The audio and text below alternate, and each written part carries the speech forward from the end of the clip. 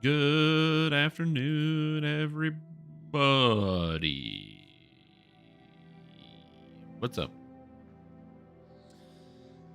What's happening? What's going on?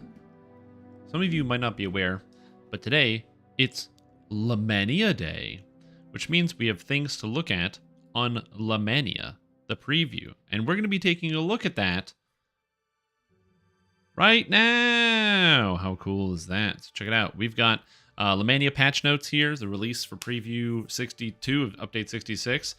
This is something that I've definitely been waiting for because there's been a lot of changes. There's been a lot of discussion about a lot of different things. And so I haven't looked at this at all. So you, dear viewer, are going to get my raw, unfiltered opinion about what exactly is going on here. What's the new content? What are the things we're going to be getting? And also some of the additional changes. So there's going to be a lot of things in here. Some of it might be good, some of it might be bad, but we're going to be going over it with a fine-tooth comb because I think it's good to take a look at some of the stuff, especially considering there's this blue text, which is kind of interesting. Experimental feature Tumble overhaul, which I don't know what's in here, but we're going to take a quick look and see what else is in here. I assume there's probably a lot of good changes because one of the things that happens whenever like they release like a new piece of content like Dragonlord or something like that, Dragonlord is all about Sunder. So then people can post their like hundreds of Sunder bugs that haven't been looked at. Today is day 12, and also no thanks, Effa. Today it's Lamannia Day. But yeah, so we're going to be taking a look at some of this stuff. So again, if you haven't seen any of it, we're going to be taking a look. And as I said, when there's ever this stuff, same thing with the Destiny balance refresh. There's a lot of people that were like, oh, if you're refreshing this, this doesn't work, and this doesn't work, and this doesn't work, and this doesn't work. And so there's been a lot of bugs getting fixed as well, which has been nice. So we're going to take a cleaner, more in-depth look at what exactly is going on here. Because I'm going to be honest, you guys, not that I wasn't hesitant about the patch, because Dragonlord's going to be awesome.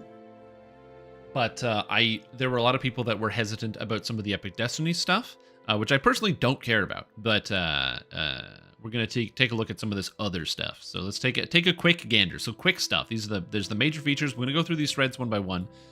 But we're going to start with this.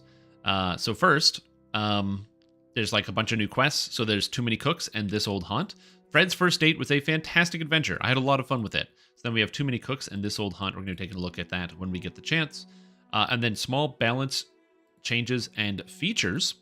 We have the Knight of the Chalice Exalted Cleave now deals 20% bonus damage instead of 10%, which wasn't really necessary, but sure.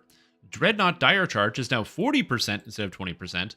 Actually, sizable buff. The thing about Dire Charge is that it's a really powerful crowd control ability, and that's basically all it was used for. And now, it's a powerful crowd control ability that's still only used for that, but the damage is a little bit nicer, so you're just going to appreciate that. And Sacred Fist is now a prerequisite for Epic Martial Arts and Vorpal Strikes. This is good because as a Sacred Fist, you couldn't take the special monk feats and epics, and now you can. That's neat. What else do we got? Divine Vessel now shows your weapons. Very cool. Warsoul's Divine Vessel now shows your weapons. Merilith Chain is its proper set bonuses. Perfect. The Fighters Against All Odds now functions. Cool. Schism Shard weapons no longer lose W when they're upgraded, which is funny because Schism Shard weapons would actually go down in level because they're technically raid items. 20. So the items that you use to craft them are 29, and then because they come from a raid of an older tier, they're a tier 3 raid, they actually go down to 28. So they actually lose damage when you upgrade them, which is very counterintuitive. So they're, I guess, undoing that. Also, Mikey, welcome back. Appreciate the support. 20 months is a long time, so I'm glad you have been able to enjoy it for that long. Appreciate it. But yeah, that's kind of funny. SLA should now have much more accurate directional targeting. What this means is there was a time where you couldn't ground target with your spell-like abilities. I'm talking spell-like ability, Fireball, and Sorcerer just goes straight forward. It just whiffs, okay? So you have to hard target a monster, which is one of the reasons why a lot of spell-like abilities, I'm going to be honest, I didn't really use. One of the main reasons is because I ground target all of the time. Ground targeting is kind of like It's like the advanced targeting skill that you don't realize you can do. If there are monsters, if there's a monster here and a monster here, and you want to hit them both with the fireball, if you target any one of the two monsters, you're only going to hit one of them. But if I get the ground here, I get both of the monsters with the fireball, and learning to do that's very, very good. But apparently, that is a bug which has been fixed. So we're going to have to be testing out a bunch. Yeah, Holy Fireball as well. So we'll be testing out a bunch of abilities. Tactical Training Room actually works on Sunder DCs. No one noticed because no one did that. Remove Strange and Mysterious, improve Sunder DCs. Bonus that didn't do anything. It was confusing from the Sunder Dinosaur Bone Augment. Okay. And Greater Marksmanship now boosts your range damage and attack bonus by the correct amount. Sure. Okay, so let's take a look through these changes and see what's up. We got Dragonlord, number 2.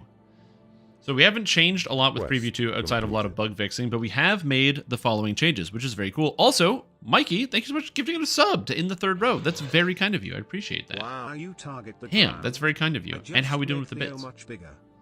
Yeah, unfortunately, there is no increased AoE, which would be nice. Give us the Path of Exile increased AoE. Unfortunately, we don't have that, so it is what it is. So let's take a look here at this.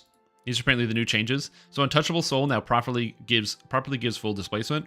Basically, this ability, it's a tier 4 here. Untouchable Soul gives you displacement. That actually works, which is nice. It was only giving you 25%. Well, it was giving you 0 because it was broken.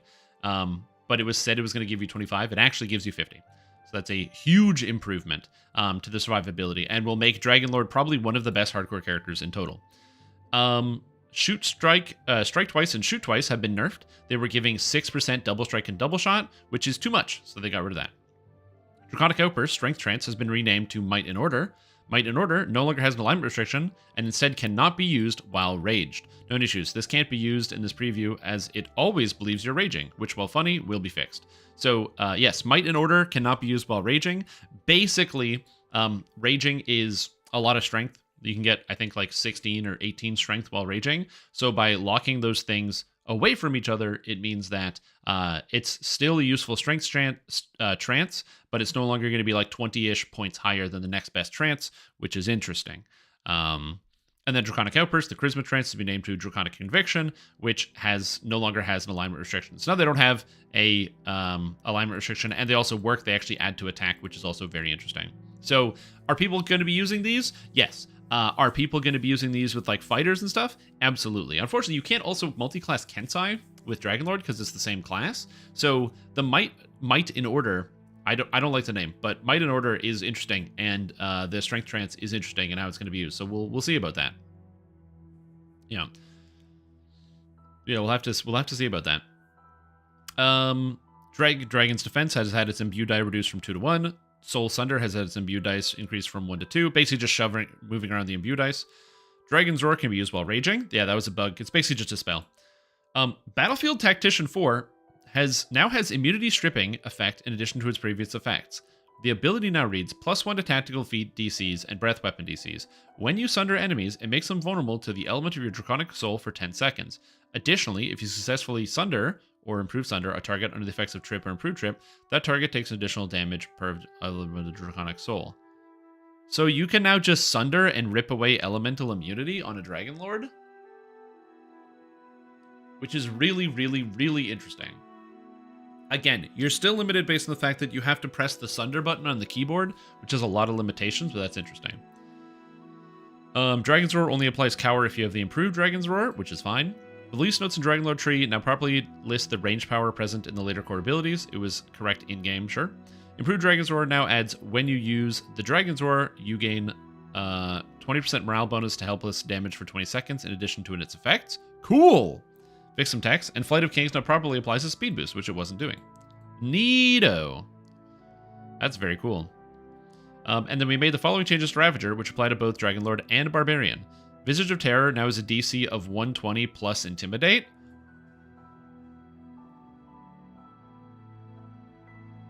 Cool. Interesting.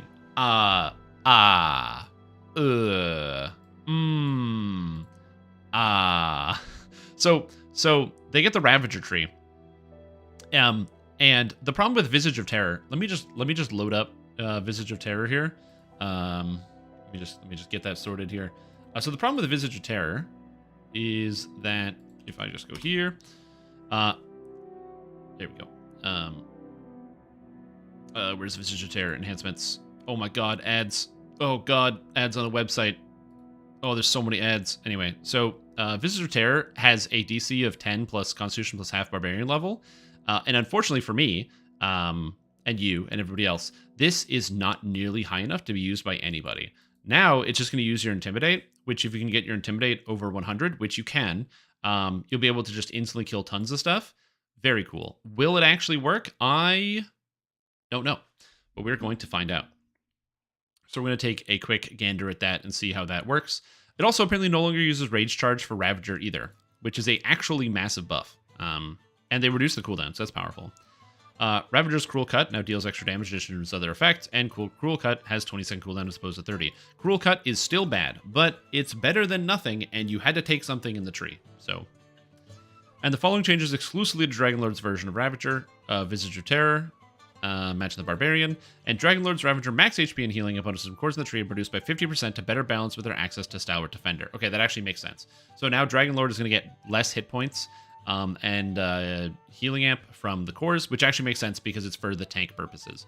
So they're buffing Ravager, and then they're nerfing Dragonlord's version of Ravager, which again, they're nerfing the defensive component, which is irrelevant for a lot of like tank builds. So again, this makes sense.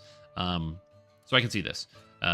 So far, gotta say, Dragonlord looking amazing. Very, very excited about this. Cannot wait to play with it. Actually can't wait. Please put it in the game today, Standing Stone Games. It has to be in the game today, this afternoon. I'm telling you, let's go. Or next week, I'll take next week. Okay. Brace yourself, everybody. Put on your gas masks. We're going into the Destiny Balance Refresh thread. Okay. Changes for this preview are in this awesome teal and are bolded. Look at that. Dragon Breath is a d6 plus 5. Okay. And it goes up to a d6 plus 10. Sure. Dragon Breath now has its intended catch level of 20 to match the other epic strikes. All epic strikes now have their maximum catch level of 20.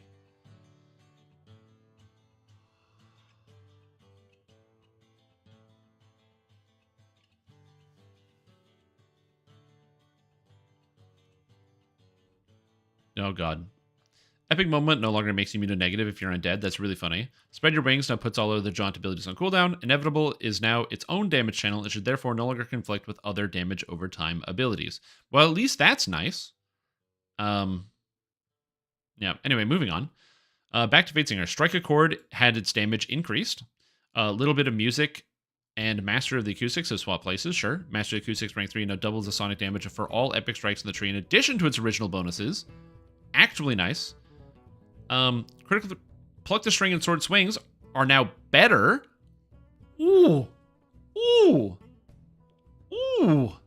Air of Discord is an AoE ranged attack. Air of Discord damage bonus has been reduced, but oh my god, Arrow of Discord is now an AoE stun? You now get a ranged AoE stun? Sick. Alright, video game is good. Video game is good. Grand Summoner is a tier 1. Improved Arcane Pulse is now named Unholy Pulse and grants 15 negative amp in addition to its existing effects. This is still bad. Alright, Rune Arm Use now allows you to use highest of Intelligence, Wisdom, or Charisma, and the tier 4 Strike upgrade boosts the damage. I actually already felt like it was good, so that's great. I like it. What's up, Ronek? Kentos, how you doing? Divine Crusader, Core 4 now actually works. Cool. Exalted Angel. Okay, so multi-selector with Angelic Form is Wrathful Form. Casting a light fire alignment spell causes you to be surrounded by fire and light for 5 seconds, damaging all enemies every 2.5 seconds for light and fire per catch level. Its damage will not strike dazed targets unless they are also stunned. Subsequent spell casts extend the duration up to 15 seconds. This ability ends when you leave combat. Your positive healing spells heal extra positive healing per catch level. This is a cooldown of 5 seconds before it can trigger again.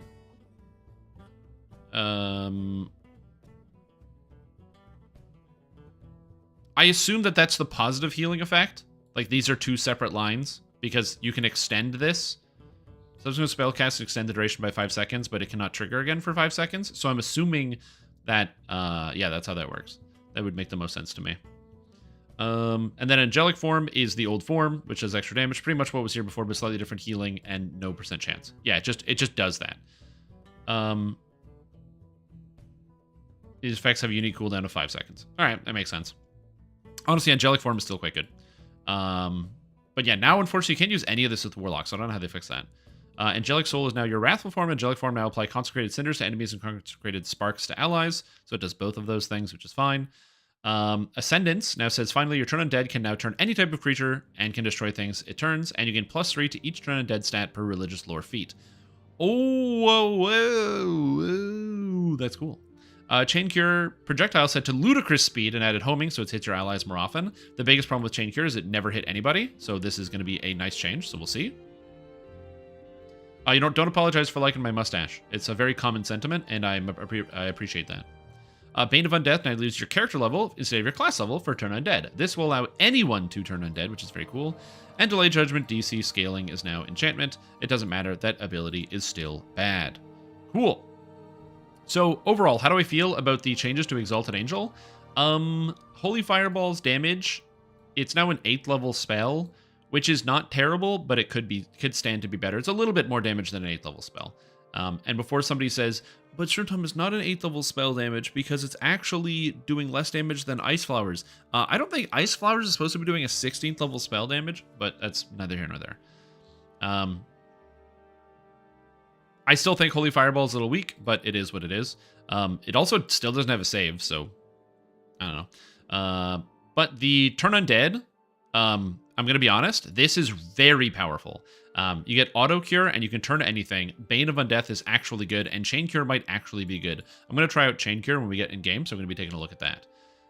Grand Master of Flowers, Inner Focus and Wholeness of Spirit cooldown has been reduced. These abilities were basically useless because their cooldown was too high, so this could be good. If I still think 60 seconds is too high, I feel like it should be maybe 90, 60, 30 or something. I don't know. But 60 seconds feels like it's too long. But basically, this is the thing where you spend key to heal yourself for a big hit. It's nice. So yeah. Plus 60 turn levels is enough. Yeah, it's a lot. So fun fact. With plus 60 turn levels, if you have 20 religious lore feats, so let's say you're playing as a cleric or a favorite soul, because you can use Bane of Undeath on favorite soul now, and if you're playing charisma favorite soul, you can just fully turn stuff.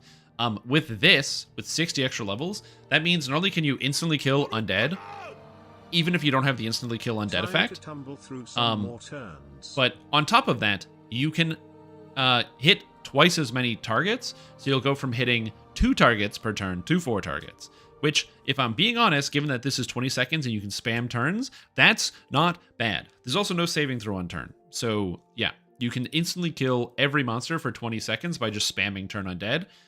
That's going to be boosted. Also, Triax, welcome back to the stream. Appreciate the fantastic day. Glad to have you here. Dreadnought. Dire Shot is an AoE, Insanity, and Legendary Rally is an... Oh, okay, I have to get to the ranged AoE thread. We'll get there. Shadow Strike is a ranged AoE. Bonus crit multiplier has been lowered on the ranged one because it's going to be insane. Oh, God. Fear of the Wild. Be the Whirlwind now applies to Quick Cutter. Quick Cutter is God tier. It's moved up to God tier now. So, yeah, moved up to God. This patch has to come sooner. It's such a good shakeup to the game. Oh, my goodness gracious. So, Quick Cutter, for those of you that don't know, is an attack that doesn't do anything, and it's in the game currently. I bet you don't even know where it is if you were to try to find it. Now, it is instead of the way it used to work is you'd activate Quick Cutter and you get the quick buff, and then you would activate Quick Cutter again and you would apply a bleed called Cutter to the enemies. So you get quick and then Cutter. The problem is it would be impossible to actually sustain because you would only be able to get 1 Cutter debuff on an enemy, and then you'd lose quick. You have to attack, get quick again. It didn't sustain itself. Now, when you use Quick Cutter, you both apply the bleed and get the quick buff. The quick buff will reapply to you automatically, so you don't have to lose the quick and then get the quick again. And it's now a 360-degree AoE, which is fantastic for characters that just need some AoE damage. I tried it out on a Dragonlord, and it was just super duper nice, even with a 2-handed weapon. Quick Cutter is going to be very valuable for early leveling. Be the Whirlwind is the tier 5 or core 4 ability, so you get a 32 of Fury of the Wild. That makes it so Whirlwind attack and Trip do a Whirlwind that knocks down. That's going to apply to Quick Cutter.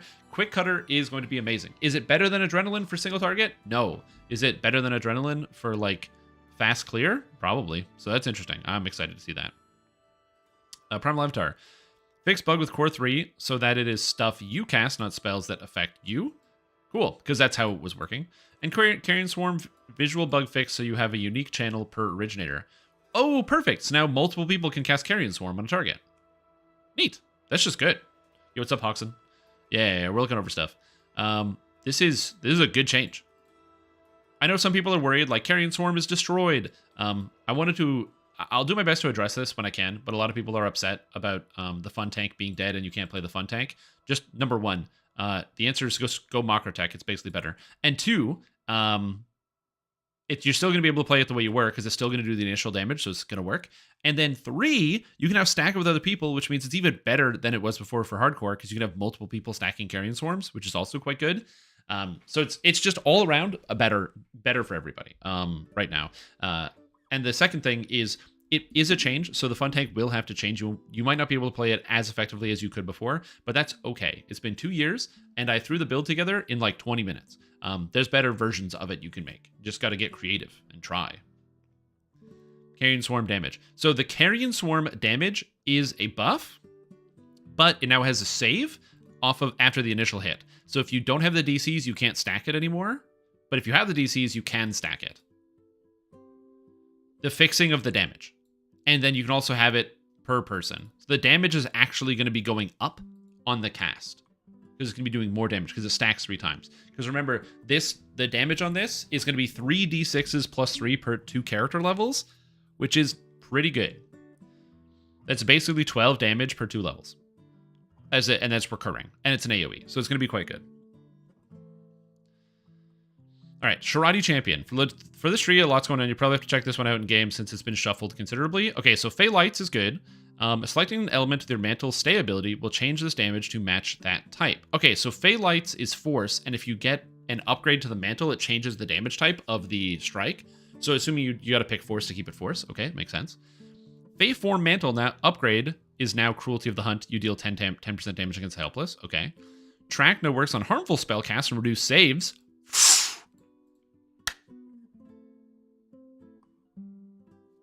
Ooh. Ooh. Ooh. Ooh. That's really good. Okay. New enemy of my own multi-selector, Fey Form. Okay, so Fey Form is now with enemy of my own. They're fixing so many good things with Shiradi. One of the problems with Shiradi, as is that it basically is supposed to be a caster tree and it has only range stuff, right? So if you look into the tree, right? So we'll just look at it right here. Ranged only, ranged only, ranged only, ranged only. So if you want to play this as a caster, which it's designed as a caster tree, you can't even get past the tier 4. Like you can't, because this is range exclusive. These things don't interact. So that's a major issue with the actual tree. And on top of that, ranged. Like it's almost all range stuff. So the change that they're putting here. So this form, instead of getting the extra favorite enemy, you get the multi-selector, so you can get Fey Form, and this is just helpless damage, is actually pretty good. The Whirling Wrist multi-selector, Flickering Fingers, Imbue Dice. Oh! That's actually really good. Cool.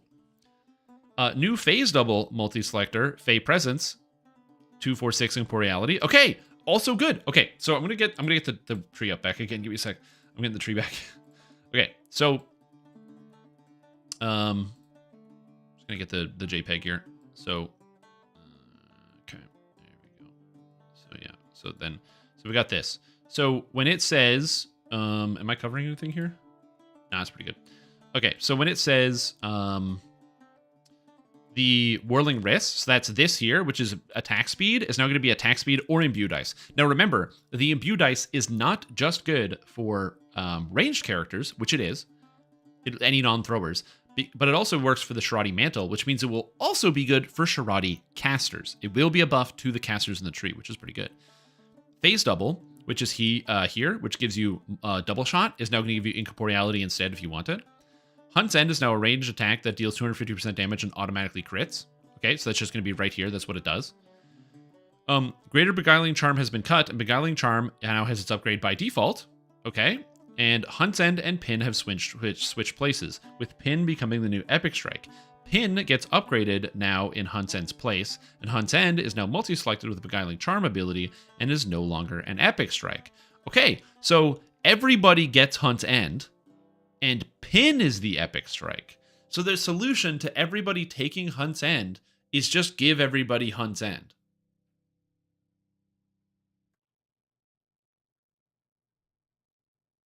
Cool. All right.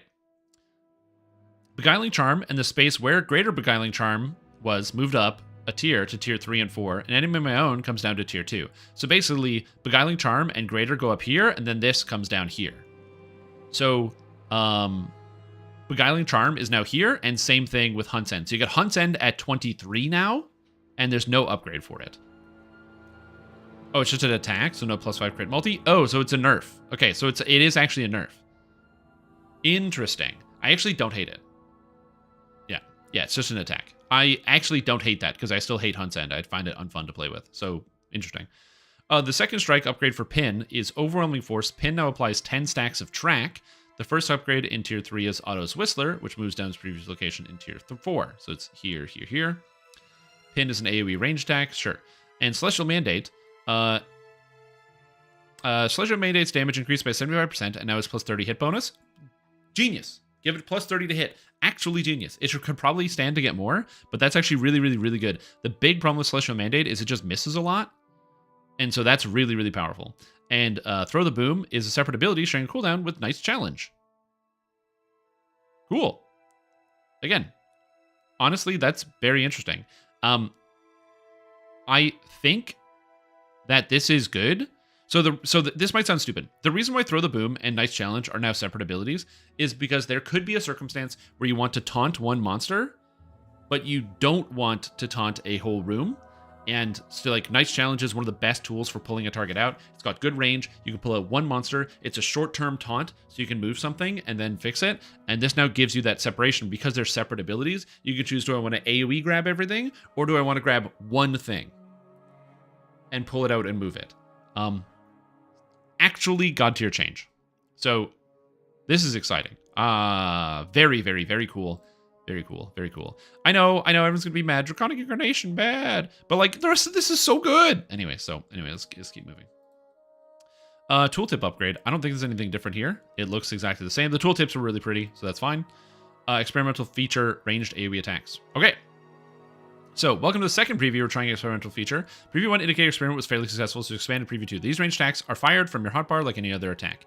New AoE range attacks are always fired to single shot regardless of weapon type. This is to help prevent multi-shot style range attacks from becoming disproportionately strong. And AoE range attacks tend to have lower percent relative to melee attacks than non-AoE attacks for balance. Okay, so that makes sense. So, basically, they are adding AoE ranged attacks. So you are going to shoot and it's going to hit and then deal AoE damage, which is fantastic. But now it is it's a single hit. So if you have repeating crossbow, you can't go 1, 2, 3 and destroy huge packs, which was a genuine problem. It happened immediately on the preview. So that is a genuine problem there. So repeaters are nerfed again. I mean, repeaters were already pretty good. So this is at least going to help out with that a little bit. Same with Inquisitive. So Scatter Shot is an AoE. Shadow Defenses and Thundershock Weapon. 2.5 is that haste size? No, it's half of that. It's half of that. So 2.5 is spring to summer size. It's spring to summer size. It's a good way to think about it. So yeah, these are great. So Exalted Shot is AoE. Avenging Shot, AoE. This makes sense. Inferno Shot is AoE. We did it! We got Fireball Arrow! It's not called Fireball Arrow, it's called Inferno Shot. But I'll take it. That's sick. So now you can just AoE on your bow. That's cool. Final Strike is also an AoE that adds 7 stacks of vulnerability and costs mana. Cool. Headshot has been named Devastating Shot, and its melee counterpart has been named Critical Strike. It's an AoE.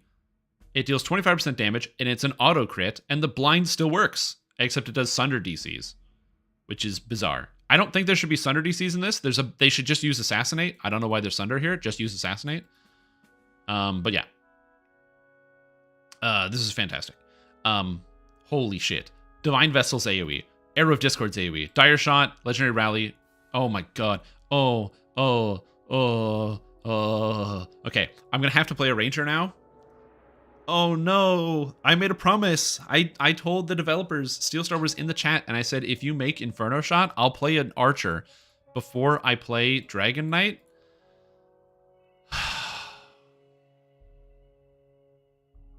I have to play a fucking archer again. Because I said I was going to. I cannot wait to put the video out where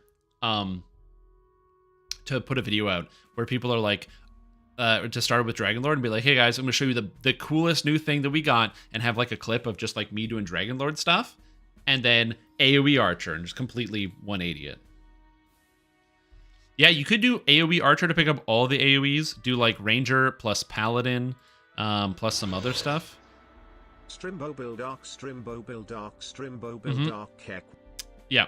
Thing is, there's not a lot to grab here so much. I think Inferno Shot's great. I think that Arcane Archer is good because you get the Imbue dice, which helps you clear AoE really, really well. I love Headshot. AoE crit is really powerful. It's probably better than Final Strike, but then if you multi-class to grab other attacks, 2 Paladin for Exalted Shots, Exalted Shots not terrible either.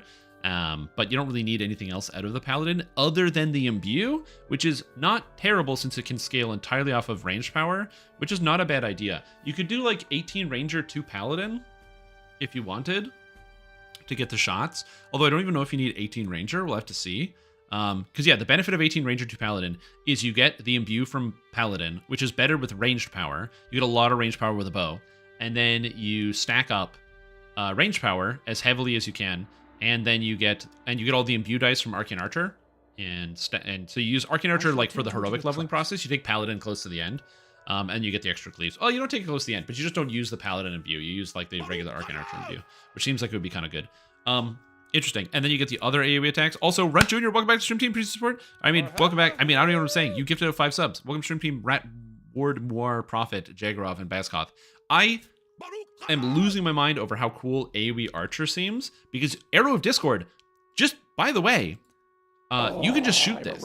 It has a bonus effect based on how many stacks of Discord you have, but you can just shoot it whenever you want. It won't stun, but it will be an AoE. And then, of course, you have Shadow Strike, which is an AoE. You have Pin, which is an AoE. So, yeah, there's a lot of options. We're going to have to test it out. I'm going to have to see AoE Archer, which means I will be making an Archer on the preview. Whoopsie. All right. And then last but not least, Tumble overhaul. Okay. Design philosophy. So to begin, Tumble was never meant to replace your standard method of locomotion. Tumble is instead meant to allow characters to react to telegraphed damage or traps to escape from certain doom, which I was using all of the time. You remember how when Fires of Morgrave came out, we were testing it on the preview, and thanks to the tumble control, I was able to get out of every single one of those fast stretch circles, and I watched everyone in my party die constantly because they weren't tumbling. That's their fault and not mine. However, thanks to our efforts to making Tumble more reactive and more fun, we inadvertently introduced specific scenarios in which tumbling can generate pretty impressive, if unintended, amount of land speed. Our first attempt at fixing this problem was to simply remove the experimental controls, locking players to the old tumble flow. That being said, after noodling on as a team, we realized that we might be able to solve that locomotion problem. It made tumbling less reactive and didn't do anything to actually help Tumble be relevant in combat. To that end, we've come up with a solution that preserves the active nature of Tumble, prevents players from using it to generate too much speed, and lets them use it to prevent damage on their own terms. So Tumble charges. By the way, Tumble charges, that's just how every video game works. In Guild Wars 2, you get 2 of them. In Elder Scrolls Online, it costs stamina, and it costs increasing amounts of stamina for every tumble you do in a row. So it costs you like a little bit, then a lot, then a lot, then a lot, until you eventually can't roll anymore.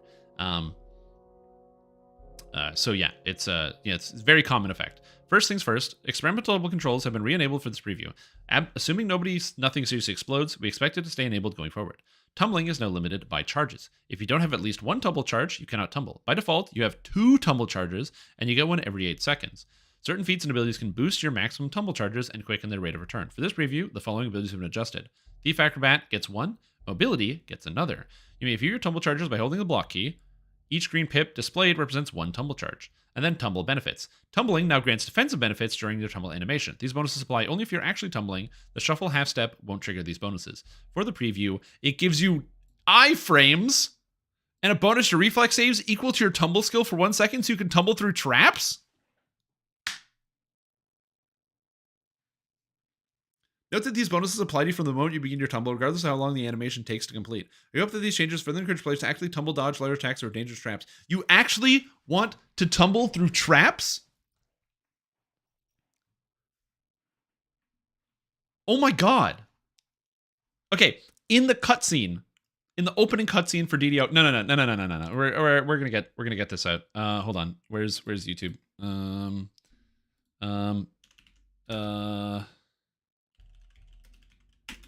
Hold on. Okay, hold on. There you go. Go. So this video here. I served in the last war. So we got Sky served in the last war. This is the opening cutscene for Dungeons & Dragons Online. If you've never seen this, you should go watch it. Okay? So they break into the crypt, right? And they got... you can't see it. There's like a wizard back here. There's like a cleric. There's the barbarian warforged. And there's the halfling rogue. Okay? This time fortune smiled upon me. And what do you see here? Oh, is that a DDO dungeon? Not only is it a DDO dungeon... For I have found many like myself. Wait for it. From the far corners. Boom. Boom! Look at that! You can do that shit in the game now. This isn't in the cutscene. That's in the fucking video game. Life, courage. Are you kidding me? Death. Look at that! You can do it! Boom! It's actually happening. For real. That's insane. So yes, I am very, very, very, very, very, very excited about this. I don't even know where to start.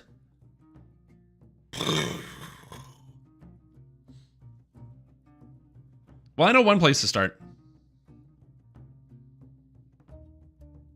Let's go.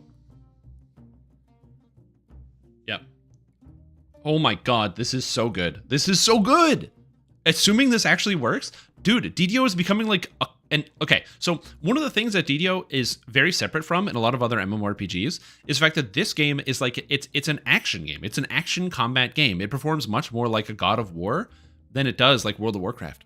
You have to click to attack. You can move while doing everything. Nothing holds you in place. And it's like there's a lot of physics that's involved. It's really, really cool. And Dungeons & Dragons Online embracing that and actually letting you tumble is bananas. BANANAS. Crazy.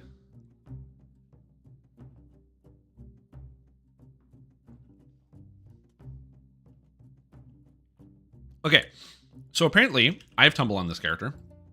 So my tumble is tumble is 26. So when I block, oh, you can see the tumble charges. Hey, it's the tumble charges are literally just the UI for primal charges. These are just primal charges from when they did the Builder Spender. It's literally the same graphic. Because for those of you that don't remember, they had the 4 of them. So they had primal charges over here. They had martial charges up here, arcane charges down here, and divine charges over here. And now when I tumble, it gives me for 1 second, I get the extra dodge. I should be able to see the dodge. Oh. Look at that. Look at this. Watch this. Whoop.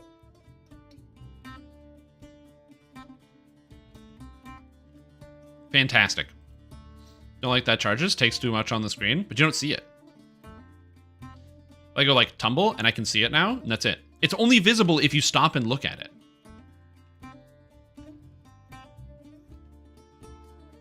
Oh my god. That's amazing. Like nothing. I don't have a charge, and then boom, you tumble. Actually crazy. Crazy town. That's cool. I love that. Huge fan of this. They're also making it so Celestial Mandate gives you plus 30 to hit, which is great. Knight's Challenge and Throw the Boom. Oh, these are just different spells now. So Knight's Challenge does not stun, and Throw the Boom does. Cool. So they actually just separate into just straight up 2 abilities. They share a cooldown? Yeah, but that's fine, because you need to choose. It's all about picking and choosing. It gives you more agency as a player. They have the same effect. Does this upgrade... I don't think this allows... Yeah, this upgrade doesn't allow Knight's Challenge to stun. So you'd still just use Throw the Boom if you need to stun. But if you just want to pull out a target... Again, where is this relevant? Imagine This is Skeletons in the Closet, and there's the tank is tanking the big dinosaur, and he has one skeleton warrior on him. As the other tank, who is tanking all of the ads, you can go Knights challenge out the one warrior, go hit him with a Celestial Mandate, and then move him around. So you can just pull off that one monster instead of having no real way to get it out. Instead of telling the DPS to go kill it, which is great. Huge change. Also, Rule of Law is no longer mandatory, but it is above, so you can't take Rule of Law without taking it, which is great. I really want them to buff Rule of Law a little bit. I really wish Rule of Law was a smidgen better, but I admittedly haven't tried it in a long time, and I probably should. Because it also scales off of light spell power? What's my melee power? 162. Or... Wait. 200 melee or light spell power? Does that scale off 200 light? Or 200 melee or 100 light?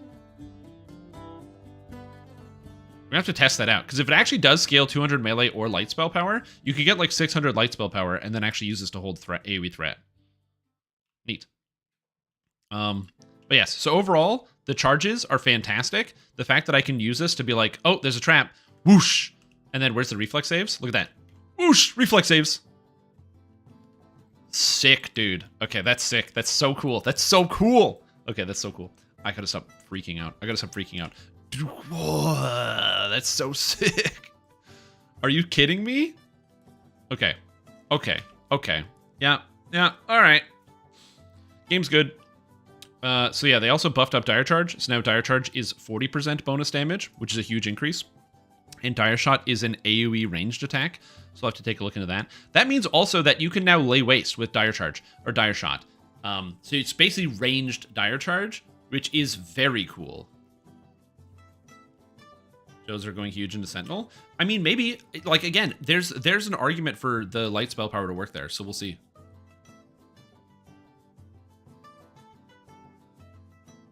Yeah, maybe they could put an option so that it doesn't actually display the charges, which is definitely something I would recommend you, if you want that, you should post that in the thread. I don't want them to, I don't care about that, so it's not interesting to me. But if you want that as an option, put that in the thread. I think the change is so good. I do wish there was a way to actually, it would be nice if the opposite. I wish they were there all the time, so I could always see how many tumble charges I have. That'd be nice. If I could always see how many charges, I would prefer that, actually. So yeah.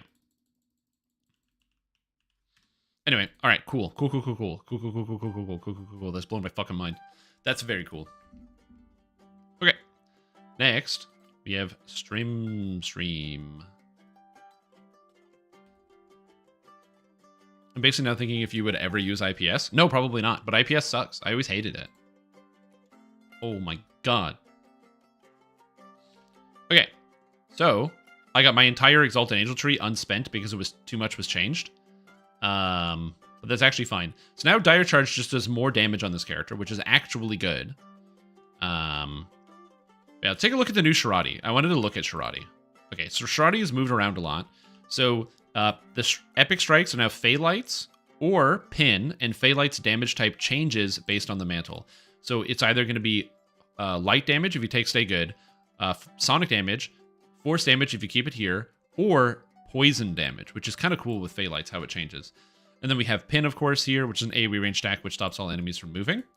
Then you have the upgrade for Fey Lights, Fey Flash, which lets it work on everything, or Queen's Diplomacy. So enemies hit by Pin are not moving, they are immobilized. If enemies hit by Pin are moving, they dance. And then finally, you have the final upgrade, so it stuns versus Overwhelming Force, where it applies 10 stacks of Track. Track now also reduces damaging enemies with spells or ranged attacks, reduces enemy saving throws and armor class by 1, and fortification by 2, which is very, very cool. This also means that ranged attacks reduce enemy saves by 10, which is also interesting, so very, very cool. Do raid bosses ignore dodge? No, they do not. But what that means is you can actually dodge attacks. So that, let's say, for example, you know that Forge Wraith at the end of, or like Big Forge Wraith Boy, he's about to do the slam. You can tumble backwards, and when he does the slam, you're going to dodge it. Which is kind of cool, as long as you plan it properly. You have to just time it. You can get double shot or incorporeality. Very cool. So you have something to actually take in the tree. You can take either favorite enemy feat or spell power, and your main hand weapon becomes an implement, which is also cool. Pierce deception is fine. I like this. Crooked touch, either flickering fingers from immune dice or attacks me with thrown weapons. Shiradi Champion. Oh, Queen's Diplomacy. Just less threat from all sources. For a 1-pointer. That's great. That wasn't even in the thread. Cool. I'm not gonna lie. This looks way better than before. It was? Oh, good. I didn't see it. It was like 4 hours real time, and Worm today at 8 a.m. and took a Goblin Fortress, and it's 4 p.m. Yep. Yeah, you enter the hyperbolic time chamber. So don't worry about that. Yeah.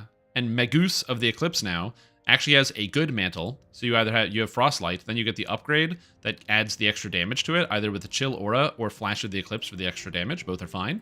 Then you get the improvement for either Share the Light, so your summons get the benefit of your mantle, or you get Null Magic Strike, which is just a better option. And then finally you have the Lunar Studies, which gives you the magic resistance rating cap thing, which is powerful. You have the extra Moonbeam Strike, which does way more damage than 4. It's a D8 plus 8, and then it gets upgraded so that you get the stun here, you get the spell power here, and it applies vulnerability stacking, and it goes to a D12 plus 16. Again, absolutely massive, dude. Absolutely massive. Very cool. Select a unique SLA. Yeah, anyway. Oh! Okay, I'm going to be honest with you. I'm losing my mind. Because of the reflex that you tumble out of the way of a fireball. You literally can! Oh my god, I forgot about that. So I've tumble 44. So now when I tumble, boom, I get 44 reflex saves. Isn't that cool? My reflex saves goes up by my tumble. And then same thing with the dodge. There, I've got 1 charge. So now I'm going to tumble. Boom. Let's fucking shit Lamannia Poojas. Hi chat and stream Tom. Yep. Amazing. Amazing. Outstanding. I don't even know what to think about this. That's so cool. Okay. And then we have Exalted Angel. So Exalted Angel has been changed a lot. Where is it? Is it Bane of Undeath? You gain the turn undead, and your turn undead now uses your character level instead of your cleric or paladin level. +1 uses of turn undead. So this is fantastic. Very, very powerful. And you get if you have rank 3, you get improved with this. You have the epic strike here, which is not too bad. You have the new destiny mantle. So you have either angelic form, which is what it did before, or wrathful form, which is the new one, which is like a pulsing aura, which on my plan is to actually use. You have to cast fire, light, alignment, or positive spell causes you to be surrounded by fire. So we're going to test that out and see how that goes. And then you get all of the upgrades over here. And then they have nerfed Holy Fireball, which, again, it just has no saving throw on it. It says reduces save for half, but it clearly doesn't. And then Chain Cure, which is crazy. So we're going to test out Chain Cure and then the whole instantly killing with turn. Tumble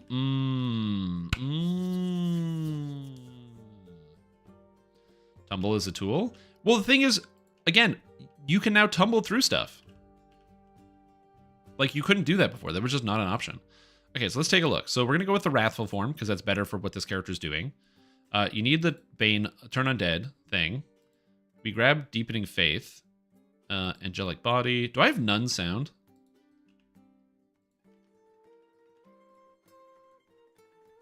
Of course I have Nun Sound. I was watching it the whole time. Whatever. Divine Protection now gives PRR, MRR, and Armor class, which is not bad. I like the saving throws and no fail saves on a 1, so it's convenient. So we'll grab that. Angelic Charge. You got to grab Angelic Soul, so you get the Cinders and the Sparks. This character does not use DCs at all, so I don't care about that. Shadows Upon You is great. I'm a big fan of Shadows Upon You. We're going to grab the Divine Protection out because we're melee range. Heavenly Leap. You always grab Heavenly Blessing because it's just safer. Holy Presence is good. Delay Judgment is bad. This is pretty good. I don't need Holy Command, even though it is very, very powerful. So we're going to grab some of the lower end stuff. So grab the Subtle Flame for the spell casting, which is pretty good. And then I got to spend 2 more points. I'll probably grab the Mass Cure, because that's, again, also quite good. And then, now that we're up here, this is where I want to test this out. So this is the Chain Cure. I haven't had the chance to actually press Chain Cure, like ever, basically. So I want to see what this actually looks like. So let's go into Chain Cure here. Apparently it has been updated to ludicrous speeds. So we're going to see. I don't have any sound yet. I have to reset my client before the sound comes back. It's okay. There's music playing. Oh, right. I can't just tumble in town because I have tumble charges. Oh, I forgot. Right. That's how that works now. Dragonborn Warsoul? Yes. It is a build I haven't posted yet because when we got the first announcement, I was like getting the video ready for this build, and the first announcement came out right around when they were like, yeah, by the way, we're nerfing Chain Cure Keck W, and I was like, oh shit. Not Chain Cure, Holy Fireball. Okay, so now I can go. Whoa, look at that. So you hit one person and it chains around to all of them?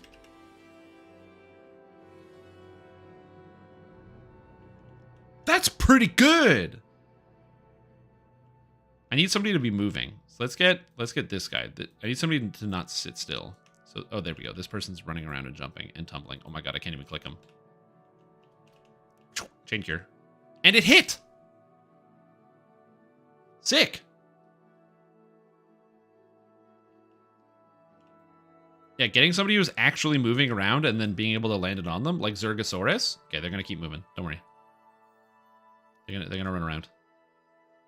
Oh, no, maybe this person will run around? I'm just waiting for somebody to start moving so I can start chain curing. Oh, that guy. You gonna move? Whoop! Okay, not gonna lie. I think chain cure is actually pretty good. Exalted Aura is working on you. My heals are healing other... my heals are healing other people with the Exalted heal. I don't have it on.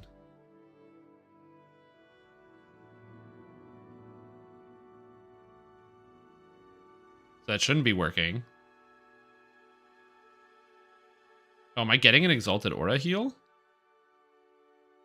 Oh, Veshir's angelic form. It ain't me doing it to you. Yeah, it's not me. I have Wrathful form.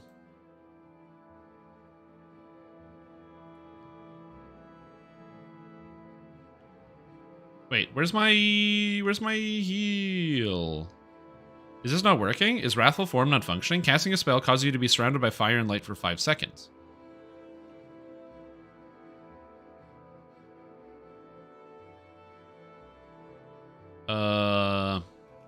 Something's broken. Something's broken. I have the Wrathful Form on, but it's not actually giving me the effect. I can't do this in a public area. I need, fuck. All right. Well, okay. So there's my Flaming Blade Barrier. So there's the Wrathful Form. But it's not working on heals? Okay, so the Wrathful Form functions, but it doesn't work on heals, which is interesting. Unless, do I need to be in combat for the heals to function? Hold on. Maybe I need to be in combat. Right, I can't just tumble around. Hold on. So now I'm hitting. Okay, so it only applies if you're in combat. So you can't maintain the form out of combat.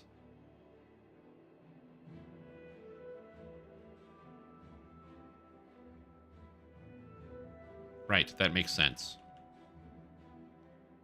And then you just have to be constantly casting the spells, and it just pulses out the fire, which is neat. The main problem is that it really doesn't work with this build anymore, unfortunately, because as cool as that is, I don't have a way to sustain it on this character. So the form has lost a lot of its value here, which doesn't mean it spells the end for this build, but it is pretty damning. But we can get around that. So yeah, Orlock maybe? Yeah, maybe you could Orlock with it, but that's interesting. And it's not only offensive spells. It requires you to be in combat. I actually don't hate that. It means that if you're standing around in town just blasting people, it doesn't actually do anything. I guess I'm still in combat with something. And then it's like, oh, cool, look, I got the effect. Whee! And so then that should be healing people. It should be healing people. Oh, no, it doesn't heal. It just heals extra positive energy per caster level. Okay, so it doesn't heal passively. It only damages. So it's just a damage aura, which makes sense. All right, that's interesting.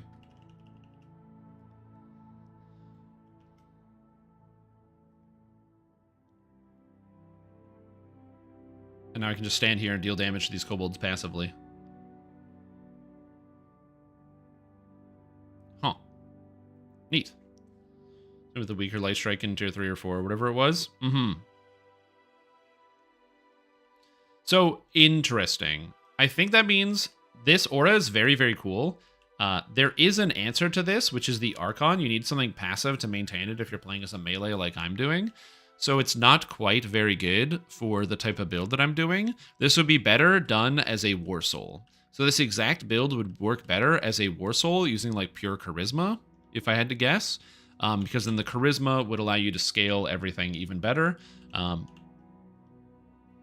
you could also be a Purple Dragon Knight as opposed to a Dragonborn and get even better scaling and do exactly the same build. So you could do exactly the same build, but use Charisma and just get straight up more stats. And, yeah. A real melee mantle? True. The Sun Exalted Angel Oritus fire build when? I think Body of the Sun from Druid should probably proc it, yeah.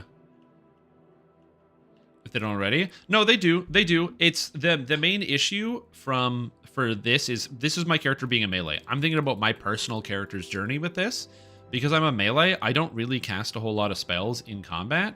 I mean, I cast a few, so I will throw down a Celestial Bombardment. You know, in this case, so I'll just be like, oh, Celestial Bombardment and drop it on the enemies. But even in those cases, it's still not going to be up for a while. Now, granted, there are some things you can do, like because it stacks based on time, I can just go like Divine Wrath. So I can just be like, boom, hit a bunch of people with Divine Wrath, and then I get the effect. But apparently that also didn't proc it, because I guess I'm still not in combat. I don't know. Then tank stuff while doing damage. Yeah, you can probably use... Well, if you're going to be doing damage, you might as well be using the other mantle effect. So if I melee this monster, so now I'm in combat, and then I go over here and I cast this heal, then I get the flame barrier, and then I can activate it. So it's actually not even too bad, now that I think about it, because you can just cast a single heal. So you basically just have to take, like, Mass Cure Moderate, or use Divine Wrath every once in a while. And Divine Wrath is not a terrible ability for this character to cast in combat, and it's simply one maintenance effect. Bear in mind that before this, my character wasn't actually using this effect at all. So it's actually just an improvement to the build that I was running before, with a bit of tweaking. It's kind of just an improvement, which is kind of wacky. You don't want to be up close. Well, so here's what I'm thinking, right? So, I'm gonna Google this to make sure it's like safe. Okay, so, this is like the majority like safe for work. So this is probably fine. I'm just triple checking. Everything looks good. Okay. So, if you look up an angel on the internet, right? So if I just typed in angel fantasy, right? Here's angelic fantasy. And this is like somebody with armor and a sword. They're in melee. Here's another angel with armor and a sword that's in melee range. Here's another one that's in melee range. So the idea that Exalted Angel is like melee adjacent in terms of still a caster, but you're like in there, to me, personally, makes sense from the context of how you would define an angel. Also, think about the archons, right? Like a trumpet archon. The trumpet archons come at you with swords, and they're wearing full armored outfits, and the ones that are in like, even the one that gives you the Exalted Angel. Like, look at this. Let's go. Divine. Right? So if we go in here, Junction of the Spheres, and you look at... Like, look at this angel. Exalted Angel. So, from my perspective, I don't see an issue with the ability being melee adjacent, because of the theming of the characters that it represents, right? This character is not on the back line. They're in a similar range. And so I think that's interesting to me. I think that's very interesting. I like that idea. So I don't hate the idea that it wants you to be in melee. And as well, if you don't want to use this, you also don't have to. You can just go to the other one, which just adds damage to your attacks, and it's still quite strong. So I like the difference. I think that's kind of cool. For me personally. So I think that's pretty good.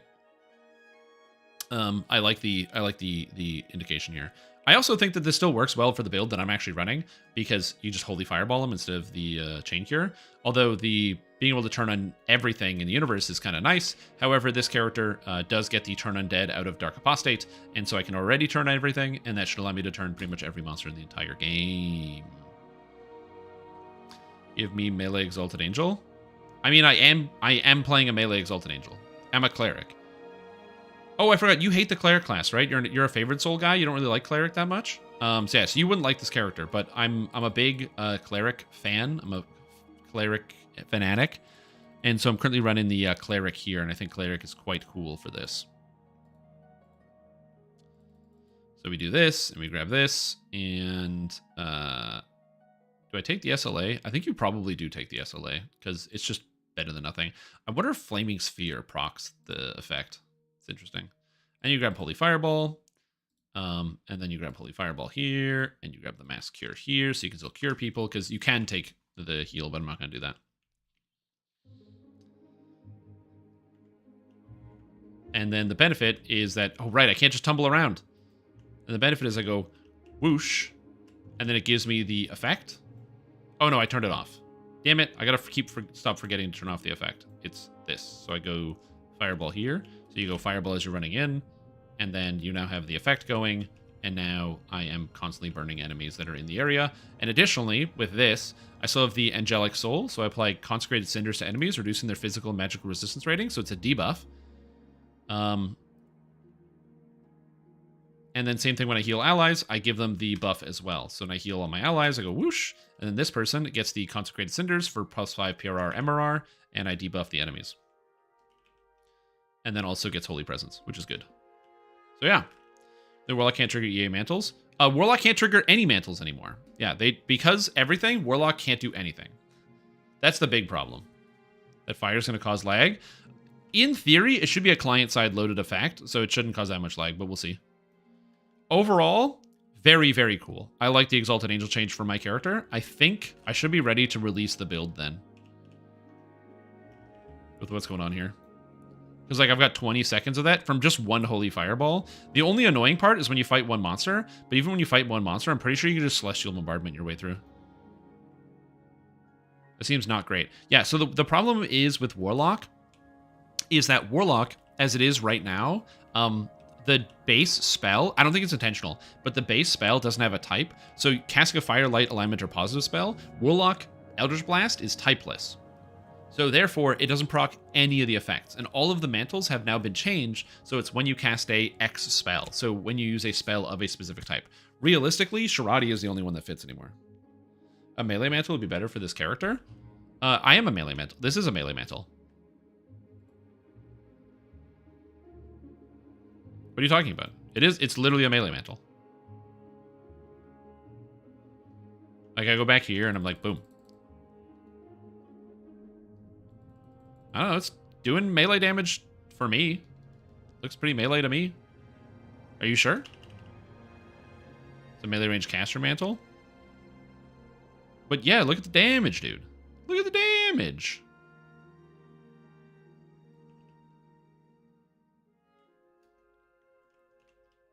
Seems good.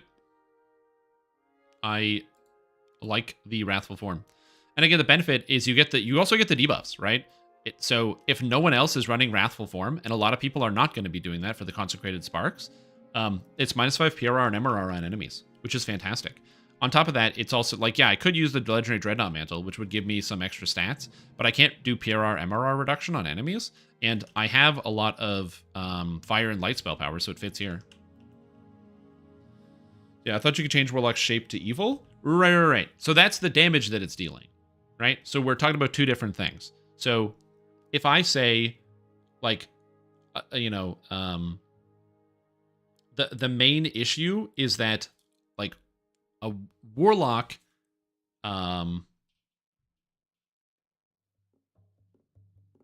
think of Warlock like a sandwich, okay? So a warlock is a sandwich. A piece of bread, another piece of bread, and stuff in the middle. And so what happens is when you get the pact, you add stuff to the middle of the sandwich. But the problem is, these effects say when you have a hot dog. Now, warlock, you can add fire damage into your sandwich. But this only takes hot dogs.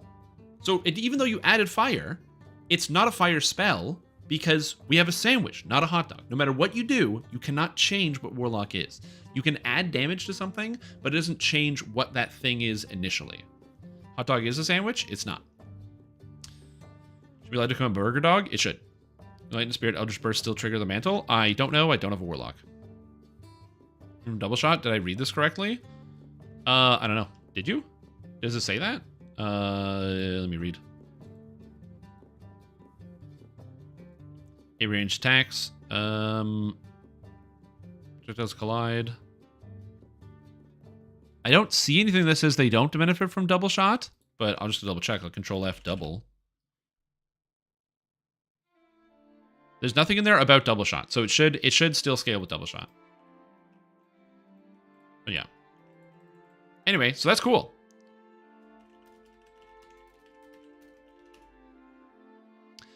Overall, I'm very excited about this. I wonder if I can turn undead right now. I don't have any effects. Where's a powerful set of undead that's really easy to access? Powerful, easy to access, undead.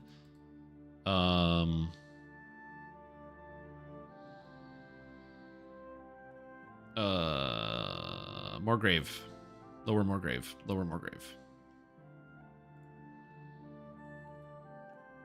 Start a House of Pain. Skeletons in the Closet. Yeah, I'm just gonna go do Lower Moorgrave.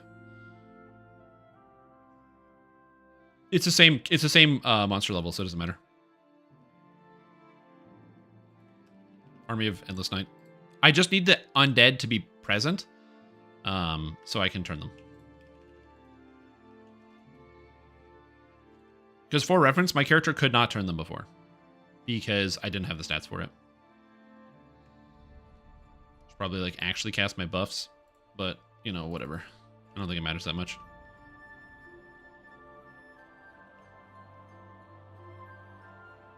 Hey, see, look at that. Now I've got all this fire damage. Isn't that cool? Isn't that neat? Wow. Okay, so there should be monsters down here.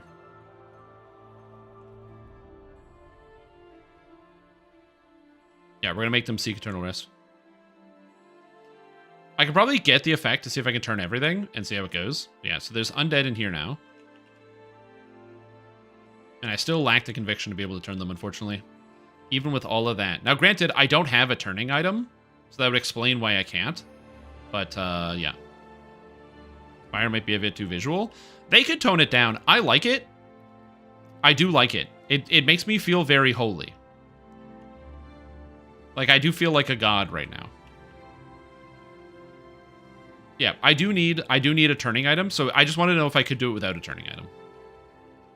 Like, look at this. I'm a god now. Bow down before me, wolves. You feeble creatures. As it slowly dies. Succumb, infernal pact. I will outlast you without touching the keyboard.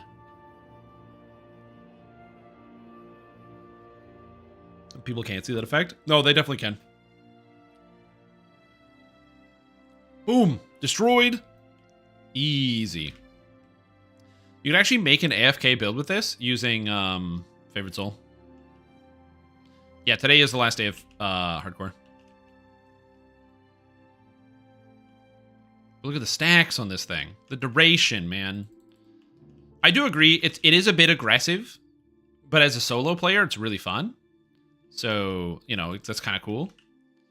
6 Angel Exalteds equals 6 FPS. I don't know if this will affect people's FPS. It's not having any effect on mine. So I'm feeling pretty good. But yeah, it is a bit aggressive. So they could tone down the fire. They could probably move the fire a little bit lower underground and also make the effect like 50% transparent. And that would probably solve most of the problem, if I'm being honest. Even if it was just like 50% transparent, that would probably solve the effect. But yeah, overall, it's great. Look at it. Look at the damage. Look at the damage. Burn. Ha ha ha ha. And it's free. I killed a bunch of these guys without even attacking. For some reason, this one wasn't taking the damage. I don't know why. And then they all get the debuff from the Consecrated Cinders, so they're losing PRR and MRR, which is kind of cool. Yeah, and then you can stack this on top of Body of the Sun. I'm going to be honest. I do like it. I thought it would be, like, kind of hard to manage, but assuming you can actually hit monsters with Holy Fireball, it actually works really well. I haven't even started using the Rune Arm either. Oh, the Rune Arm can use my Charisma now. So I can actually use the Rune Arm. Can I get the Rune Arm to proc the effect? It should count as a fire spell. Hold on, charge. Okay, it does not count as a fire spell. Unfortunately, Rune Arms don't proc anything, which is sad. So there's no Rune Arm Arcane Warrior bonus. But overall, very cool. I did not expect this to be as fun as it is. Die! I don't even have to do anything. This is great. Honestly, this is kind of just an improvement to what my character was already doing. And then I also get the extra spellcast. Look at that healing! Oh, because it's a d6 plus 6. Or an extra d6 per caster level on top of what I'm doing. So the amount of extra healing I get when I heal anybody, look at that. The angelic form is healing so much extra. Oh, cool. I wonder if that heals enemies. Consecrate doesn't proc Wrathful. That's fine. How's the new mantle? It's pretty good. So see this guy? He's slowly dying. There's nothing he can do. Wrecked. Annoying. So the healing. Oh, I can't heal him. Oh, I'm quelled. I was like, why am I not healing this guy? It's because I'm quelled. Can you AFK? No, I can't.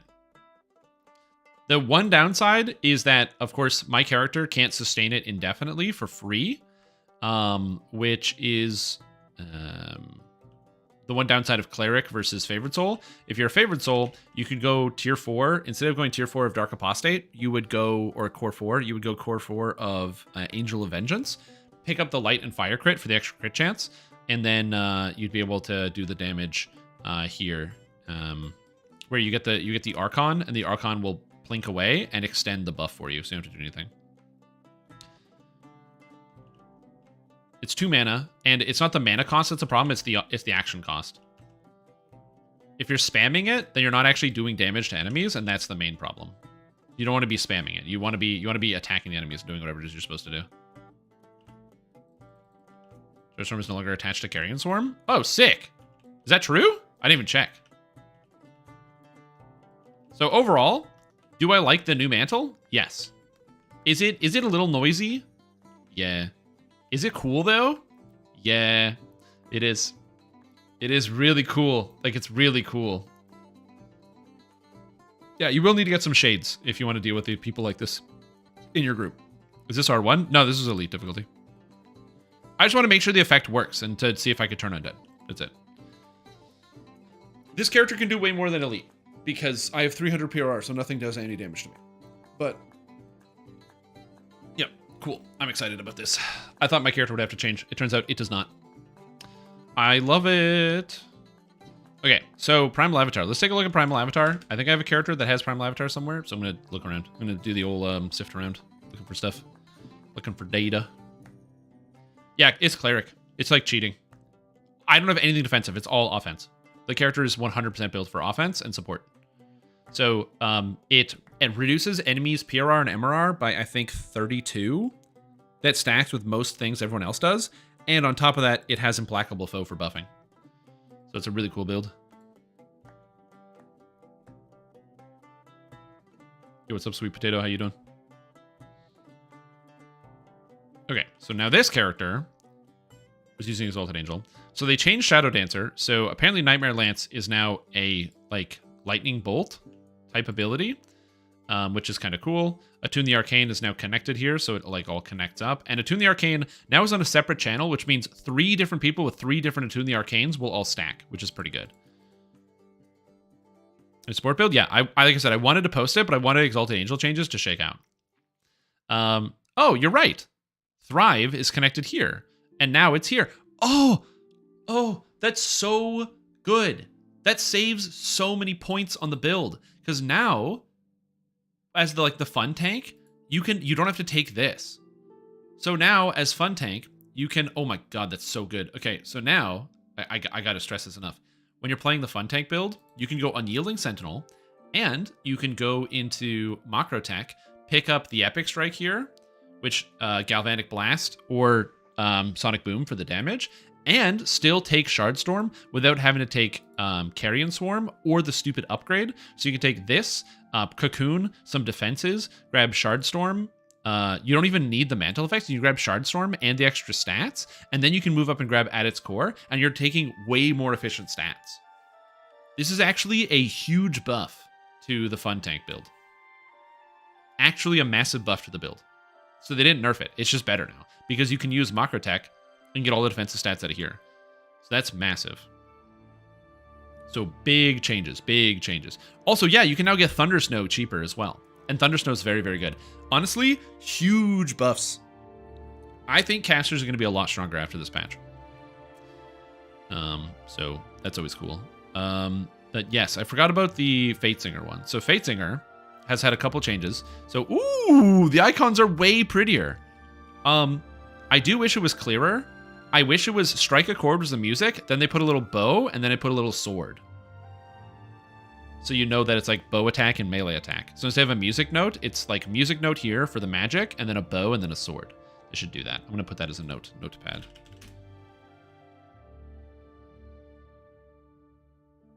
Okay, notes. Fate Singer, Strike a Chord ranged, should have a little bow, and Strike a Chord melee should have a little sword instead of a music note. That'd be great. So each one just has a tiny little effect here, which is nice. Yeah, great.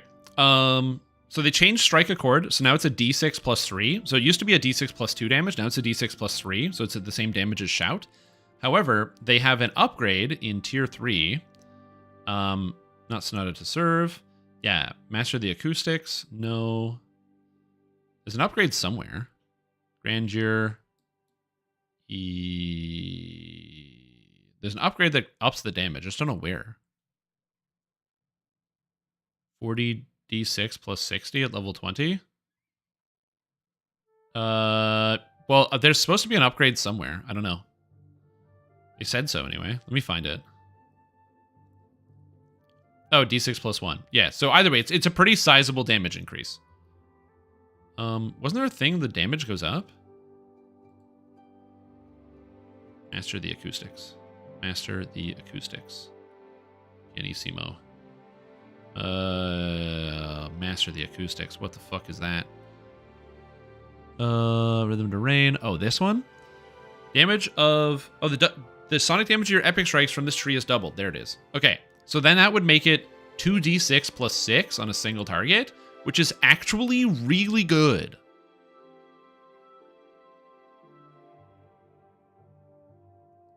Per character level up to 20. So then that would give you... Which actually ends up going to 26. So 26 times 2 is 52. Plus 26 times 6 is 156. So 52 d6 plus 156. That's pretty good. They basically tripled the damage of Strike a Chord. Is that good enough? I don't know. And it apparently doubles the damage of these attacks. And the Sword Sings was already good. This, okay. Oh my god. All this stuff is really powerful. All this stuff is super powerful. Oh, yes, good question. It just looks like this now. Air of Discord is also a AoE range attack. So yeah. I'm stoked. I'm stoked. All this stuff is really powerful. Let's take a look. But first, I want to test out the Shadow Dancer. So, Shadow Dancer, I need Assassinate DCs or something. Okay, so this attack here. And I need not Dark Imbuement, not Meld into Darkness, Paranoia. What is this? Spell cooldowns? Sure, whatever. And then we get the upgrade for Paranoia. Okay, good. So the reason why I want to test this out is because Nightmare Lance is supposed to hit multiple targets. So I want to see if it does. So we're going to go see if it does do that. Again, I am very excited for this patch. It's going to change so much about epics. It's crazy.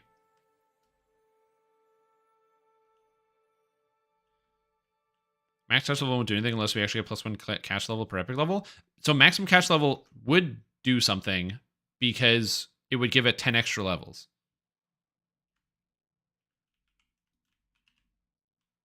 Okay, so that did hit one target, but I didn't see it hit multiple targets. So this guy's a lookout here. Okay, it is. It's now a beam. That's cool. Only for those who get those levels. Everyone gets those levels. The level cap is 32.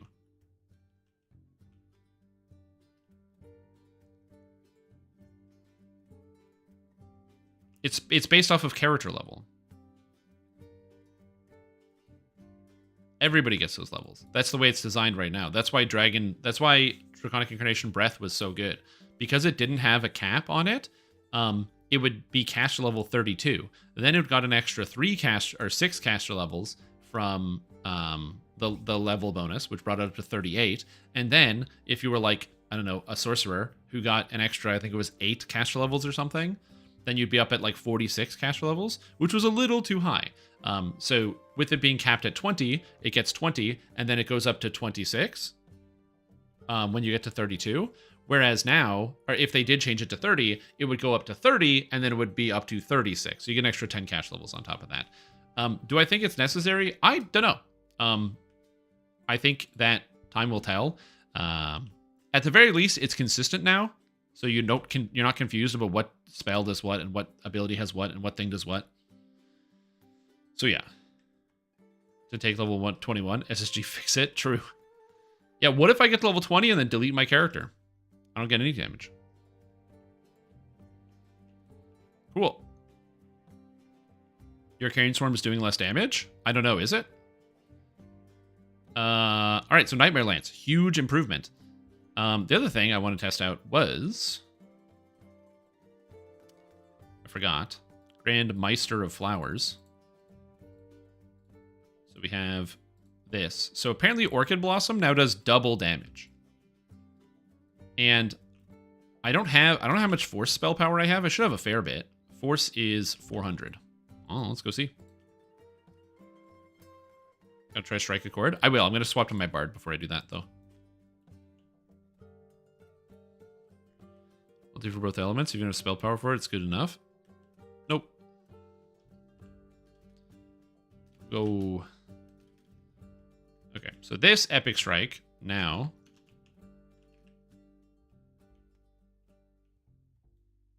All right, seems good.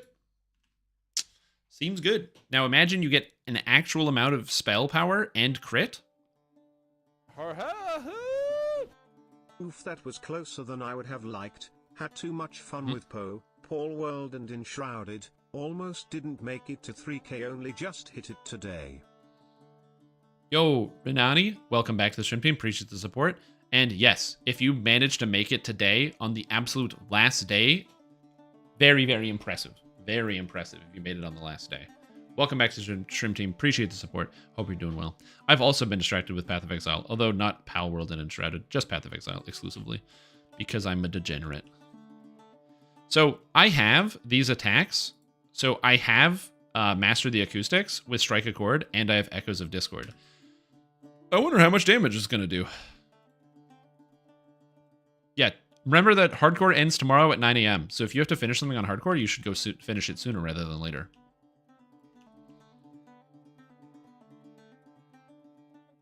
Which in PoE still alive? No, I died. I got to 77 and then I died. Strike Accord. I love the rainbow color. It's fun. I mean, I'm doing 3,000. It's not terrible. Before you go like, aren't you playing as like a damage bard? I'm not. I'm not playing as a damage bard. So this should be doing double the damage of Greater Shout. Because Greater Shout should be doing half the damage. Let's go find out. Either that or something is wrong. But it should be doing double the damage. Greater Shout does 3,000 to 8,000. And Strike Accord is not. Okay, so Strike Accord's damage is just not getting its damage doubled.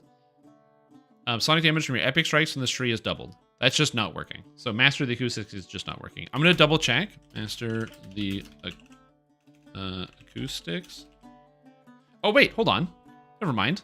I have Very, Very Vocal, which also doubles the damage of that. So I got to test out Shout. Hold on. Never mind. I got to test out Shout. I dropped a lot of the Sonic spell power in this character, so I only have 600 because I swapped it into like a crowd control support character. Oh, the tumbling, dude. The tumbling. Okay, so Shout. Okay, so it actually is doing more damage. No, I am wrong. So it's doing like 3,000. Which is better than before. It was doing like 1,000 before. So, and of course we got Horn of Thunder, which is a little bit higher than both of them. And yeah, cool. Yeah, so overall looking good. It's 15 and it only gets 50% bonus damage. So is it good enough to use? I mean, Strike Accord isn't bad. If you actually get the crit multi for it and the crit chance, like my Sonic crit multi is 40, crit chance is 21. So I don't really have a lot of the crit and damage for it. But if you actually go in on the crit, it's not too terrible. And especially considering the cost of it, that's like a really big deal. So it's the cost that's also a part of it. Also, look how much more colorful the tree is now. I really like this icon. It's fun. It's really fun. Okay, great. Big fan. This one made Swarm on live. It's a Giga nerf. Ooh, rip. Looks like time to use a different ability. Overall, very cool. Very cool. So I like that quite a bit. Very powerful. Destiny abilities that are connected. This one... Oh, this is when using the mantle, so it's separate. Okay. What else is there to test? No, Master the Acoustics is fine.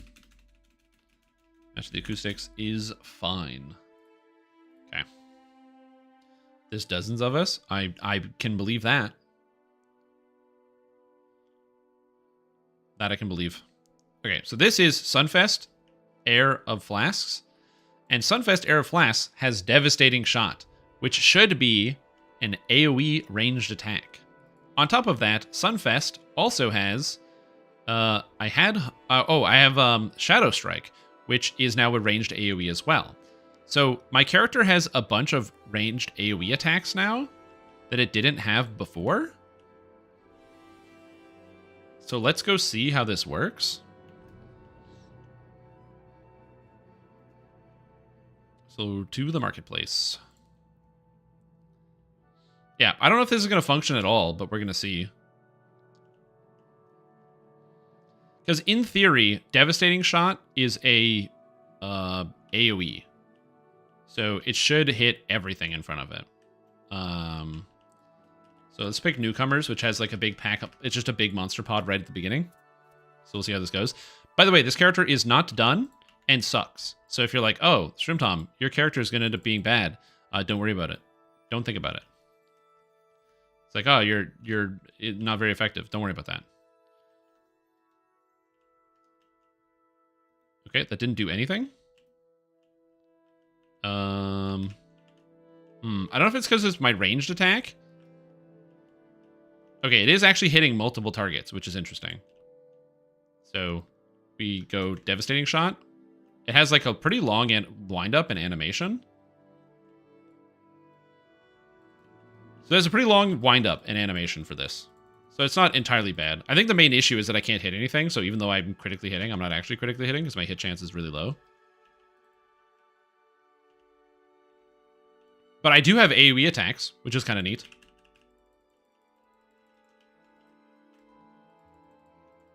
And then I get the extra sneak attack damage on every attack, which is kind of neat as well.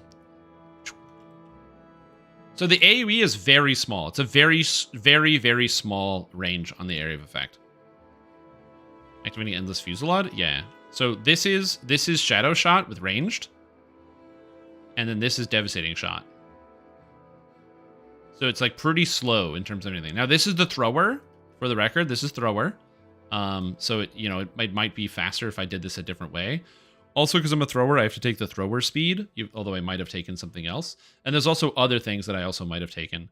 Although this stream, I'm going to have to reset and change some stuff. Let me leader and try an AoE attack. Yeah, I probably could. I wonder if it also takes extra... I don't have a way to get a Gloaming Leader right now, but I do wonder if it takes extra materials to throw. So let me see if I can get a dart. Because that's usually how those work. Like, double shot takes double things, so I don't know if it takes extra. You can't buy darts in the store. Never mind.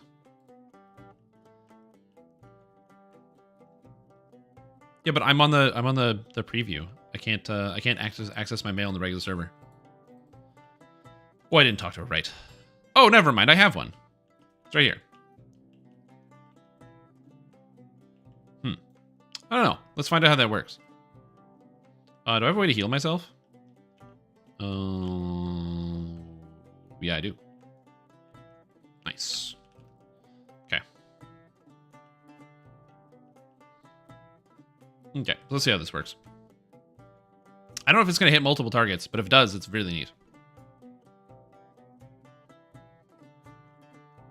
Okay, so now we have the pack, we have the pod. It doesn't reach.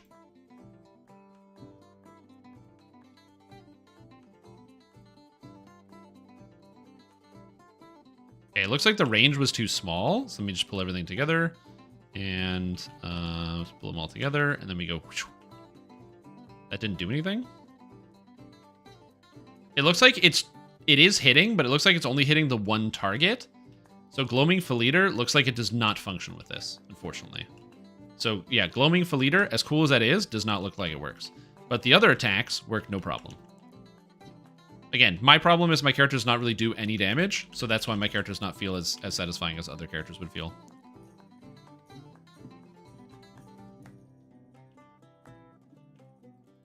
Alright. So yeah, overall, looks pretty good. This character is abysmal, but at least it's slightly less abysmal. Also, it looks like you can kind of animation cancel by moving. No, you can't. Also, I didn't cast haste on myself, which increases my attack speed. So if I do that, then it's even faster. And the devastating shot should also be a little bit faster as well. Also, weird fact, because devastating shot is a sunder, it actually works with no misstep, which is bizarre. Anyway.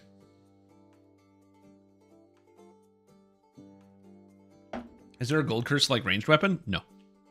So yeah, overall, very, very interesting in terms of the implementation. I kind of like the fact that now anybody can just get Hunt's End, which is just hit a guy for 1,000,000 damage.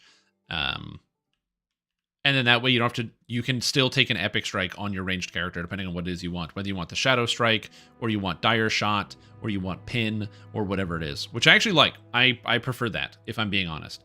The solution of, we'll just let everybody have it, and then that way it doesn't become a situation where everybody has to take it, but instead, you might feel like you have to take it, but it doesn't preclude you from getting other cool abilities, is also nice.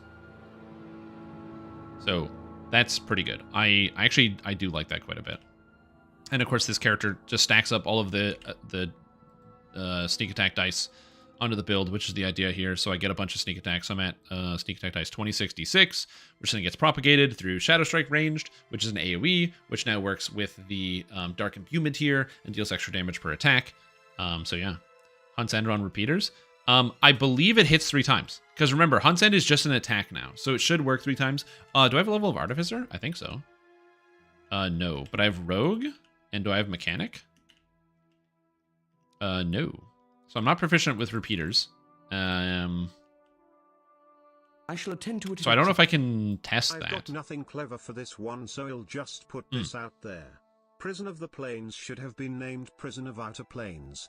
No real reason. I mean, they're not really outer planes. Outer planes, you have to think of as like things that are distant. But the reason why the Eberron planes are not called outer planes is because see this moon? Yeah, that's a plane. So all of the moons that you can visibly see at night are the planes that are currently like closer to the actual world, which then affect the world. So it's not quite Prison of the Outer Planes. So it's just a part of the lore, which I guess isn't super clear. Yeah, exactly. And they like kind of share space. Regardless, welcome back to Stream Team Davidson. Appreciate it. Hope you're doing very, very well. Thank you so much for the support. Feat change? Yes, you can do that. Okay, repeating crossbow. So give me that. I think this will work regardless. It should anyway.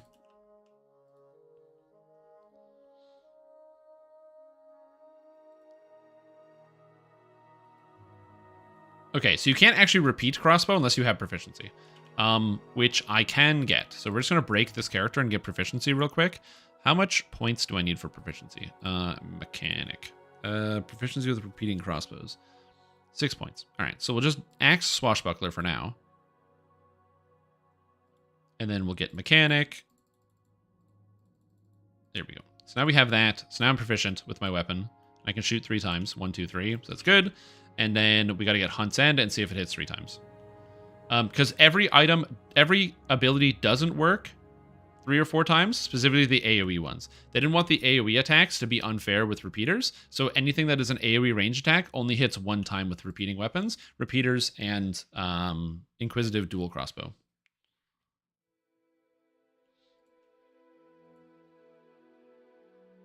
So yeah.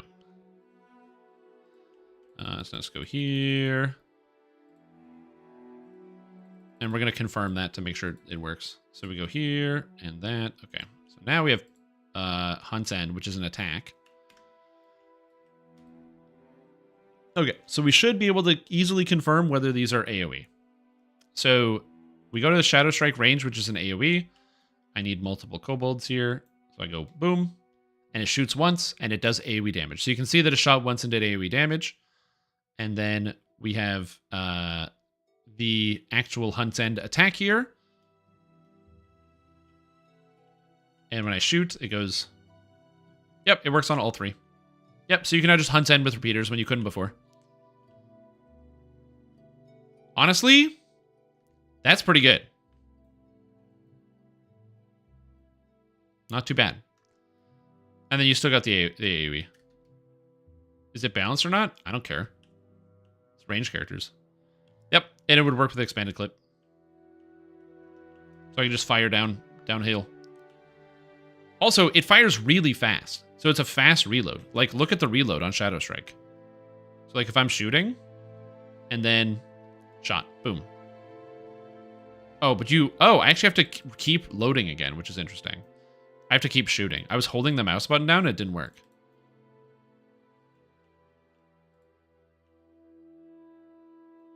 No, they actually... I'm hitting Shadow Strike. Does Quick Draw affect that? I got rid of Quick Draw when I changed my character. Yeah, it's a pretty long animation. Interesting.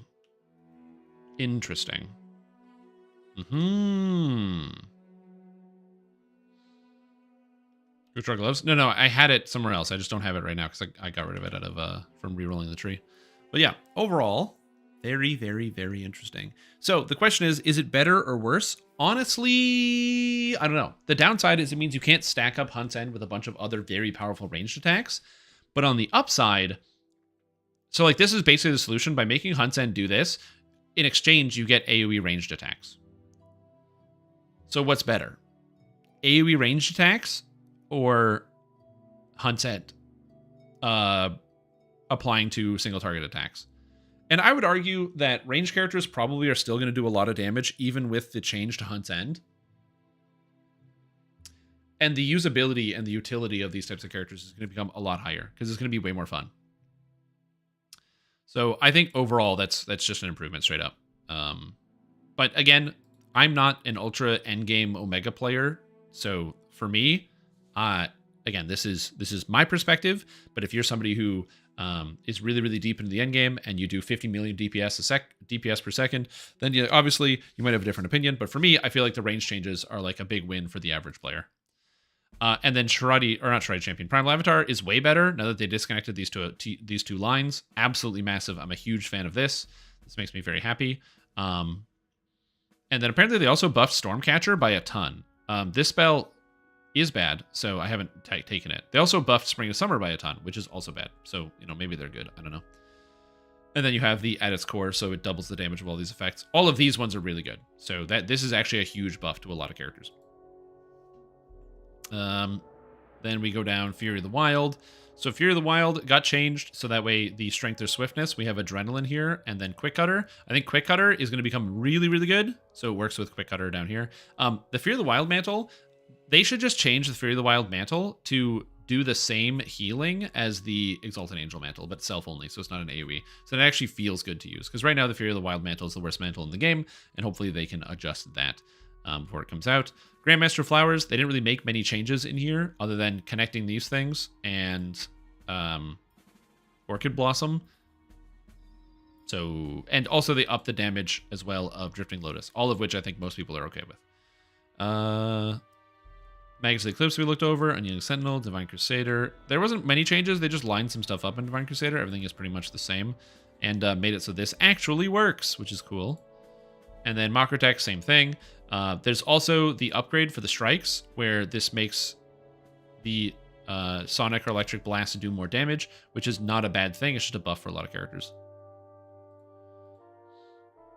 How does Quick Cutter work with Fury of the Wild's moment? Well, Fury of the Wild just makes it so you have Quick constantly.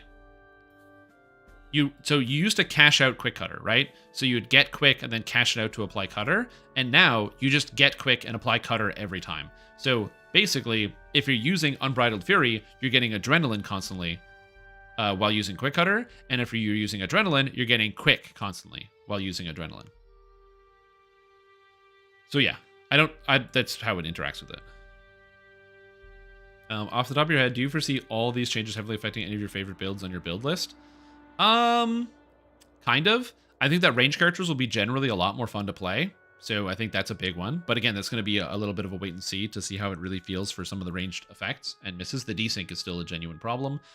My cleric build, which is probably one of the most fun builds I've played in the past year, is literally being made better by the changes to Exalted Angel, which is pretty Exalted Angel here, which is pretty cool. My bard is being buffed because they're buffing Fatesinger, which is great. My tank is getting massive buffs because of the changes to Unyielding Sentinel, basically allowing me to have a separate line between Knight's Challenge and Throw the Boom, so I can pick and choose what I want for more flexibility, and by just generally buffing Celestial Mandate, which, could use it, so that's fantastic.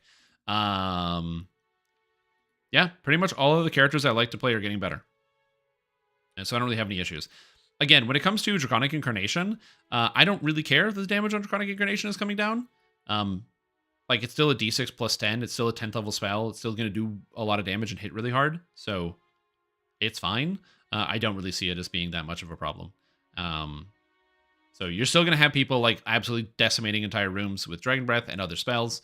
And it's still going to be powerful. So again, I don't really care too much. Also, Attune the Arcane now stacks with multiple players. So if you have 3 different players with Attune the Arcane, it'll all work together, which is also nice. Not on High Reaper? Yeah, on High Reaper. It's not my fault that people don't gear into helpless damage. Just gear into helpless damage. It's not that hard. If you want to play a DPS caster, gear into helpless damage. And it really helps out your character. So that's my solution to a lot of that problem. And if you're like, well, I can't do helpless damage because I'm an alchemist, well, then use Fleshed Gold. Well, I can't do helpless damage because I'm a druid. Well, just use Burst of Glacial Wrath. Yeah, just make stuff helpless. it's not that hard to incorporate into your spellcaster and to do it all while doing other stuff. Or cast Mass Hold or whatever it is. So yeah, I don't see it as being that big of an issue. And also being able to bring a lot of these features together, to me, also seems quite good. Now it's bricked. That's right, it's bricked. It only 2 shots without helpless or 1 shots with helpless. No. Yep. And then, I think this character is unchanged. I believe so. I never even noticed the fire shoes. Those are cool. I like that. Yeah. So the biggest issues I see here with the patch, things that kind of don't line up, the major one is that warlocks can't use any of the mantles, which is a huge problem. So they're going to have to address that at some point.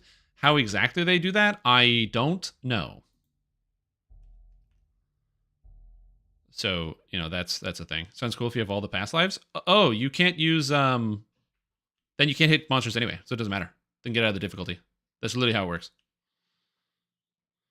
How do the tumble charges look? They look like this. So they just use the primal charges that we had before. So these are the primal charges that you used to get before on the old system, system before they changed how the Epic Destinies were going to work. There's going to be builders and spenders. And so when you block, you see them, and then they spend. Warlock Blasts do count as spells. They just don't count as a specific type of spell. So they proc things that work off of spell casts. They just don't proc things that work off of types of spell casts. To make sure that's super clear. So what I mean by that is Draconic Incarnation, okay, says offensive spells you cast. So therefore, because it's a offensive spell, it will work with what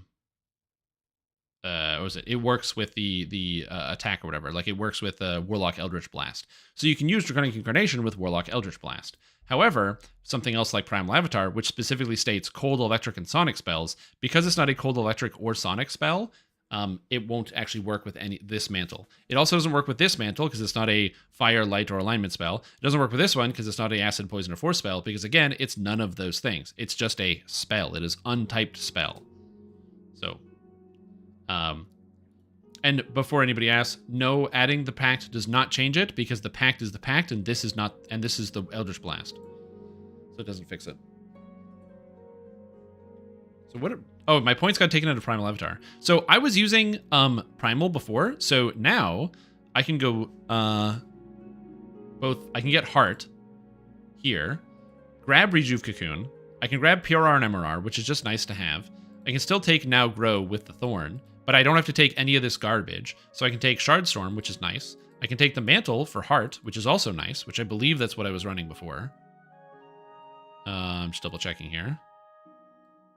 Apparently I was running the Thorn Mantle, which actually makes a lot of sense because it's going to hit more often for more damage because it's 3 damage types versus 2. I took the Shared Mantle here, the double damage, and then I get Weathering the Elements. So I actually get way more than before, which is nice for the same amount of input, which is pretty sweet. I also like the new icons. I think they look great.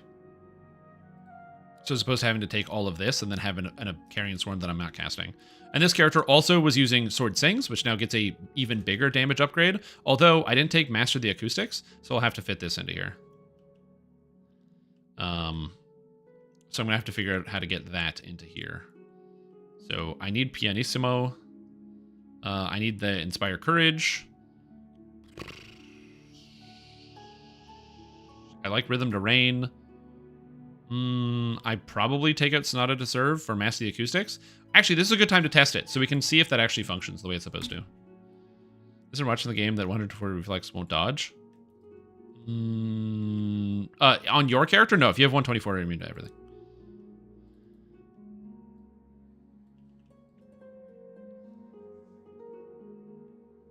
Yeah, so the Fire TV set and Desert Helpless bonuses stack? They shouldn't.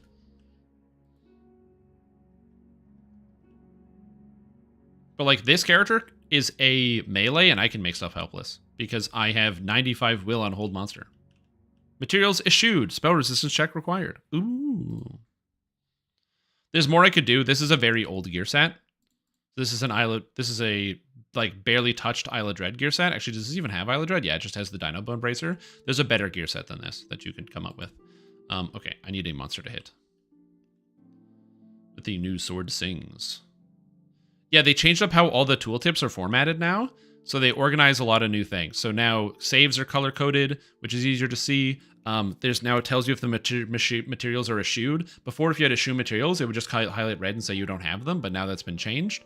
And a whole bunch of stuff. So they changed a bunch of the things. All right, so that's doing like 1,500, 1,700.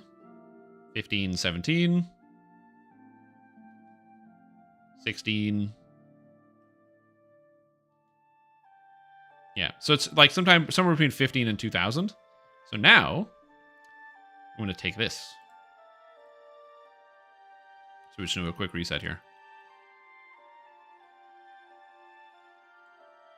Okay, so you grab this. Sword sings.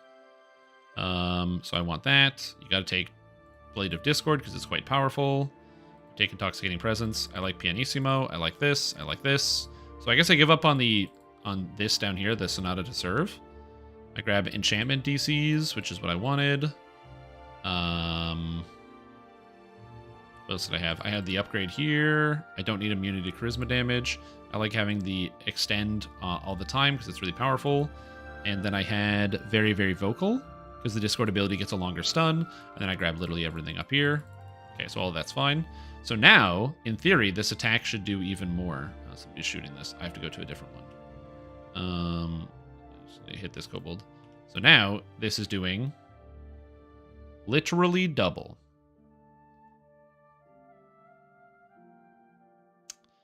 That's a lot of extra sonic damage.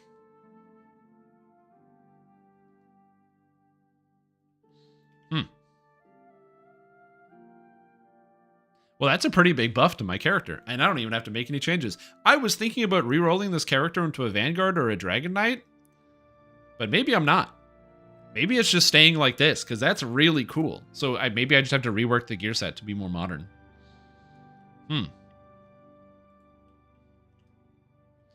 What's happening with Shiradi? I don't know. It's a great question. I think it's going to depend a lot on... I think it's going to depend a lot on your character. So what your what your exact build is. I'm going to say this. I'm going to preface this. I hope this is clear. I don't play ranged characters, so I don't really understand the ranged meta. But TLDR, Hunt's End is no longer the epic strike. Instead, Hunt's End is just in the tree. Okay? And so as a result, all ranged characters can now take Hunt's End. However, it doesn't stack. So before you would activate Hunt's End and then use another attack to apply the Hunt's End effect to that attack. Now it's just an auto crit for 250% damage, which is pretty good. And you can choose whatever epic strike you want. So it's a nerf in that you can't combine Hunt's End with other stuff, but it's a bit of a utility buff in terms of now you have all of the epic strikes at your disposal. So you can now take Dire Shot on your ranged character and be able to have an AoE stun. You can take Pin, which is also an AoE. In fact, all of the ranged epic strikes, I believe, are area of effect, which is pretty cool.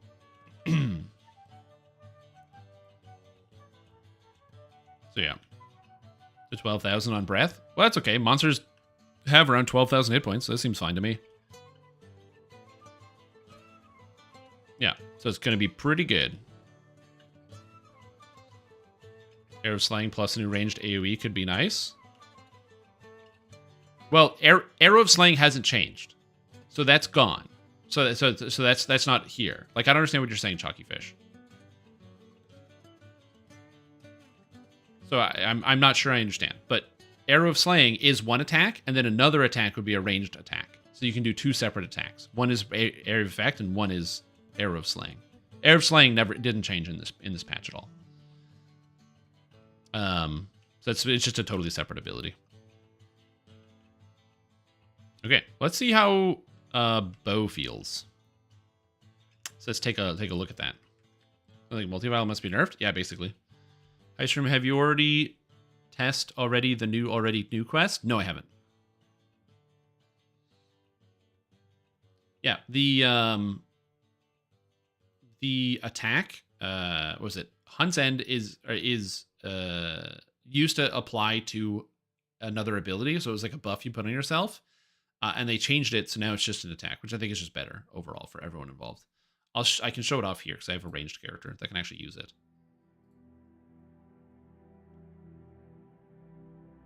Beth 12k. Yeah, but you can use both of those Kentos. You can use both of them at the same time. So basically, what I have here is, so if you look at Shiradi, you have this ability called Hunt's End. So it's just an attack with a 9-second cooldown that auto crits and does 250% bonus damage. So it hits really, really hard, which is nice. So if I go up for it, so Prism, and then I grab like the extra search, listen, and spot, which is good. Grabs, I think I take Stay Loud, maybe. Actually, I'd probably go with the light. Stay Good seems appropriate because I don't really have any other damage types that I need to use. And then we grab Phase Double, so double shot. So that's good. So, now we have Hunt's End, so I can throw Hunt's End on here. So basically, you have some ranged AoE attacks now. So I'm going to go into a quest just so I can showcase this. But we've got Hunt's End. So Hunt's End is now just an attack. I use my attack, and it deals a bunch of damage to a single target. And then I also have Shadow Strike, which is from the Shadow Dancer tree, which is an attack that some people use. But yeah, I got the Shadow Dancer Strike here. Which does an area of effect when it didn't before. And I can use that instead of having to use Hunt's End to like maximize the damage, so we're good. Does the Shiradi sonic damage now work with Fatesinger? It always worked with Fatesinger. So yeah.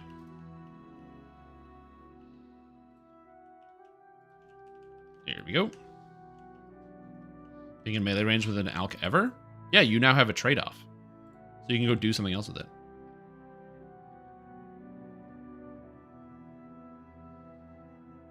Okay, so now we have the Sunflask here. So if I see this monster at a distance, I can throw Hunt's End, and boom, it hits, it automatically critically strikes, and it does extra damage. Versus these guys, now I have Shadow Strike. So when I use Shadow Strike, I hit all three at the same time with one ability, which is pretty sweet.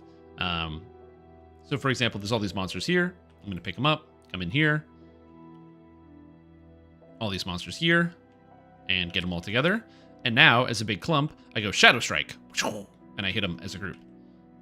Same thing with the Devastating Strike. Hit them as a group.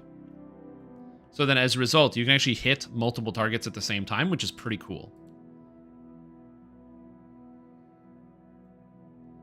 So yeah, overall, I like the range changes. It's going to take some time to actually see how they shake out in the long term. But for me personally, I'm very excited about this. I also like the fact that tumbling actually has a purpose. So like this character, because my tumble is 53, when I tumble, I get 53 extra reflex saves, which is very, very cool. So you can just tumble through traps. It also makes it good for hardcore as well. So tumble is now going to be like a hardcore staple because you're going to want to tumble through basically every single trap in the entire game. Look at that. One attack. All of them dead. Isn't that neat? Use it with Inquisitive. You will laugh. Why will I laugh?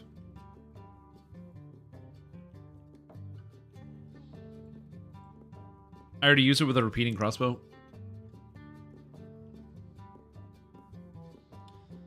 Caster strikes are mid-rotation at best. Yeah, the main issue with the caster epic strikes is they just don't feel very epic. It's like a thing that adds some damage, which is nice, but it's not like cool like some of the other abilities, like Dire Charge, which is crowd control the whole room, or Shadow Dancer, which is like get a bunch of cool abilities on yourself, or Quick Cutter, which is like this big AoE that's got a buff on it. Doesn't feel work, or doesn't feel good. It doesn't work, but in the best way. Let me go get a crossbow then. Okay, so let's go here. Crossbow. I don't have it, I don't think. So I'm gonna get rid of mechanic. Now we go Inquisitive. There we go. So now I'm dual shooting, and then I go attack. So what's the problem? It literally worked. I don't see it. I don't get it. So Hunt's End.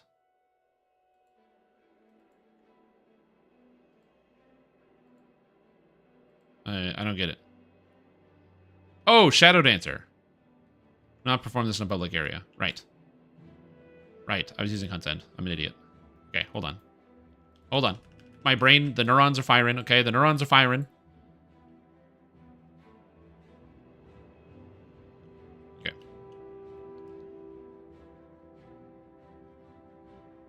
That's kind of a cool animation. Where you, like, fire one big strike. Which makes sense. Your guy, like, holds one arm in the air.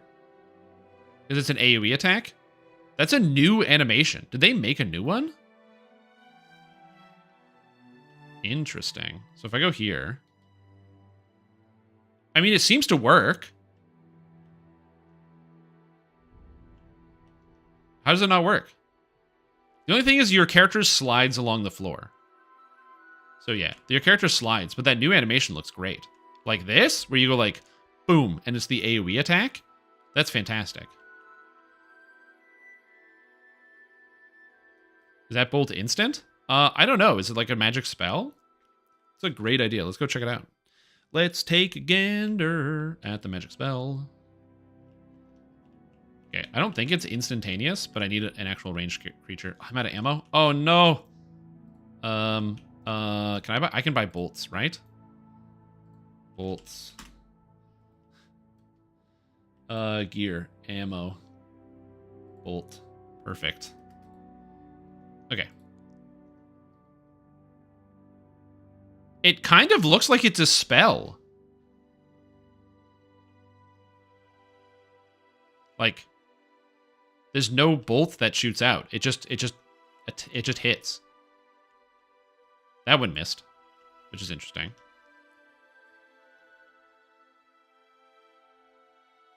It's kind of neat. And you can see the area, by the way. You can see the area around the target. That's kind of neat. Look at that. So if I shoot like this Kobo line down, boom. You can see like the little area around. That's kind of sick. Dragonlord, and you are holding 2 crossbows. What is this bullshit? I don't know who promised you Dragonlord, but you should go ask them for your money back. Welcome back to the stream team, Budvinic. Appreciate the support. Hope you're doing well. Try to shoot something that is behind a monster. I have precise shot. It's gonna work.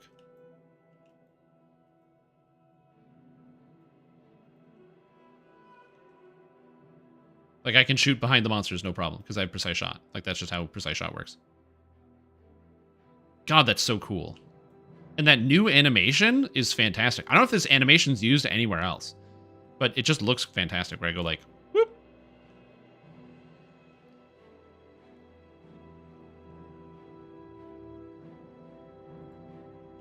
Obviously, like, to me, and I think maybe this doesn't apply to everybody, but I really like the detail put in to make like the animation fit. So it actually feels like your character is doing something else and not just doing the regular shot.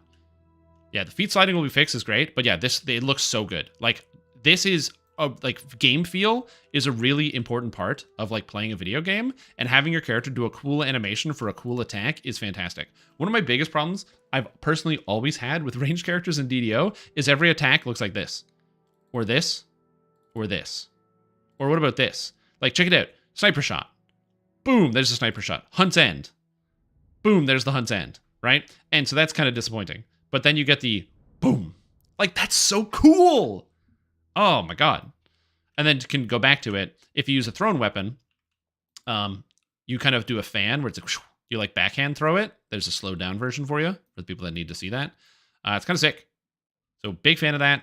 The animations actually looking different is good. So I'm a big fan of that.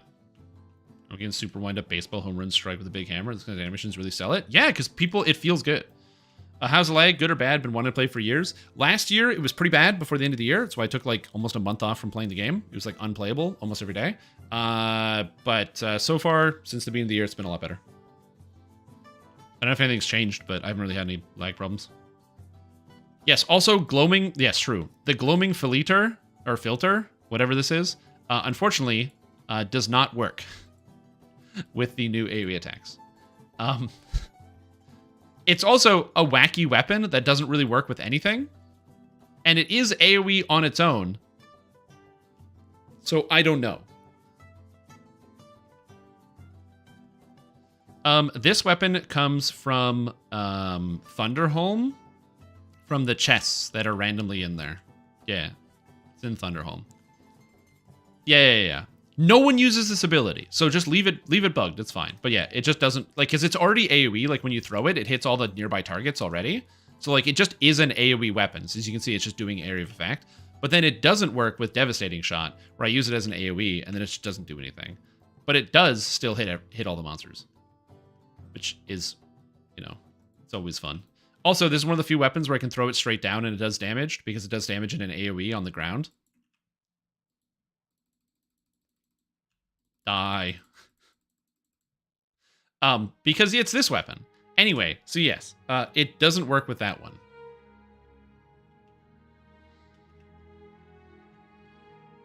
Why is this weapon bad? Because it doesn't do any damage. It does 10 to 60 damage.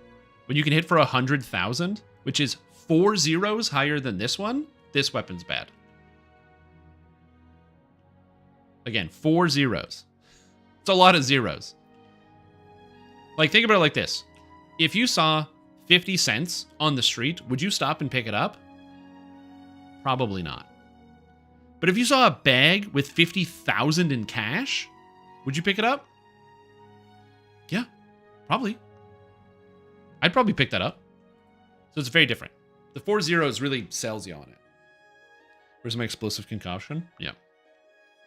No, I am consistent. True. It's just me who's flip-flopping. Also, if you're wondering why there's no sound, it's just because I logged in with a none sound bug. So I am I just didn't decide to fix it, so we have Oblivion in the background. Yeah. Anyway, so yeah, Gloaming Filter is a terrible weapon and does not need to be fixed. I just have it on my action bar because this character uses the Immortal Sun Flask, which does work, by the way. This works AoE, no problem. It's still the worst weapon in the game because of the slow speed. Look at that speed. Look at it. Look at it. As a Tabaxi, I'm so fast I can almost outrun it, which is great. But yeah. Yeah, cool. So that is Shiradi Champion. So Shiradi Champion looking good. I really like the Shiradi Champion. It's looking fantastic. I do want to play a bow character. I also want to look at Dragonlord. So we're going to go look at some Dragonlord and take a look at that. Shrimp, can you tell Lou to stop pressuring me to play Neverwinter? He won't stop. Please help. Just don't play Neverwinter. It's really easy. I'm going to relog my client, though, real quick, so I can get that sound back. Flesh to gold causes things to be helpless. Yeah, Gloaming Filter is just a joke weapon. Yeah, you have to... Yeah, think about it. You have to pay Neverwinter. Neverwinter is surprisingly more expensive than DDO. That should hit your neurons in the right places to convince you not to play it.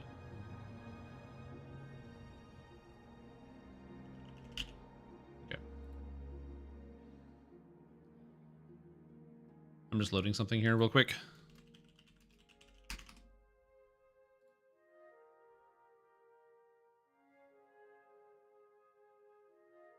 Like, this is not me saying that it can't be fun, because even expensive video games can be fun. But I just wanted you to be aware that, you know, it's more expensive than DDO, so gotta think about that. It's also weird to say more expensive than DDO and it's free to play. Okay, so just a recap here for people that might have missed it. So Epic Destiny Balance Refresh. A lot of people are going to be shitposting Dragon Breath. I don't super care about that because the rest of the changes to so many of the other Epic Destinies are so absolutely massive in terms of their buffs. I'm actually a really big fan, and I also don't care too much if Draconic Incarnation comes down. I don't like maximum cash level of 20 on a lot of the Epic Strikes because it just doesn't feel like there's no progress. Like, it doesn't feel like your character is getting more powerful on a caster, whereas you get tons of melee power for leveling up and range power, and so it feels like you gain a lot of ground as a melee and ranged. And then on top of that, the Epic Strikes don't really feel very epic. It's like, you know, melee Epic Strike is cool AoE, stun, knockdown, trip, do a billion effects at the same time. Fury of the Wild has like Quick Cutter where you apply a bleed and it gives you this new AoE and a new way to play the game. And Exalted Angel is like, hit a guy for a D8 plus 8. So it doesn't have the same, like, oomph, you know what I'm saying, in terms of value. But that being said, a lot of the other prick strikes are really strong, so it's still going to be powerful. It just doesn't have the same, like, pizzazz. And then, of course, because it caps at 20, if if there's a cap of, like, 30, it would feel better because you're at least progressing, where, like, when you level up, your spells get noticeably more powerful, so it feels more satisfying. But again, I'm neither here nor there on that. The Fatesinger buffs are massive. Love that. Magus the Eclipse is now a whole new tree, and I can't wait to play around with it. Macrotech, massive, huge fan. Divine Crusader, yay, bug fixes. The new Exalted Angel, Wrathful Form, very fun. The only thing I will say about it is it's visually loud, so, like, if the visual effect of the fire could be toned down by, like, 15%, it's, like, really, really loud. So, I love it. And I'm going to keep it on my melee. My melee cleric, who used Exalted Angel before, it's actually better now because I'm doing more damage per second with it, which is fun. It's just like you can't see anything on the screen. It's fantastic. Like, if you haven't seen it yet, like, it covers everything. It's great. And I will say this: if you have one person and that person is you, it's so satisfying because everything's on fire. And so you're just running around this quest, burning everything. It feels like I'm playing Righteous Fire in Path of Exile. Like, I'm just burning everything to the ground. It's awesome. I'm a huge fan of that. But if you're, like, in the party with the person doing it, you can't see anything. Like, yeah, here, let me show you. This is great. So let's go Growing Pains. Aw, cute little squirrel. So cute. Okay, so I just go into the quest here and zoom over here. Okay, so there's the squirrels, right? And then I hit him with Holy Fireball, and then I have this big flame effect. It's actually underneath the grass, which is surprising. I wouldn't have expected it to be under the grass, so that's kind of neat. But yeah, it's kind of blinding here, and so it's just a little loud. So if it would it's also wider than it looks. So, like, monsters on the edge of the fire don't get hit by it as much. So it would be nice if, like, either it would be shrunk a little bit to match kind of the actual area of it, and then also, like, if it had like 50% transparency, maybe. I don't know if there's a way to make it transparent, but yeah, like just a little bit. It's a little too loud. So if there's other ground effects you're trying to avoid, you can't really see them. And again, for me, I'm like, because I feel like I'm burning everything. But for many, that might be a little annoying to have to kind of see. But then I can, like, hands off a keyboard, just kind of hang out. Everything dies around me. So again, big fan. I like it. Visually, it's great. I love it, but a lot of people don't like it. Yeah, exactly. It's just Righteous Fire, which is fantastic. Another thing that so the tumble indicator here, oh wow, that's hard to see. Maybe not for you guys, but I'm red-green colorblind, and that's impossible. Anyway, so because there's lots of red and green around. So the tumble thing is very cool. I really like the visual indicator stuff of it. Some people don't want to see this, and other people, like myself, would love to always see this. Because that way I don't have to guess about when I can tumble or not. I can just see my charges visually on my screen. So if there was a toggle to make it always visible or invisible, that would be amazing. So that's like that would be fantastic. Because for me, as I said, actually, and maybe even if we could change it off of green for us red-green colorblind people, that would be cool. Maybe. I don't know if that's physically possible. But yeah, that kind of like bright lime green, especially since there's so much fire in DDO. It's like, I mean, it's still pretty visible. It's not that bad. When I'm just looking at it against the fire, it's pretty invisible. But other than that, it's not too bad. Yeah, if there was like one of these bad boys where I could choose the color of it, that'd be amazing. But, you know, asking for extra features. Overall, I like the change in tumble mechanics. Other things that we're reviewing from the patch, just double checking here. I have another stupid thing to look at. But yeah, everything else looks good. Shadow Dance looks good. Fear of the Wild looks good. Quick Cutter is going to be insane. It's not going to be as good single target damage as Adrenaline, but the usability of it, it's going to be so nice. Prime Lavatar, the changes in the tree, the separation of stuff, fantastic. I'm still not going to cast Stormcatcher, you can't make me, but Spring Summer might look good. Shiradi Champion looks just straight up way more fun and interesting, and the AoE attacks look good. And Celestial Mandate, having plus 30 to hit, and the throw the boom separation is very, very, very cool. Huge fan of that. Something I should test out that I didn't is the attack damage for scaling on the attack from Unyielding Sentinel, because the Unyielding Sentinel attack is unclear. I should test that right now, because I can. Makes Tumble charges rainbow-like, makes it fair for all color blindness. Yeah, maybe. Well, it's because different people have different color blindnesses. So yeah, just being able to change it is nice. Like, so one of my favorite features about Elder Scrolls Online is you can change the color of the ground effects. They just have like this. They just have one of these, or it's like allied color effects, enemy, or allied ground effects, enemy ground effects. And then you can just change the colors of both of them. So its default is green and red, but I changed it to blue and pink, which is way easier for me to see.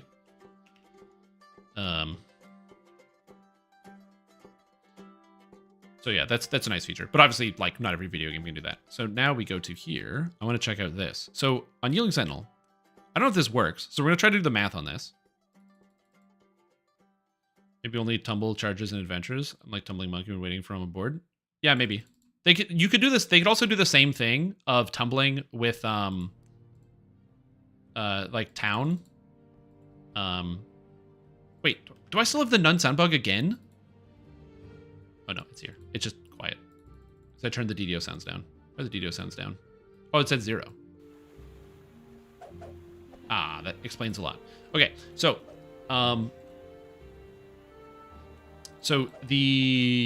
just like how with the wings, where it's like 12 seconds in private areas, but 3 seconds in public areas, you could get tumble charges back much faster in town. I guess, maybe? I don't know. That'd be kind of cool.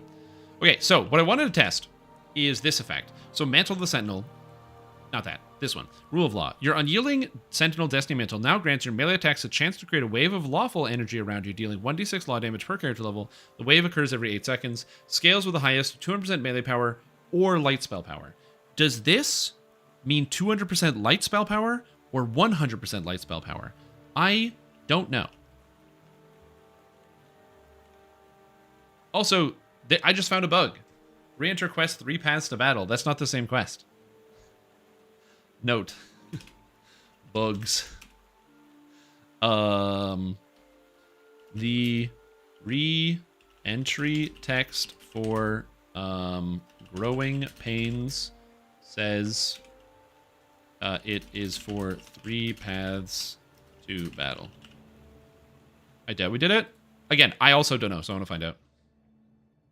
Either way, even if it's 100% light spell power, that's perfectly fine. I actually think it's a better scaler because a lot of tanks can get like 500 light spell power way easier than you get melee power. So let's see what we got. Okay, squirrels, come to me.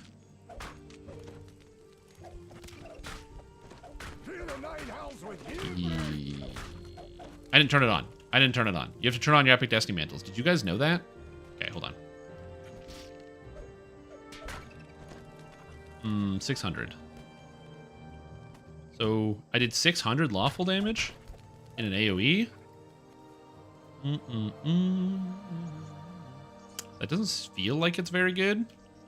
Also, my rats are going for everything else. Also, the AoE is small, is it? I don't know. I need more monsters. The oozes are getting in the way. I have the ooze that's back there that's taking care of the monsters. It's probably 200% melee power, 100% light, but I honestly just don't know. Okay, let's see what we got here. We hit a monster. It looks like it hit everything except for this chipmunk. So it looks like the AoE range is pretty small. I've actually genuinely never used this ability because, like, it just doesn't seem very good.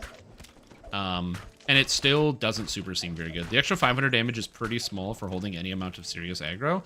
Although, an extra 500 is not terrible when you think about actually meleeing stuff for holding onto aggro of multiple creatures. I don't know how to feel about this. But if it does actually scale off of light spell power, then you can get much higher numbers. Although that's with my character's light spell power of, yeah, it's about 500. So you could expect something like that on a tank and get that pulsing out there. So that's actually not that terrible damage. Oh, also, I don't know if this is related, but I can't get rid of the bonus healing from angelic form. That's another bug. I don't know how to fix that. But Exalted Angel, if you take the angelic form, which gives you extra healing, the mantle, it never goes away.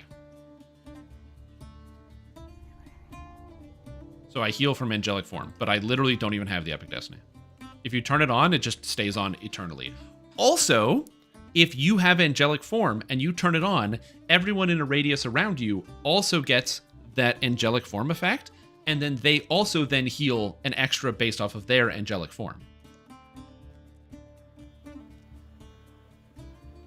So yes.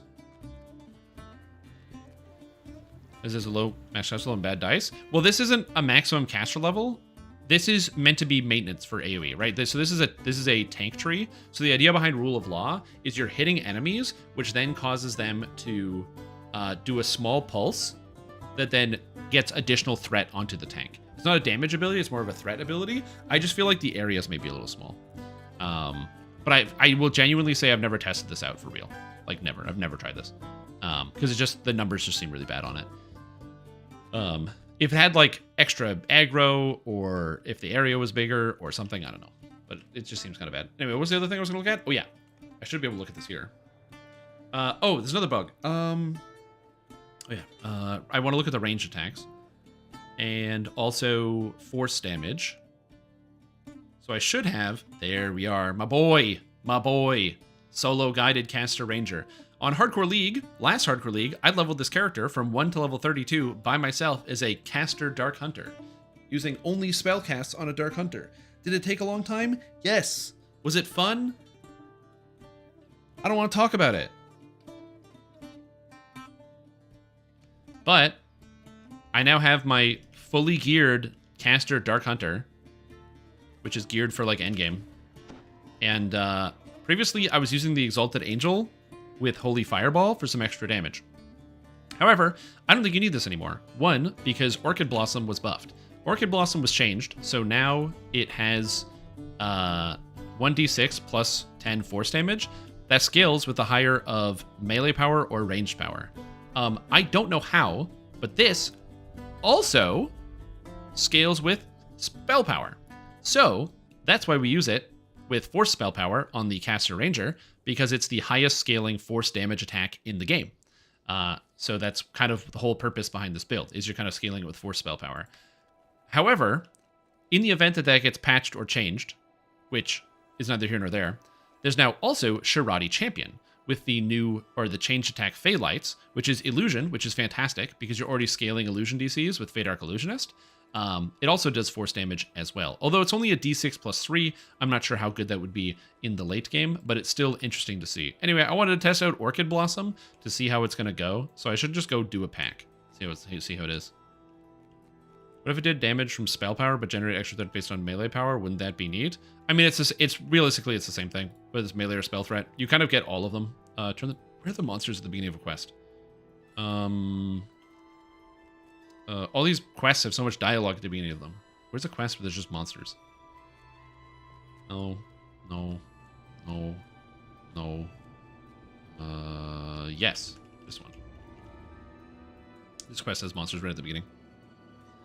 Okay, before you judge this character too harshly, this character is bad, and I'm aware of that. Don't worry about it.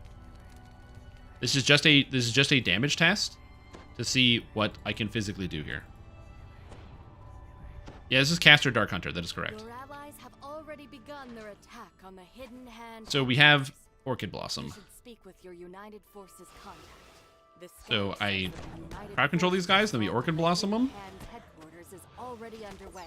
The damage has been buffed, ladies and gentlemen. The damage has been buffed. Through the enemy base. Wait a minute. How do I have angelic form?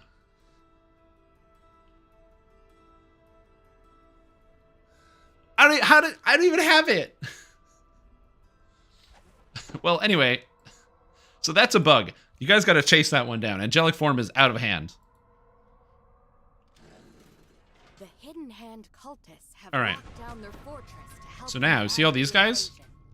Guess what? need to find a Now you way don't. to open more doors if you want to make your way further inside. Sweet. Yeah, maybe it's just built into my client. I don't know. I can hit these guys with anything.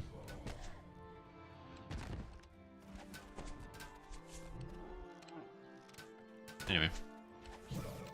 So you might be like, wow, Stream Tom, that damage is crazy. That's one ability on a character that uses exclusively force damage, and it's not that good. Because now I have to wait 15 seconds to do it again. Also, I can't get the stun because that involves melee stuff, and I can't get the melee stuff. But, you know, we're trying our best here, okay? And now we just wait. Honestly, Phallites is probably the move here. Oh my god, the damage is so low. Yeah, Angelic Form is pretty good. Oh my god, the ranged characters, the ranged characters. It's a lot of damage, though. It's not bad. And now we throw this down, get this guy going out of here, and then drag him in and out of the circle. So the problem with this circle spell is that unless you're doing what I'm doing, which is playing by yourself, you have no control over where the enemies go. And so it's like impossible to get them to go in and out of the circle. But when you're by yourself, it's actually really good. What mantle does this use? None of them? So I guess that's when you use the Shiradi Mantle. The problem with you actually using the Shiradi Mantle is the Shiradi Mantle has a 7% chance to go off, which means I have to cast 15 spells to get it to hit once. And I don't cast 15 spells, which is another problem. Now, you could, in theory, get like Magic Missile to improve those odds. But one, Magic Missile is a bad spell. Oh my god.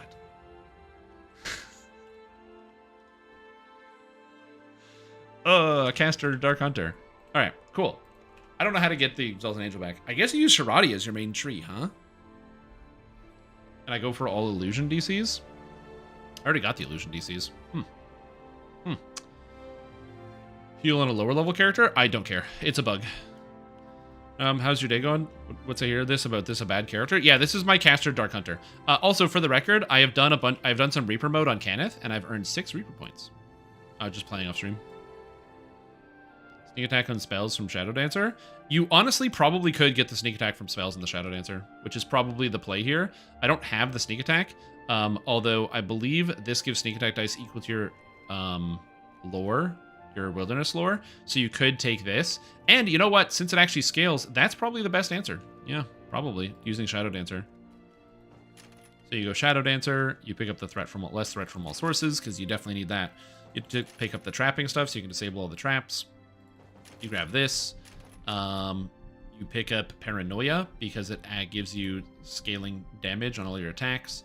I use medium armor, I think. I don't use light armor. Yeah, I use medium, so I don't care about the lithe. Although the reflex saves would be kind of nice. I take Shadow Dancer for spell cooldowns. Oh, I don't need spell cooldowns. I have only SLAs. Okay. Spell Pen. I don't need Spell Pen. Oh, but you can use Weird now. Ooh. Okay, so you grab the mantle. I guess you take Bring Darkness for First Blood. This reduces the cost of meta magics, but I don't have them. Grants an additional 5 dodge. So, in theory, I should be able to take Improved Meld, but I actually don't know. I think that'll work, but I'm not sure. And I don't need Pierce the Gloom. That seems kind of good. And Assassinate DCs. This scales off Illusion DCs, not Assassinate. So I guess I just take the mana here. Just grab mana. And then you grab Weird instead. So now I have Weird.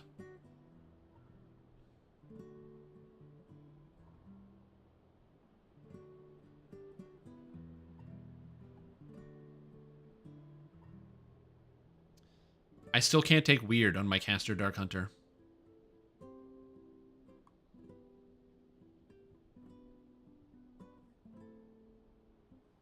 I'm so sad, dude.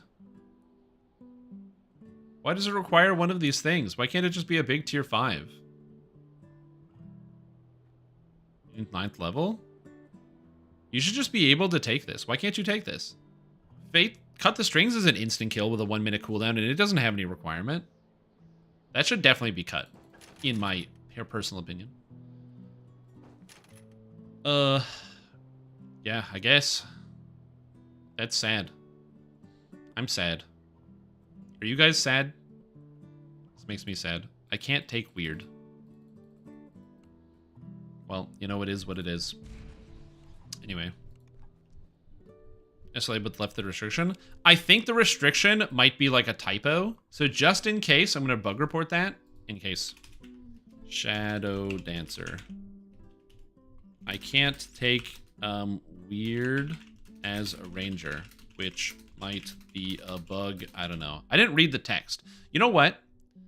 I'm going to read the text because it could be intentional that you can't do that. Weird is now an SLA instead of a spellbook spell with the same cost and cooldown I had before. So it does have the same restriction, but it is not a spellbook spell. So I don't know. Why can't my Dark Hunter cast it? My Dark Hunter's weird. He sits by himself in the corner. Doesn't have a lot of friends. Very weird. Anyway, it's fine. But yes, I agree. It shouldn't have the same restriction because this is an instant kill without the same restriction. And none of the other trees have that, so that should probably get removed. But that's another story. I'm not going to argue that point. Yeah, and then you just need to get invisibility for opportune moment. And how do you exactly get that? Because this doubles your sneak attack dice. So then the idea here is you are a spellcaster who uses sneak attack dice. I only have 12 d6s. That's a problem. Don't worry about that. And you probably want to grab the sneak attack dice out of here as well. So probably move a couple things around. You know, take points out of this and move some stuff around. And see if you can get Smoke Bomb built in, as well as Opportune Moment. So then I can use Smoke Bomb, pop out of smoke, get double my primal bonus as sneak attack dice. So come out with an extra 15 sneak attack. Then load up with Nightmare Lance. I can't use Nightmare Lance and Orchid Blossom. I have to give up on one of them. I guess you give up on Orchid Blossom. Anyway, and then you just Nightmare Lance your way through and blast things. Honestly, I don't know what the answer is. The point is, this character is bad and doesn't need to exist. This was just a meme build that I made, and it leveled on its own. So it made for good YouTube content. Invis potions? Yeah, you could probably do that. Nightmare is probably Lance. Lance is probably worse. Yeah, it's probably worse. I don't think I have any other things I want to test out in terms of the epic destinies for now. If you guys have any cool ideas, let me know. But for the most part, we've done a lot of that. I wanted to look at Dragonlord now. And tomorrow, because content is fun, I'm going to be leveling all day tomorrow with an archer, but we'll look at archery tomorrow. Today I want to look at Dragonlord, because Dragonlord is cool. Now, problematically about Dragonlord, there is a bug where you currently can't use might in order, but I want to look at it regardless. Oh, this armor looks so good. Dang. I will say, I was talking about this the other day, but the archetypes look way better. Like, this armor looks dramatically improved in terms of visual quality. You know, we got the extra, like, the plates on the thigh over here. You got, like, this half plate kind of hanging over. It's got, like, this etching all over it. Looks much better than your regular equipment. And then you have, like, this guy. I don't know how long it takes, but it might not be a bad idea to, like, just go through the base classes and update the visuals and some of the old armor pieces to more modern pieces, just to make them look a little bit prettier when you, like, click on the character screen. Because I have a feeling that some percentage of people, I mean, the sorcerer doesn't look too bad, but just, like, pick some newer robes that look a little bit nicer than this, and little newer armor pieces to entice newer players is probably a good idea. Like, this looks so much better than this. But yeah. Archers, why are you choosing to level with that? Because I made a promise. Does Dragonlord get a breath attack? Yes, it does. What kind of Dragonlord do you be? I mean, the answer is Dragonborn. I mean, what else would you be? Why wouldn't you be a Dragonborn Dragonlord? That just makes the most sense. Then you could be the Dragonlord. So we'll pick Dragonborn, sounds good. And it's either strength or charisma, so we're gonna go strength. Problematically, the strength trance doesn't work, so maybe you want to be charisma. Yeah, that's the answer. We want to be charisma. So we're going to do that. You want to be charisma based. So you got to be a purple dragon knight. There you go. I would do the strength version, but I can't do the strength version because the strength version doesn't function. So you got to use the charisma one instead. And it doesn't matter where we put the stats because this character is going to get less tiard. So it's fine. Yeah, but there's a bug. It's not working on the preview.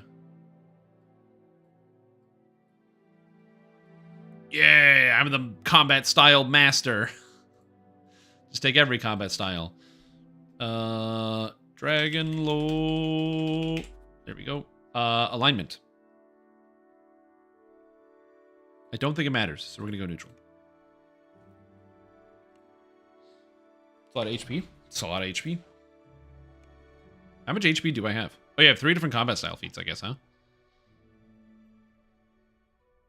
loading. He's like, Elminster's like, hey, do you want to be a Dragonlord? And you know what? Yeah, I do.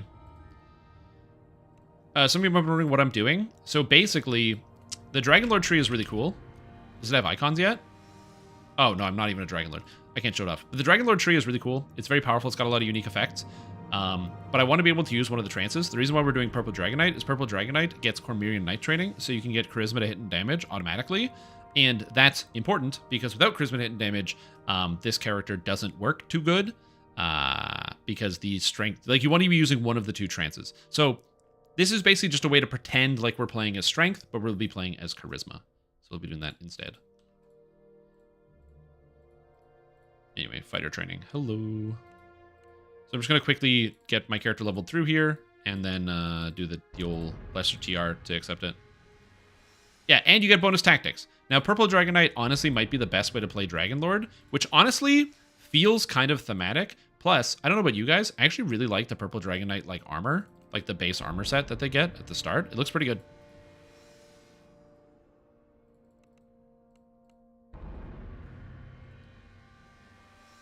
Looks like you put points in strength. Yep, I am putting points in strength. That is correct. I'm not a Dragonlord, so it doesn't matter. The Morning Lord armor is better, but it's like race-restricted Morning Lord, which makes me so sad because it's so cool looking. I remember the first time I learned that the hard way, which was with the Aasimar Scourge armor, because I thought the Aasimar Scourge mask looked really cool, and I'm like, I'm going to make a glamour of it and then transfer it. So I made a glamour of it, and if you didn't know, all of the cosmetics, the starter cosmetics for the different races or whatever, the iconics, are race restricted, including the glamours. So I then transferred that mask to another character and realized, oh, I can only use this on the one character, or like on the one race, on an Aasimar Scourge. Which was a bit of a realization there. To my knowledge, I think it's done like that because the armors are designed to only work on that model, so it saves a lot of time and detail in terms of having to get it to work on a lot of different things.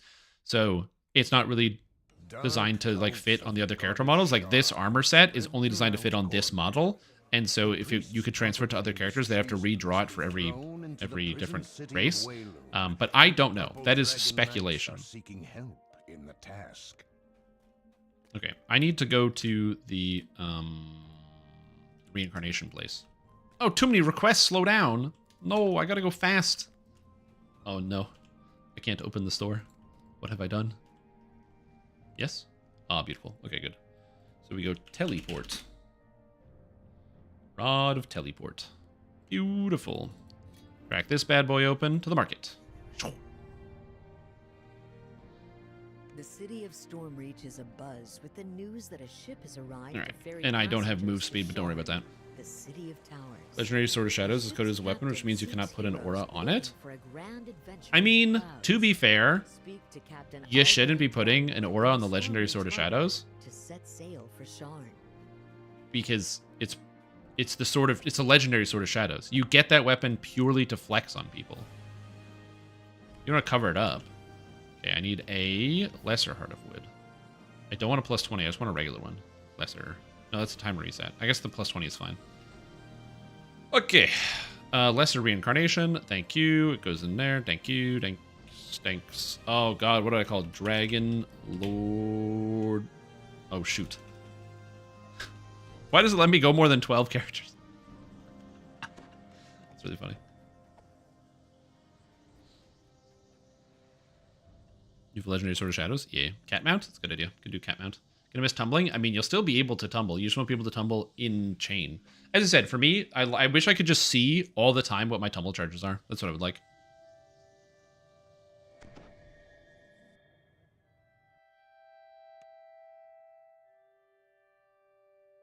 All right. Dragonlord. Dragonlord. Do you think Tabaxi riding the cat mount is as awkward as a human riding the back of a monkey?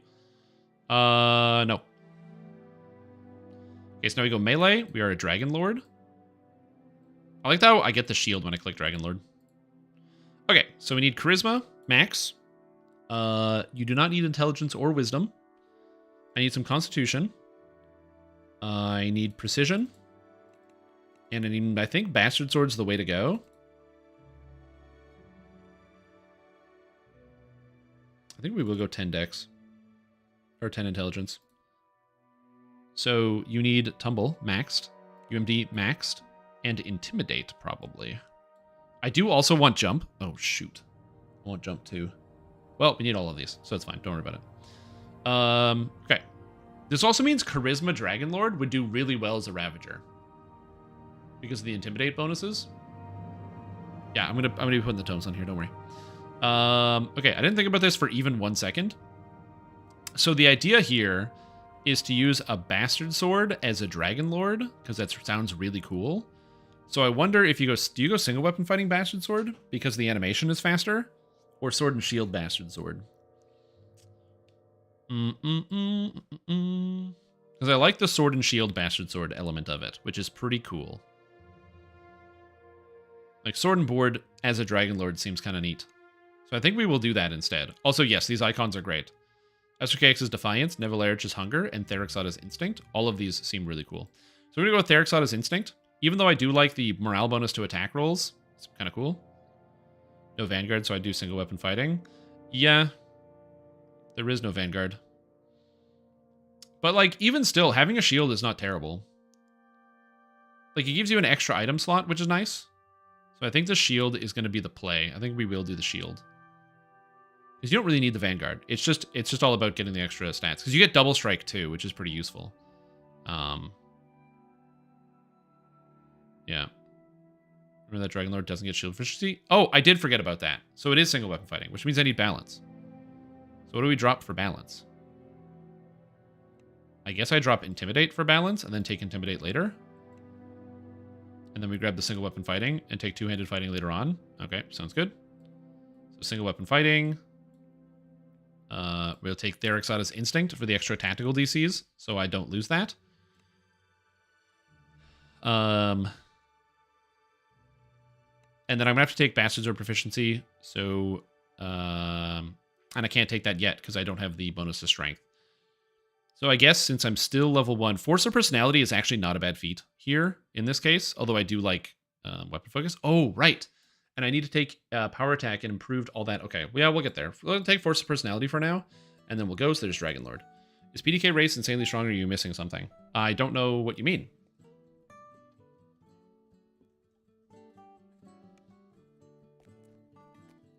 I mean, it sounds like you're missing something. So, that's what I would say. Oh, I need tomes. Tome.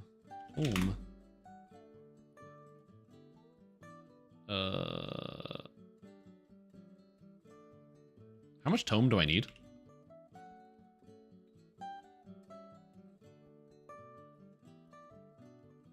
+4 is probably fine for now. So that's all I need. Okay. Says it gets a whole extra feat. Yeah, because it's humans. Purple Drag Knights are humans. But if I don't need a Bastard Sword proficiency, because I'm a bastard, that's why. Okay, fighter. Okay, so now we get Balance, Tumble, UMD, and Intimidate. Perfect. So I still can't take Bastard Sword proficiency. I don't really want Heavy Armor training. I don't really want Stunning Blow. I probably should have started with the 12 strength because I'm going to need to take a lot of feats later, which is unfortunate because I didn't plan this out that well because I'm an idiot. So that's fantastic. So I guess we take weapon focus slashing for now, which is not ideal, but it is what it is. Because I don't have high enough strength to take most of the feats that I want. So now we can take Bastard Sword proficiency, which I need. So I'm going to take exotic weapon proficiency Bastard Sword. Which is here. Perfect. And then we go into Charisma, which is great. And then you have to take Power Attack. Oh, I could have taken Combat Expertise earlier, because I need Combat Expertise as well. Because I need Improved Trip and Improved Sunder. Because the idea is Improved Trip and Improved Sunder on the Dragonlord. You get both of them. Now, the downside of doing this is that you unfortunately don't get Charisma to add to those stats as a baseline, so you only get the Trance, so it's going to be a lot harder to get it to actually work, which is a bit of a disappointing moment here, because there's no way to get it to convert over. So, yeah, it's going to be the hard part, because this is Strength only, which is one of the reasons why pretty much Strength is going to be the only way to play Dragonlord for the most part, because you can't use Charisma with... oh, I have an extra point now because I'm at level 7, which is great. So now we go with Jump as well. Oh, Jump is not a class skill for Dragonlord. Interesting. I guess I don't have Jump. I guess you don't take Precision. You can just use Power Attack. So I made a bunch of mistakes. I guess I don't need the Dexterity for anything.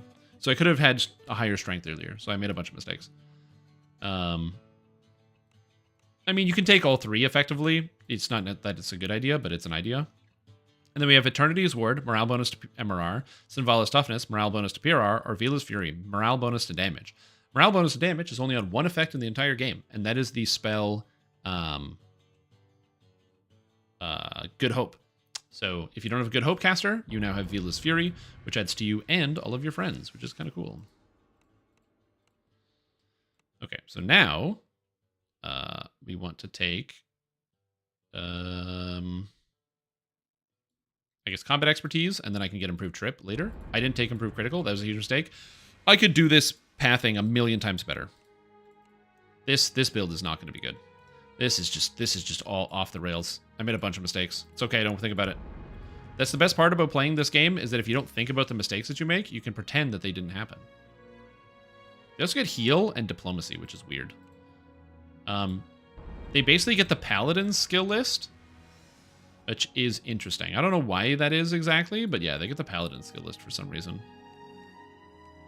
Okay, so now I get 2 more feats, so we can grab improved trip, which is what we needed. And then, I guess, greater single weapon fighting. So I'm still missing out on some tactical DCs. Oh, geez, Louise. It's where we're going all over the place. It's fine. Dragons are meant to use their wings. They are meant to use their wings. It's a bit stupid. I'm already not using Dragon Mantle in the raids. I won't be using Breath in the raids, but it's Draconic Tier 5 because of Ruin. You can also change.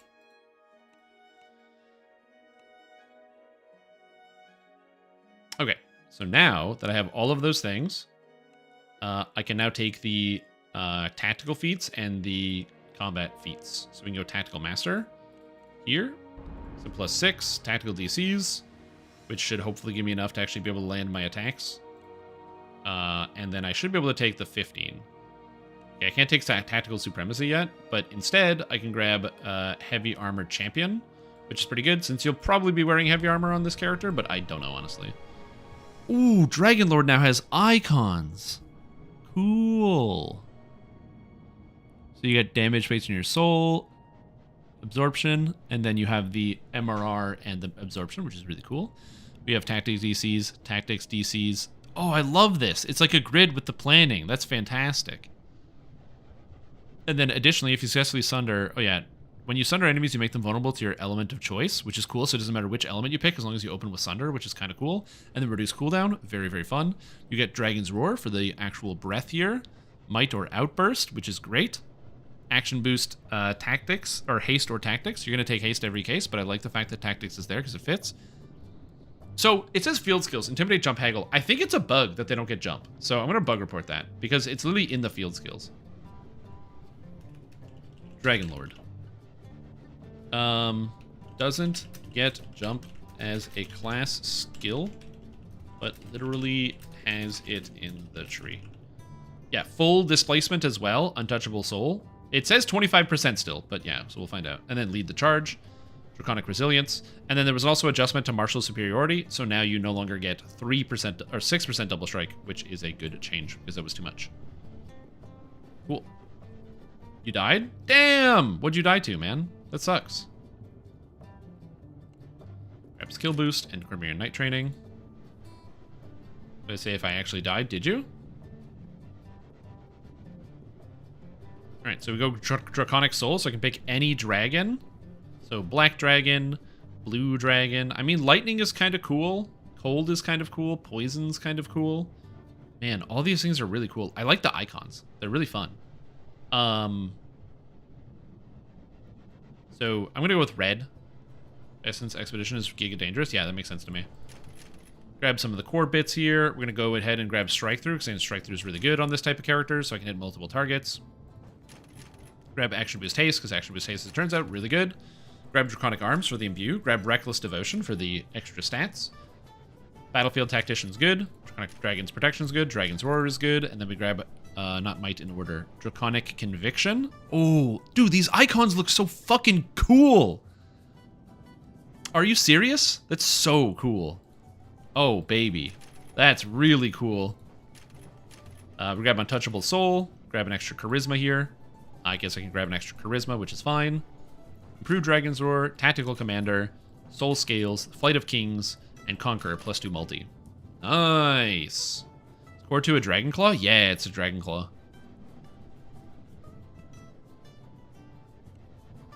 Cool. And now you can see that all my auras are active underneath my feet. So you can see I've got the 2 auras going on right now, and they turned red because I decided to go with the red dragon, which is kind of sweet. And then you can go Ravager or Stalwart Defender. So in Ravager, the healing amp has been cut in half and the amount of health you get. So it's 15 instead of 30 and 5, which again makes sense. You're still getting a lot. So instead of 150 health, it's 75. Because if they didn't do that, then it would be too good to combine with Stalwart Defender as a tank build. So again, this makes sense. So I'm going to pretend I'm not going to use Stalwart Defender on here, and we'll try using Ravager instead. So this gives action boost charges. I don't know if that's still working. It still says Hardy Rage, so we'll find out. This is actually an easy thing to test, because it wasn't working on the previous preview. So let's see if it's working here. Nope, still not working. So that's great. But yeah, you can still grab Slaughter and a lot of other really, really good stuff. So yeah, so if I get a Bastard and throw this bad boy on, it should use Charisma to hit damage right now. So it does. So it's got Strength or Charisma, whichever's higher. And then I also get the Cormyrean Night Training here. So let's go and get the feats. So we'll just shrink everything down. So Martial feats. We'd have Improved Trip, which is a DC 31, and Improved Sunder, which is a 34. And again, these are using, there's no strength added here. This is just like my base Charisma plus the bonuses from the tree. And then we get Draconic Conviction, of course, which we can throw on, which then grants it up to 38. And also grants the hit and damage, which is kind of cool. Don't you have to rest to get the charges? Maybe. Let's find out.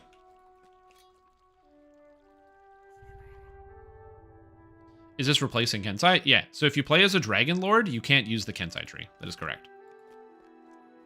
So the Kensai is very heavily focused on damage, whereas the Dragonlord is all about the tactics. So you get like the tactical DCs, increased bonuses. So my Trip and my Sunder are really high, so I'm able to just go like whoosh and like hit multiple targets. Oh, that fire is so visual now. Very fun. That wasn't quite as bright before. Oh my god, that's so cool. Yeah, because it was really muted, and then it was just like ramped up by like 10 times. Oh, sick. Okay, I need cool people show cooldowns and shortcut bars. So look at the cooldowns on these attacks. I can use them all the time. Yeah. Try the wings. Dragonflight. There's no wings. There's no wings? I'm upset. Anyway, I'm going to wait for my charges to recharge while I go to bed.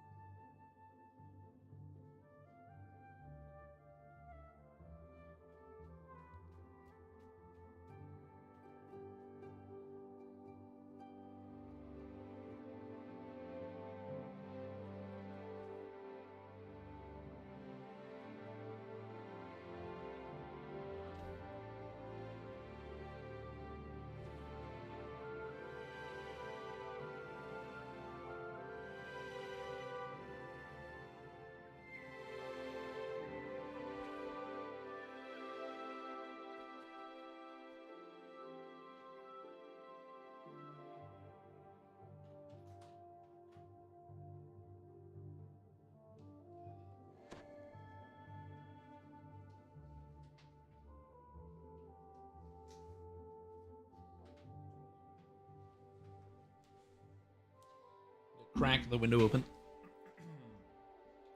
As you can see, it's not working. The action boosts literally just don't work. As I said before. Oh, those who doubt me. Why? Why would you doubt me?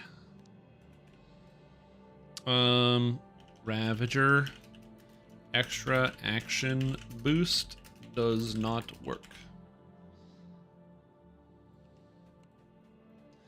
Okay, anyway, it's fine. So we're gonna get some monies here. Talk to Sir Points a lot. Give me some points. Yeah, thanks, dude. Talk to this guy. The guild buffs. Thank you. And then we're gonna do one of these.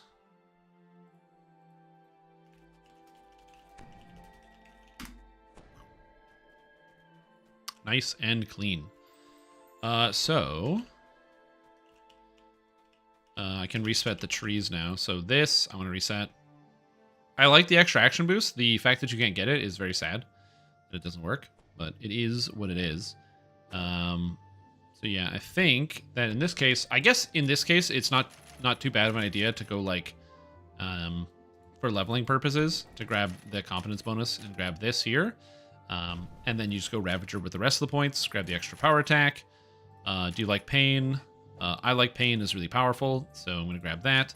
So Cruel Cut has been buffed, so it only has a 20-second cooldown, and apparently it also does increase damage base. It doesn't say that in the actual attack, so it might be like a little buggy-wuggy, but we'll see. I don't super want to take it, though, because I feel like I have enough attacks, so I think I'm just going to grab I Like Pain and go up towards Slaughter. Yeah, because it doesn't have any percentage damage. So I think some of those changes didn't actually make it in. Which is, again, perfectly fine. It's not the biggest deal. So I'm going to throw that there. Dragon there. Power attack is a passive, so that goes over there. Turn it on. Dragon's Roar has a 43 right now. Skill boost I don't need. Reckless Devotion I don't really need. Sour Defense, I'll throw that over there. We got Action Boost Haste. Draconic Arms goes over there. It's the Imbue. We'll turn that on. And that's all that's here. And then as far as the feats go, yeah, we got everything open. Second Wind, I need to make sure I have, because that's a heal, so I can do that to myself. I don't need combat expertise. I'm not using that. I have Improved Sunder, Improved Trip. I have Power Attack. That's basically all the attacks that I have. So then I have Trip and Sunder. So Trip, Sunder, and then the Roar. And then I'd kind of dash around. Now, the Draconic Conviction comes back when you hit people with these attacks. I don't know if that actually functions, so we'll have to see. That was Draconic Power Attack, different than a normal one? It's not, it's Barbarian, it's Ravager Power Attack. Oh, Draconic Power Attack. It just gives you extra damage when you put points into it.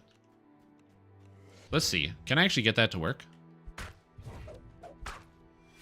I don't know what the odds are on getting one charge back, but we're going to find out. I'm just going to keep hitting this guy until I get a charge.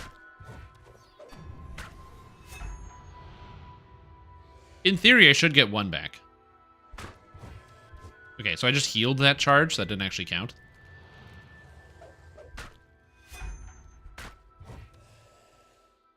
So I don't know if I'm actually going to get one. But the dream is that we actually do get one. Because if we get one, it's fine. If we don't get one, that's a bit of a problem.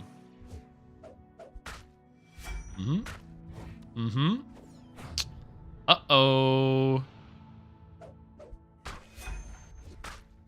Uh-oh.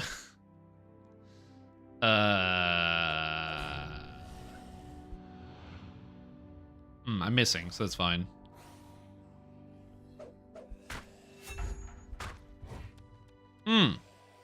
I don't know if Draconic Conviction gives a charge back. I think it might not work at all.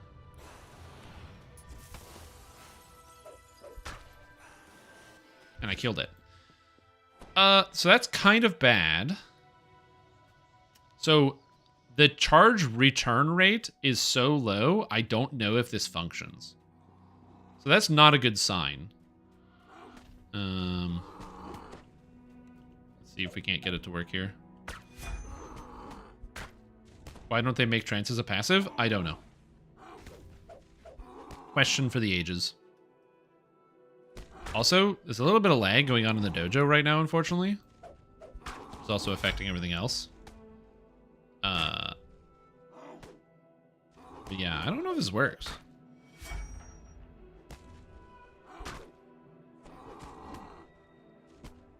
Yeah, either it doesn't function or the chance is so low that it's not actually going to work. Which is a totally related problem. That's a lot of ones. You know what also isn't a good sign? No. Stop signs. Only God That's knows kind of a what. good one. It would help a ton against snapshotting. It would. So Dragonlord. So what is this called? This is Draconic Conviction. Doesn't seem to get charges back by using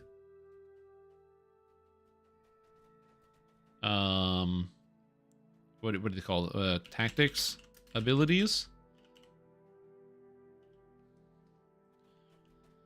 Not calculate time full time. Yeah, maybe. Which is like also something to think about. Again, those types of like weird decisions that don't make a lot of sense to like the consumer, because as a consumer, you don't really care. You're just like, it should work like this. But then as the, you know, the producer, you have to be like, how do we make it work like this? And I don't know how a lot of that goes. Okay, so I'm gonna grab some Sharn stuff here. And just gear up my character with some level 15 gear, and then we'll go from there. Put an effect on you like art, dirty, insightful attack, and damage spells. Yeah, I'm not saying they couldn't do it. I don't know. I don't know how computer programming works. I just assume it's more complicated than not being complicated. That's basically how I think about these things. Lunar Crescent's a Kopesh. Oh, there isn't a Bastard Sword in Sharn, is there? That's fine, I guess. Dragon Scale Belt is good. Cloak of City's Champion's pretty good. Umber Brim, I think, is pretty good. I don't need it because I have Insightful Accuracy. Hilarious. Celestial Ruby Ring is pretty good. I don't have anything that gives Sundering, unfortunately, so I'll have to figure that out. So yeah, that's cool. Alright, we'll grab all this. So I've got rings sorted. And then we go update 43, and then we go crafting stuff, and then show me the filigree. Syrian Bastard Sword? Or Saranian? Yeah, I can get a Saranian one. Alright, so let's grab this. 10 of these bad boys, and 10 of these bad boys, and 10 of these bad boys. Yeah, I can grab a Saranian one. That's not a bad idea. Earning difficulty depends on largely on the design and implementation. Well, then that's just it, right? Like it's one of those things where I can't really freely speculate about it for two reasons. One, I don't know much about computer programming. And two, also, I don't know the inner workings of how Samsung Games' programs work in their game company. So it's like a little bit of column A, a little bit of column B. Like everything's really easy if it was designed well from the get-go. And a lot of things are really hard if they're not designed well from the get-go. Okay, so now we go Charisma. You have the Insightful Charisma, Focus City's Champion, you get the belt. That covers off a lot of the stats that you need right there. And then you get the Bastard Sword. The first crafting table. I believe this is the weapons. Oh, it's not. Can you do the weapons here? I don't know, actually. Bast. No, you can't. Do I have to go down to the docks? I might have to actually go down to the docks. Whoops. Grab 10 Pledge Bastard? Yeah. Would being able to buy Astral Shards for astronomical amounts of gold be good for the game? That's very hard to say. Would it be good for the game? So, actually, it's not hard to say. Yes, it would be good for the game if people could use their platinum for something. And it would be good for the players because Astral Shards are just a way to squeeze more money out of your wallet. That's the only reason they exist. They exist because they're incredibly effective at getting more money out of the average user. So, would it be good for the game if you could get Astral Shards by using gold? Well, it would be good for the players. Absolutely. It would be very good for the players. It would mean that people wouldn't be spending their money on that sort of thing. Instead, they'd be spending their gold, which makes more sense. You're playing a game, so you should be able to use the resources in the game to get rewards within the game. I think most people can get behind that. Makes a lot of sense. So yeah. But is that good for SSG? I mean, they probably like the fact that people spend money on the game. So, you know, that's a thing. But yeah, overall, I think the players would like it if that was the case. And it's also something I can personally get behind. What else do you put on a character? I don't even know what I'm missing.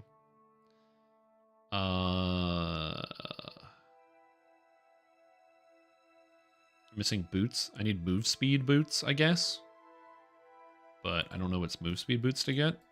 I'll just go to Ravenloft and then grab those. Ravenloft 1. Grab some move speed boots. And then... Don't I have... Oh, and I got a second ring I didn't craft. Whoops. Do I even need to craft this ring? Nope, probably not. Just throw it on there. It's got dodge. It's got improved deception. It's got profane well-rounded. It's got a lot of good stats. So what do I not have? I don't have double strike. And... that's basically it. Yeah, I just don't have double strike.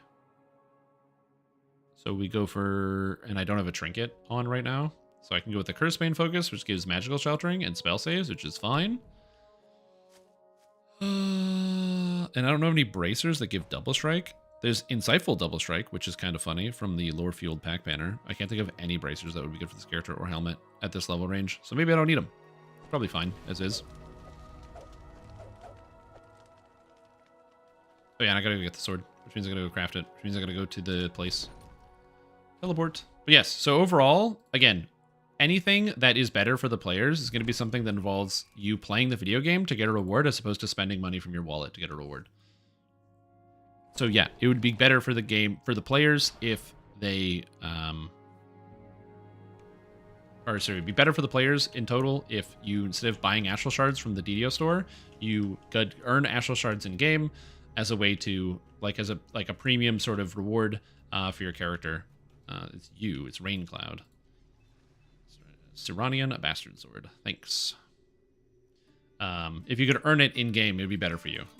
Now, then it becomes a question of like, oh, well, Shrimp Tom, if you just said that it's like better for the players, how is that not better for the game? Because SSG like literally makes money off of Astral Shard sales, and not a small amount. It's a really large amount. A lot of people buy a lot of Astral Shards. It is a gigantic seller for Samsung games. So I can't just out and out say, yeah, they should just like make it so that people can convert their gold into Astral Shards, because that would have an effect on the actual amount of income the game gets. And like, that's a thing. So who knows? Maybe they make it so Astral Shards are free and then they can't keep the servers open. I don't know. I don't know what the economics of a free-to-play game like this look like. But yeah, that's the answer to that question. Double Strike Hog? Yeah, I could probably get a Double Strike Hog. Why am I going to the bank? So I have everything I need. I got the sword. I got this. I just can't think of any other items I would need or like what I would even equip in this slot. I have Charisma. Oh, isn't there like a helmet that gives bonus to saving throws? There's like a helmet that gives a lot of bonuses to saves around this level, and I can't think of what it is. Also, what's up, Mike? How you doing? What's the helmet that gives bonuses to saves?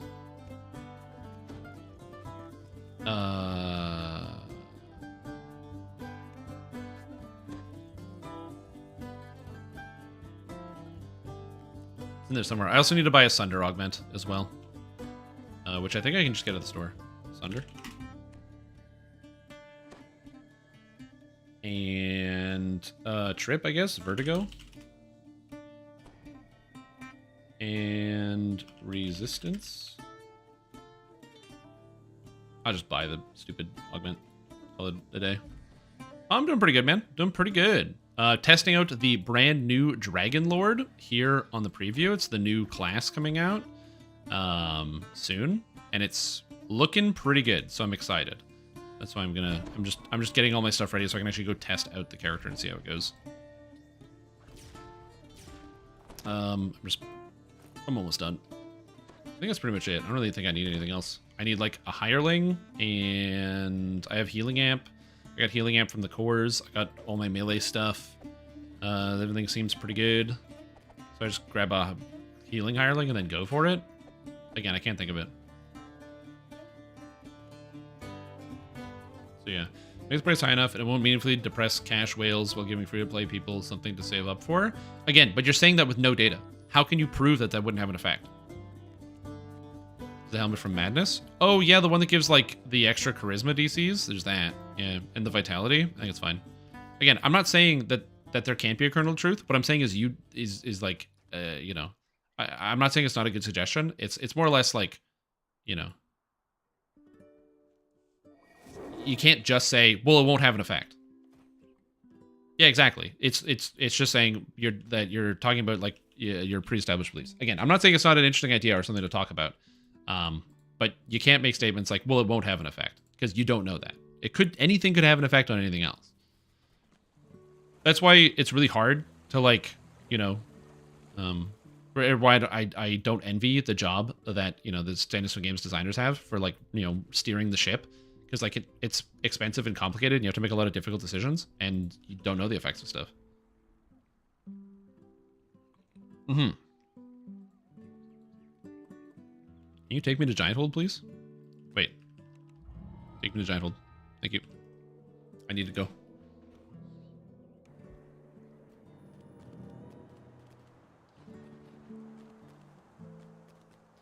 Like, the other problem with, like, 2 million platinum to convert through, one, there's a lot of platinum in the game that you might not realize because people bank up a lot of it. And the other part of it is just the general question of, like, okay, well, if you're banking up, like, millions of platinum and then trading it in for, like, those small amounts of shards, if it's so small, then it doesn't even matter. So then what's even the point? You need 15 shards for one reroll. So you'd ask somebody 30 million platinum, which is 7 or 8 times the plat cap, which is such an astronomically difficult to acquire number that I imagine that most people probably wouldn't even try or care, because it's like 7 times the plat cap. Yeah. DDO, heard of autos groups excising and seeing people rolling chests for best in slot curses with curse cards? Yep.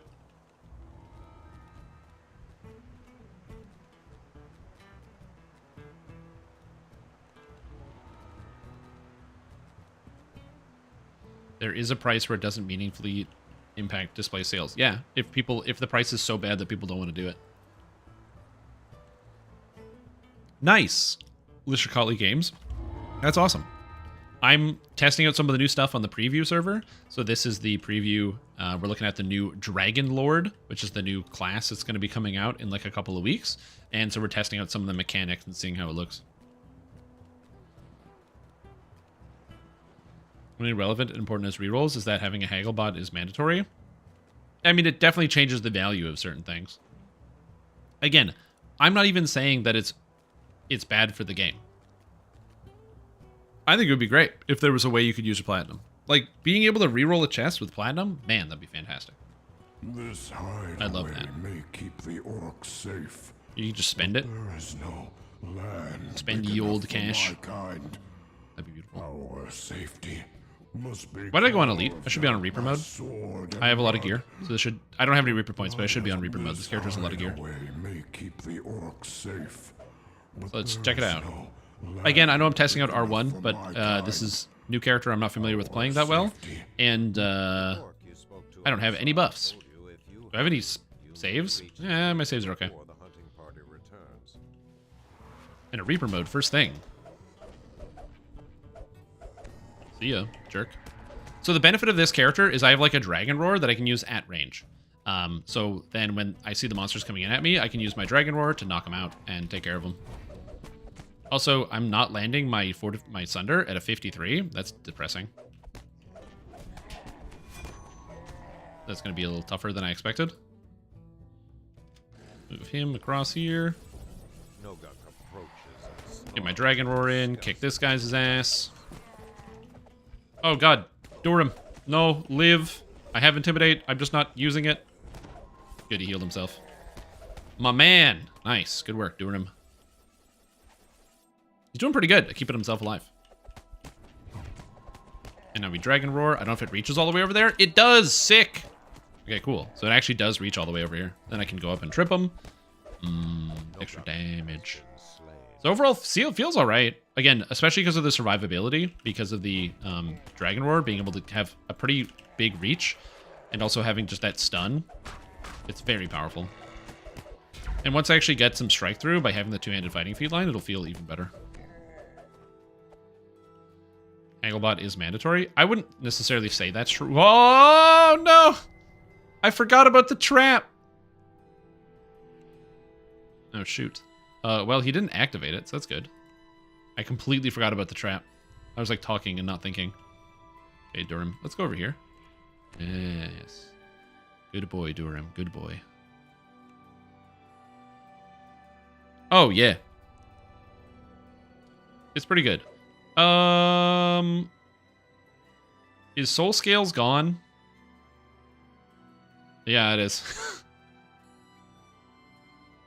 I was like, why is my health like 250 points lower? And it's because I think Soul Scales is missing. So I think that goes away on death. I don't have it anymore. I should have the absorption. Let's see. Elemental defenses. I should have a bunch of fire absorb. Yeah, it's gone. Oops. Dragonlord tree. Soul scales line drops on death. Does that mean I have to reset the tree or relog to fix that? The orcs have fashioned this I'm not used to the drops on death stuff.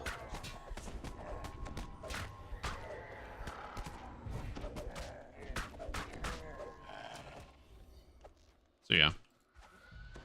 Just at 100k plat per level of the chest to reroll. Yeah, something like that could be fine. Again, here's the thing. As I said before, anything that makes the game better for the players is a good idea, assuming that it also doesn't cause harm to the company that goes behind it. It's like, which I think is something that's pretty easy to understand, that most people can understand. Do you sew your capstone is less durable than the Exalted Angel mantle? You bet. Here we go.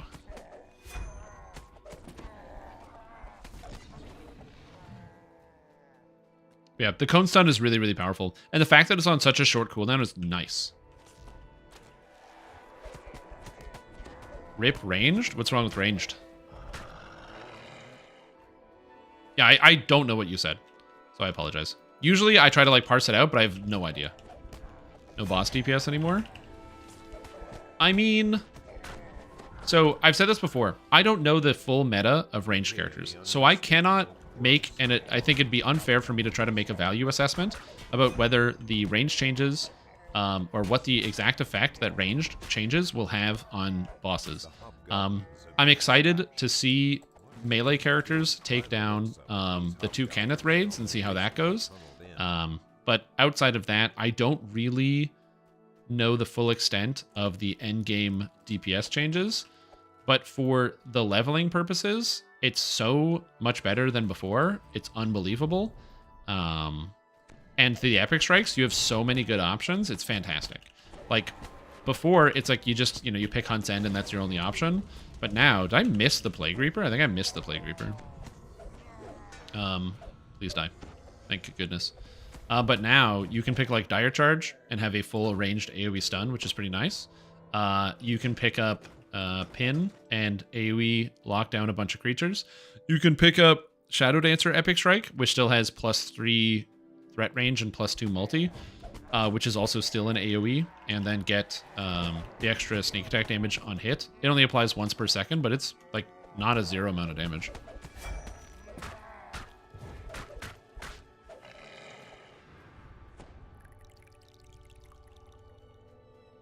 And this is going away on deaths. Well, now I'm paranoid.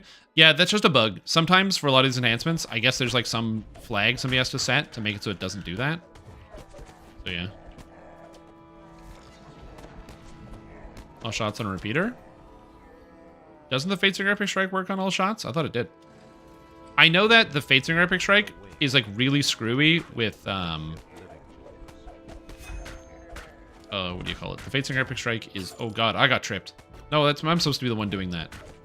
The Fatesinger Epic Strike is really screwy with Inquisitive because I found on Inquisitive sometimes it just doesn't work. Not ideal. No, stop getting murdered. I'll protect you. Dude, that like multi-minute hamstring is brutal. I don't like that. Power outage? No, it's just Twitch. It's just Twitch. That's all it is.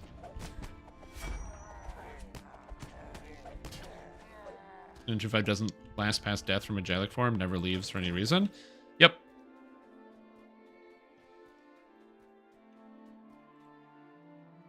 It is what it is. It's just a bug. It'll get ironed out. Again, that's why I'm testing stuff on the preview server and running around and actually doing the content. I would hate to find out that this doesn't work after it's already gone live, and then it takes like a week to get patched out, whereas this can get ironed out before it happens. That's the idea here. Yeah, I don't know why it's just been disconnecting me every once in a while. It's very annoying. It do be like that. Oh yeah, also experimental tumble. But yeah, as far as like the ranged damage, I'm just gonna say this. If you're like an average player and you're worried about your character being bricked and not functioning, because you're like, oh man, now my range won't do any damage, your range is still gonna do a lot of damage.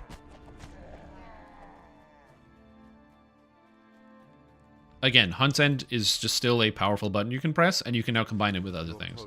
I also wouldn't be surprised if within like, you know, a week or so, people find a new way to build range characters that is still very, very powerful. Especially considering like Shiradi Champion got a bunch of new fun tools.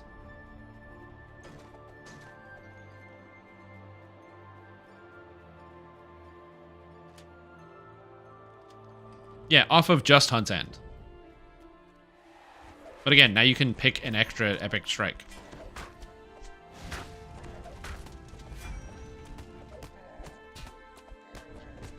I think the Shadow Dancer epic strike's gonna hit pretty well. What's wrong with the Shadow Dancer epic strike?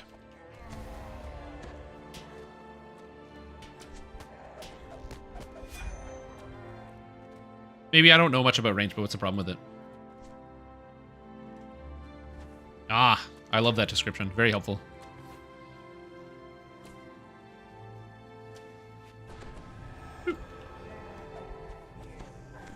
Yeah. AoE is exactly why range was painful to level. Yep.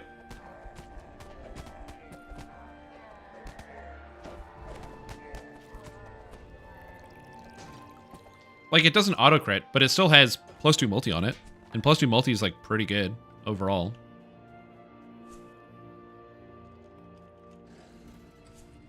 I mean, it's, what, untyped damage, scaling 200% off range power? I don't know how much sneak attack damage people actually get on ranged, but, you know, it's a pretty good amount of extra sneak attack damage. I guess it depends on what type of character you're playing and what the attack speed is. Ooh, I rolled a 1 versus Sunburst. That's cool. Oh, no. Live.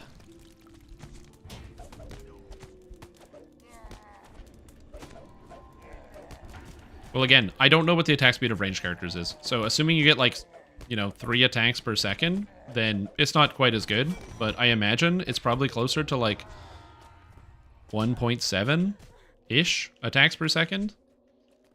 So you're still getting it, you know, every second. It's just not as clean. It's also got 100% uptime that it didn't have before. So, yeah. Oh, it's ended? What's ended?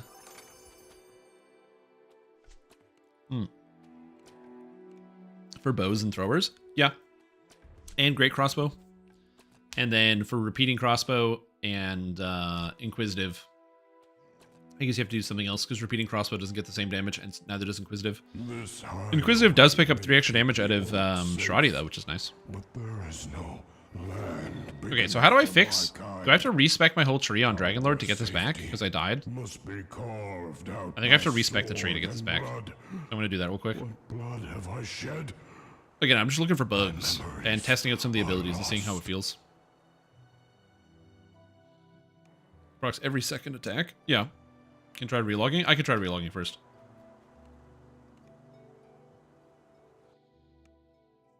No, 12.5? Because you used to combine it with other abilities. So the way that Hunt's End would work is you would press Hunt's End, and then it would apply a buff to your character. And then you would attack. Okay, it is back. Relogging fixed it. So it is back. So we're all good there. But what would happen is you would use it with an attack. So if you had an attack that gave you like +2 critical threat multi, so for example, you would use like sniper shot or something that gives +2 critical threat range and multiplier off the top of my head. That would give you a gigantic amount of extra damage on top of that. And now it's just a standalone attack. Yeah, the relogging did function. That's good. Good call. I didn't think to check that out.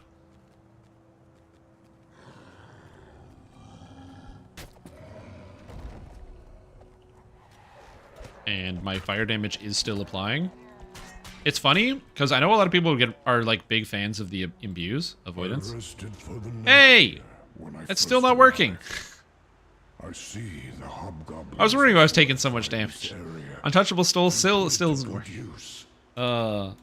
Untouchable soul still doesn't give 50% concealment. All right, so there's still a lot of bugs in Dragonlord. I hope that these bugs get sorted out before it's over. Did it work before you died? No.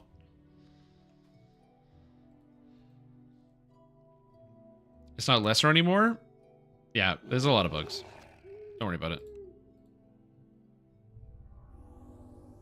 There's only adrenaline left, and I'll be a happy boy. Like I said, I just don't like the playstyle. I find it unfun. And there's a free 3-minute time frame where I had no idea where you went. Yeah, Twitch is all screwy, and so sometimes it just disconnects me for some reason, which is not great. Very annoying. It's actually really devastating because my view count went from 150 down to 60 because Twitch is glitching out on me, so that's cool. There's probably a sizable number of people that think the stream is over because it's broken on their end, and they don't realize that I'm actually still streaming. So that's fun. The hobgoblin disappears into a passage. It's also devastating if you're like on mobile or just listening as like a podcast, because then you have no idea, or like just stops and you're like, well, I guess it's over.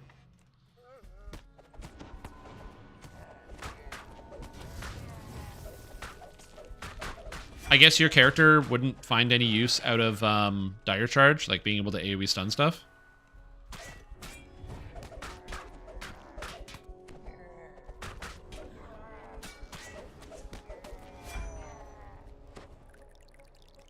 It would be if I told this on mobile back in DDO after 8 months. Oh yeah, absolutely. At least I have true seeing so we can hit stuff. Good sue them for damage. There was a weird unregulated cyber monopoly. Yeah, I also can't super sue them for damages. It's just, it is what it is. The other problem too is I also don't know. I can't confirm where the actual issue is. On my end, I have literally no dropped frames and everything is fine. So I don't know if it's something on like my side where it's like a software problem that I have, or if it's a Twitch problem. I don't know, and I have to chase down whatever that problem is. Any news if Hardcore League will return? They put out a letter saying there will not be Hardcore League in 2024. They put a letter last year, or like last month. So the news is Hardcore League will not be returning in 2024. Twitch being reliable? No, not really.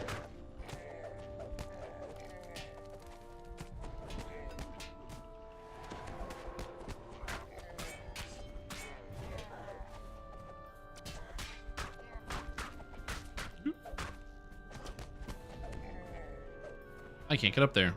Fortunately for me, I actually don't have any spells they can dispel, which is really funny. Barbarian strength gear set be immediately usable for endgame Dragonlord? Be theorycraft something new? I mean, it's going to depend. Because you have the imbue, which you can focus on if you wanted. Additionally, you really want to get like DCs for this character.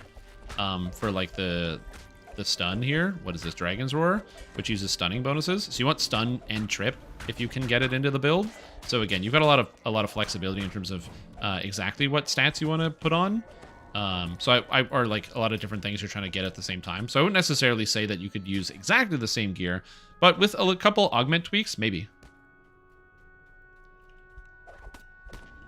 No note hardcore servers or just leaderboards? I don't know what you mean, Julian. I don't know what to tell you. Or to play it on your main? Yeah, like I don't mind the fact that hardcore is going to be gone for a year. As long as the events that we get in between, apparently there's some sort of big like large community event that's going to be going on for like a month or two. If whatever that is entertaining and fun, I don't really care about the missing hardcore league. It's not a big deal to me. Is because they can't make it not auto crit on AoE stuff? Yeah, I would also expect that. That's kind of my thought process. You deal 20% help damage to helpless targets. That's a debuff.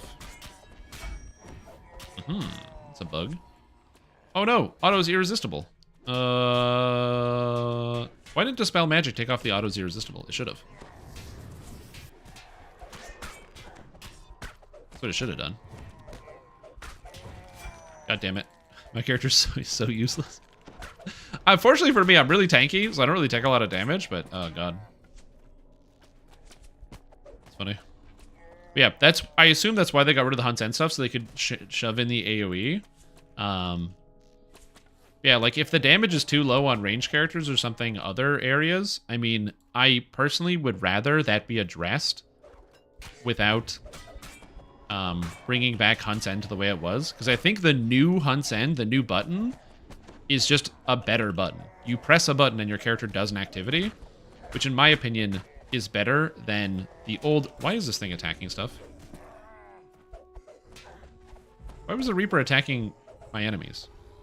But yeah, I think that the new Hunt's End is way less clunky than the old one in terms of just you press a button and a thing happens.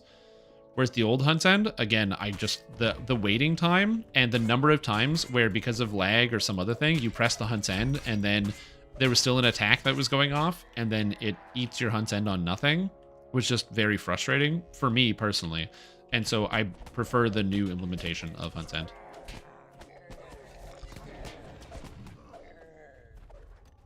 They return along with the Noble Cap new races like Bullywugs and Kobolds. Yeah, maybe we'll get Bullywugs. As I said, as long as there's something interesting happening this year that replaces it, I don't care. Well, and yeah, that's the other problem too, is it's so front-loaded onto one thing. Hunt's End and Adrenaline by proxy are just kind of problematic abilities because they make it so that everything has to be balanced around them. You can't add a new powerful ranged attack because any new powerful ranged attack is going to get put into Hunt's End. Because it just exists.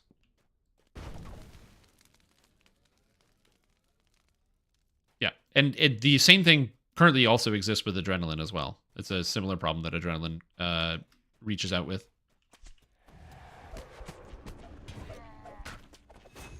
Shadow Strike is an auto crit. I mean, again, you're just trading like one problem for a new one. I like Shadow Strike. They could probably just reduce the internal cooldown of Shadow Strike from like 0.1 to like 0.75 or something. Or sorry, the 1.0 to 0.75. As the rusty door swings open. Yeah. The other thing too, and this is something I will say, is, you know, maybe wishful thinking, but SSG has said that they are... Oh yeah, Sunder doesn't work against Reapers. Can they let it so you can Sunder Reapers? That'd be a good idea. Anyway, what they could do as well, if they're committed to continuing to balance the game, is like just put a pin on it, and then like see if people come up with new builds that, you know, use some of the other existing epic strikes and some of the other abilities. And if the answer is yes, then maybe it's fine. If not, then maybe tweak something else. Like, I would say that that's not something I would generally think about as something that SSG would normally do, because they have a history of, again, the never balance, only rework. But recently they've been working on that and have been actually doing balance as opposed to just reworks. So yeah.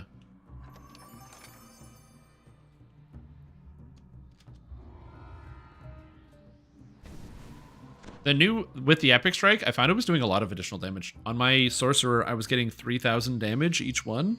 Or yeah, 3,000 to 4,000 damage each hit. And because I'm dual wielding, it's like 6,000 to 8,000 damage extra Sonic each hit. With +4 threat range, it's really powerful. When I first arrived, I see it gives me like a 50% crit chance whenever I press the button. Sweet. So overall, I'm feeling pretty good about Dragonlord. I like this character class. It's working well. Yeah, man, Dragonlord. I just wish some of the bugs were a little bit cleaner, but yeah. I don't really have much to test other than finding bugs. And I guess also whatever this is. Wave Tronic Mental, you and nearby allies get a thing, which I'm assuming drops on death, but I don't know. Yeah. And then Sunder Soul. This ability is great.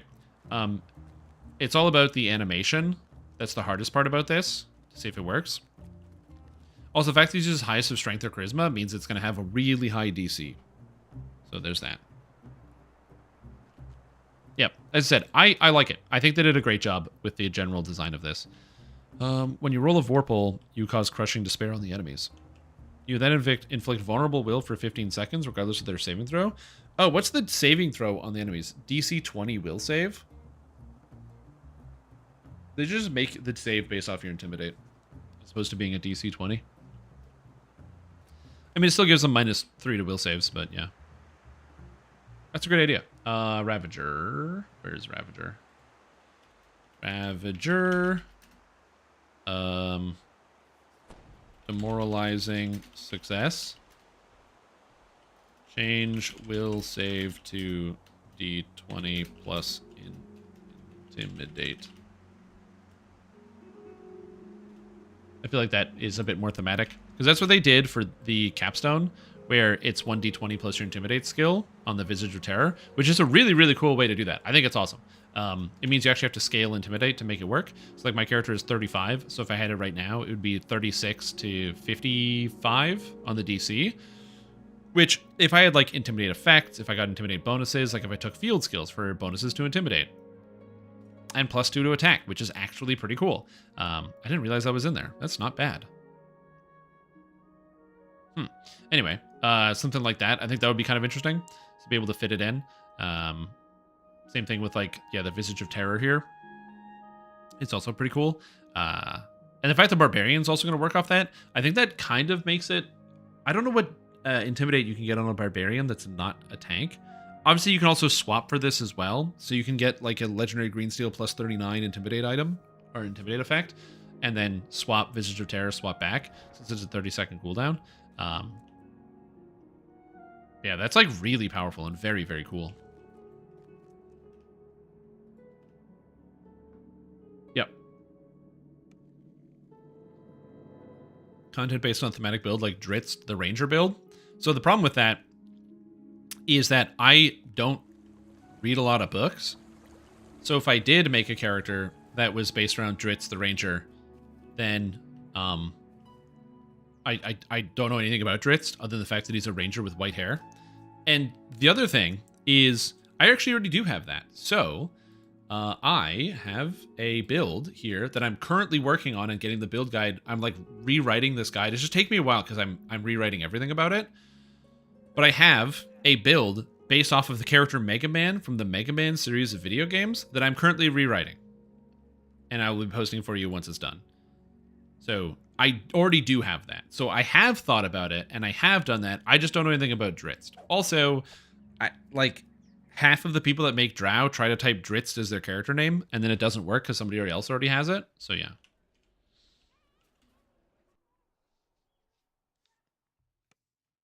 So yeah. I would do more testing with the Dragonlord, but it's like still too buggy for me. There's still too many things that just don't really work. This going away on death doesn't work. This is like a huge amount of your defense, so it's hard to really get a scale on like how good it is for leveling. But in general, I think that the class seems to be very powerful. And also I can like heal people with Reckless Devotion. This just has a 20-second cooldown, so you can just cleanse people on every 20 seconds, which is insanely convenient, by the way. Panacea also removes curses, so you can use this to remove other people's curses. And it says it scales with 200% of melee power. I don't really have a lot of melee power. Does this give melee power? No, it gives health and healing amp. I mean, it's pretty good. So I can see this guy and be like, hey, guess what? Whoops, that's not what I wanted.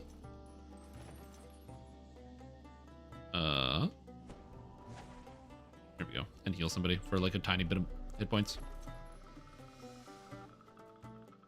Isn't this supposed to be +20? Yes, that's why it's called Legendary Green Steel. It's not a regular item. Legendary Green Steel allows you to craft on one single item, equipment bonus plus insight, or competence bonus plus insightful bonus plus quality.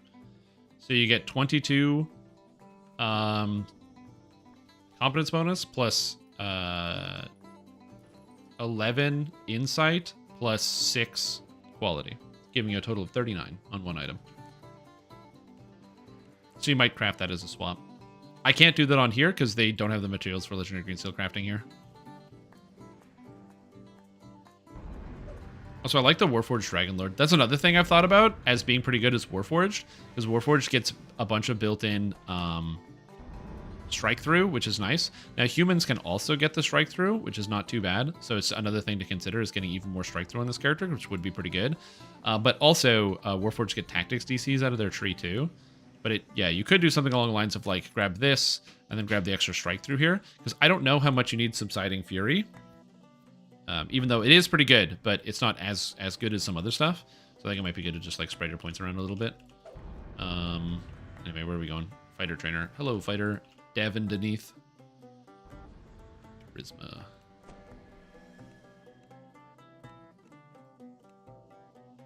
Alright, fighter feats. So now we get the Truthful One's Might, melee power, Ascended Wrath, range power, or Forbidden Power, spell power. The answer is melee power. Yeah, oh yeah, also the Morbius build. That's not my build. That is Axlet's build. It is not my build. But I have streamed the Morbius build, and we have talked about it in the past. But I just want to be super duper clear, that is not my build. Not that I don't like the Morbius build, I just don't want to take credit for something that I did not do. Because I think that is wrong, and you shouldn't take credit for things you didn't do. +2 damage, it's kind of good.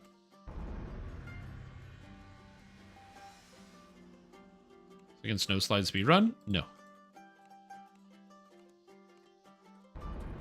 The Morbius build? The Morbius build is where you go Razorclaw Shifter with see? You go Razorclaw Shifter with Wizard, so then that way you can go in vampire form and you claw people, just like Morbius does from the movie Morbius, featuring character Michael Morbius. +1 to hit and 2 melee power, +2 to damage and 2 melee power, or +9 PRR MRR. I think you go with 9 PRR MRR, because this is a first life character, so you gotta survive.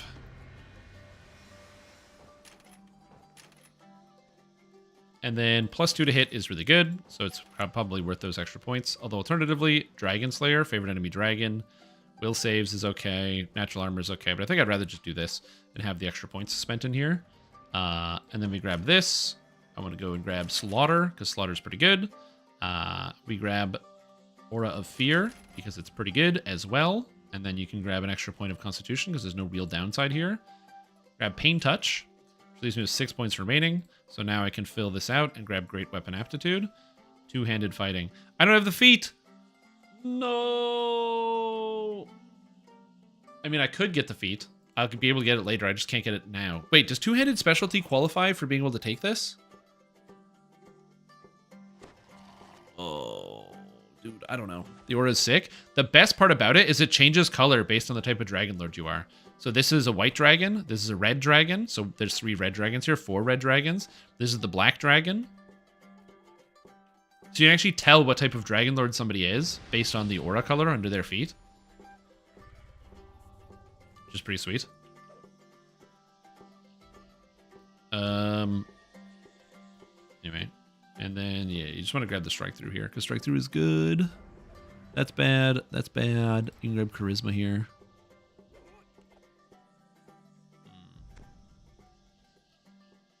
Gotta be making choices off aesthetics. They got me. And, oh, you think you... Okay, you want to see choices off aesthetics? You want to see one of the attacks? Sunder Soul. So what Sunder Soul does is it sunders enemies in a small area in front of you. They must make a will save. So we sundered enemies in an area in front of you must make a will save or have their soul sundered, killing them instantly. So I sunder this kobold, and then... Whoop! Got him!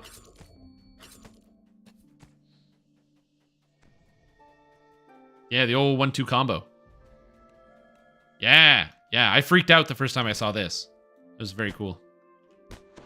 So same thing. The best part is if you have strike through, you can hit multiple targets. So I sunder him, and then the Dragon Claw gets him. Yeah, it's pretty cool. That's why I want strike through for this character, so I can be able to hit multiple targets at the same time. So we get 20 here, an extra 20 here, and then I'll need to be taking a whole bunch in epics probably. I don't know what you would take this epics. How was the Morbius movie? I heard it was pretty bad. I don't know who was memeing. So the movie is bad. I will say this as somebody who saw the movie Morbius featuring Michael Morbius. It is pretty bad. I do think that there is at least like a 7 out of 10 movie in the edit somewhere. Like there's a lot of footage that seems to be on the cutting room floor because in the film, there's a few scenes where the characters just kind of teleport different places where there was obviously some connective tissue between those areas that would have helped like actually bridge the gap between what's going on. And I think they either cut it for time or some other reason.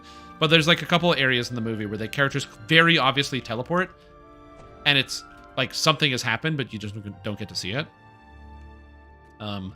Also, it's like a Marvel superhero movie with fight scenes, but all the fight scenes are bad because they just cover up the screen with bats, and so you can't see what's going on, which is really funny. So that's great. And then on top of that, it's just like generally boring. Like the characters aren't very interesting. The story isn't very interesting. And yeah, it's like just kind of dumb overall. Most of the characters are kind of dumb. There's also like only 2 characters in the whole movie. There's Michael Morbius, the main character, and then there's the antagonist, whose name I don't even remember. And the reason why I say there's 2 characters is there's also the lady who plays the Michael Morbius's love interest, whose name I also don't remember because she has almost no lines in the movie, has no impact on the movie, and is like the only other character in the movie. And is one of like 2 women that talk in the whole film.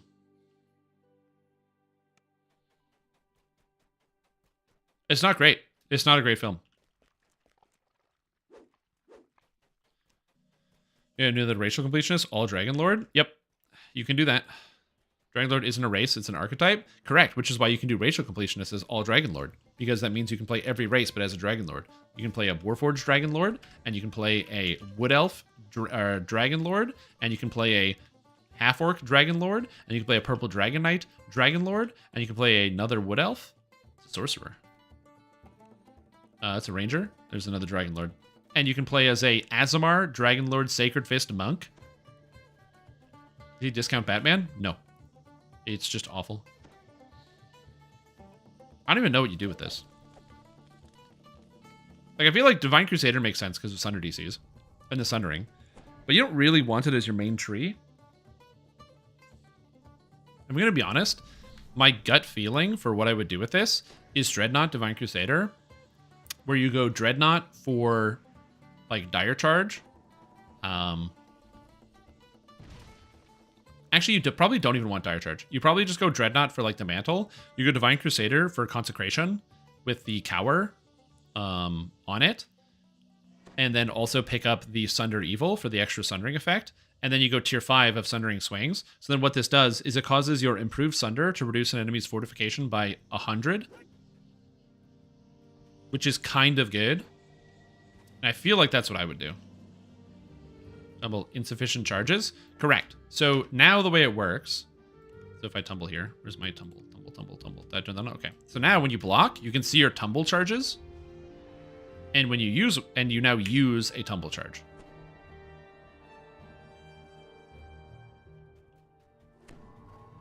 So everybody gets 2 tumble charges that come back every 8 seconds. And... so you can see when you can tumble. And then... yeah, so you can just do 1 every 8 seconds. You get another one if you're a Thief Acrobat, and you get another one if you take the feat Mobility.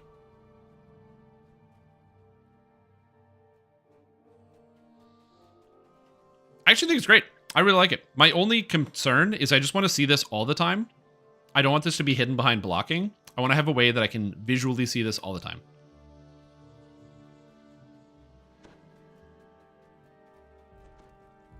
They're constantly tumbling instead of walking. The idea is they want to stop that. They're trying to stop it so you don't tumble constantly. Oh yeah, that's the other thing too. Tumble now also gives you iframes. So now when you tumble, you get 99% dodge during your tumble. So if a monster's attacking you, you can tumble out of the way and you actually dodge the attack every time. So it basically gives you like immunity frames. And then on top of that, you also get to add your tumble onto your reflex save when you tumble. So tumbling through traps is an actually good way to get through traps. Yeah. So now instead of tumbling being rolling around going fast, tumbling is now a way to heavily reduce the amount of damage you take in combat and also get through traps. For hardcore, it's going to be very, very, very good. Because if you're somebody who, always struggles to get through some certain traps, like let's say the big fire trap in Shantakor, you can have like some reflex saves. And if you have like 10 points in tumble or you drink a tumble potion, you can go boom, boom, and tumble through like the first trap and then wait for your charges to come back and then boom, boom. And now you make the save basically every time.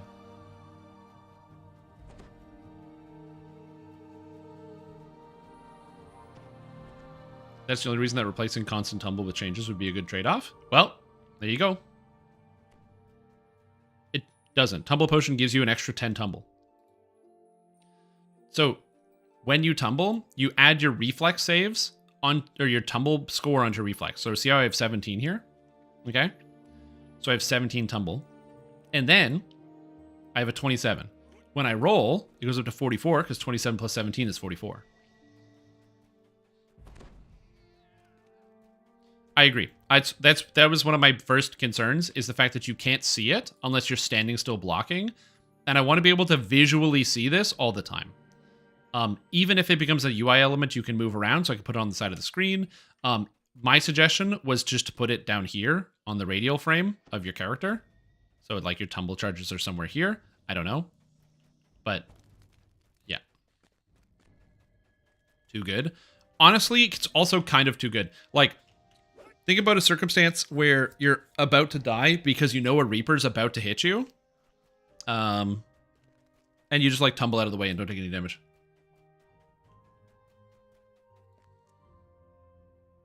Yeah, add the experimental tumble controls back? Yeah.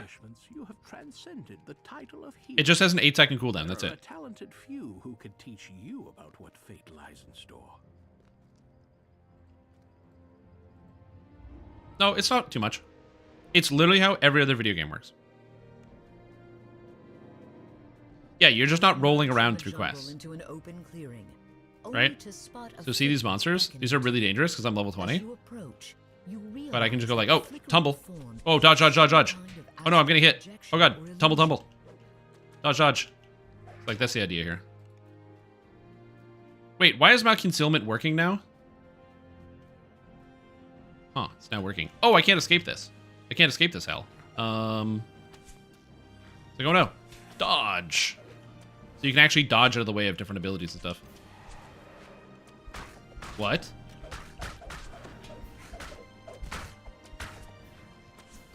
Anyway, that's the idea.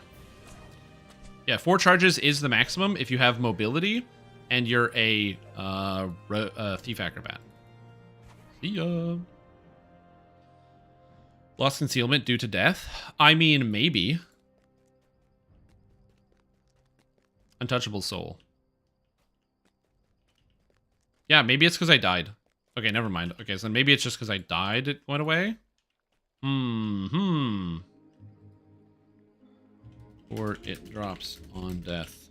Sometimes it was on and sometimes it was off. I think like half your tumble scores to saves is generous. I don't super care. You have to actively tumble to avoid something, you should get a bonus. I think it's a great idea. Supposed to be melee only? Yeah, it looks like it. Maybe it needs like a ranged version? I'm not sure. Yeah, boom. Got him. Exactly, it's not an auto success. If you're somebody who doesn't... Also, if you have the fat tumble, you don't get any bonuses from tumbling. So you have to actually put points into tumble and be able to tumble around. Yeah, so for those that don't know, basically every video game has a system like this. So Guild Wars 2 gives you 2 tumbles. Elder Scrolls Online has a stamina system, and stamina is used for attacking and stuff, but also used for your dodging. And every consecutive dodge roll makes it cost more and more and more. So you can roll 4 times in a row, but it costs an increasing amount. And unless you have like specialties or bonuses with stamina, you can't do that. Yeah, lots of games have like some type of tumble charge system. It's not that uncommon. And now it's here. Again, my issue is I can't see it. So Guild Wars 2 solution is around your life bar. There's just 2 bars that fill up that show you the progress of how close you are to when you can tumble again. Again, Elder Scrolls and in like Dark Souls and stuff, you get it's literally your stamina bar. Oh, the roar? I believe the color is also informed by your dragon breath type. But I'm not sure about that one.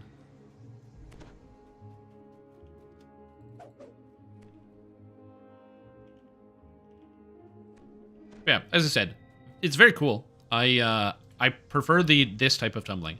I didn't want SSG to take it away, and them adding just a cooldown to the ability is a major W for the players, because it means that it's actually doing what it's supposed to be doing, which is allowing you to get out of the way of dangerous effects.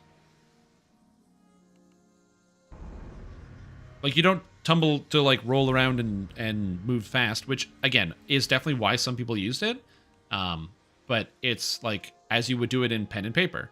The tumble skill in 3.5 was used for crossing certain spaces, escaping out of combat, or moving around in combat without provoking attacks of opportunity. It's meant as, like, a utility. And so I like the fact that that is now the kind of intent and design behind it.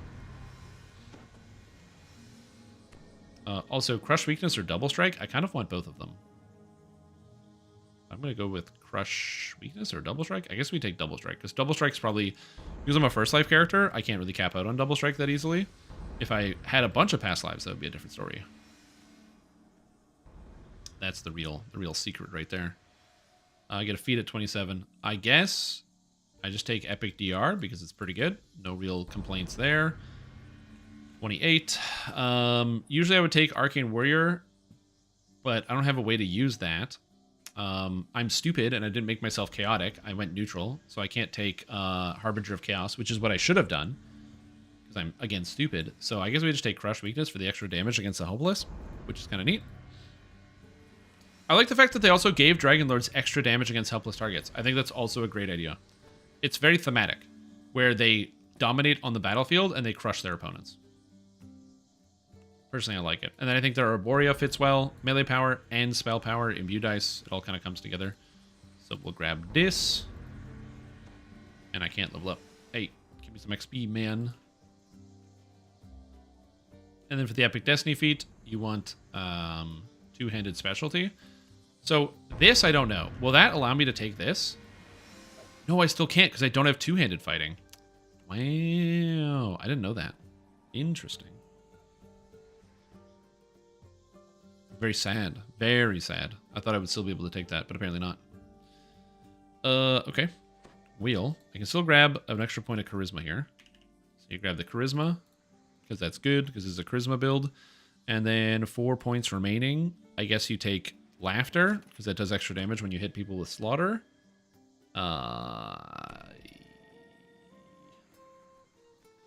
Max dex bonus ain't bad. Take something like that. And then, so you still got slaughter. And slaughter's nice, because it just hits really hard. Just go hit him for 400 damage, because it's just 100% damage attack.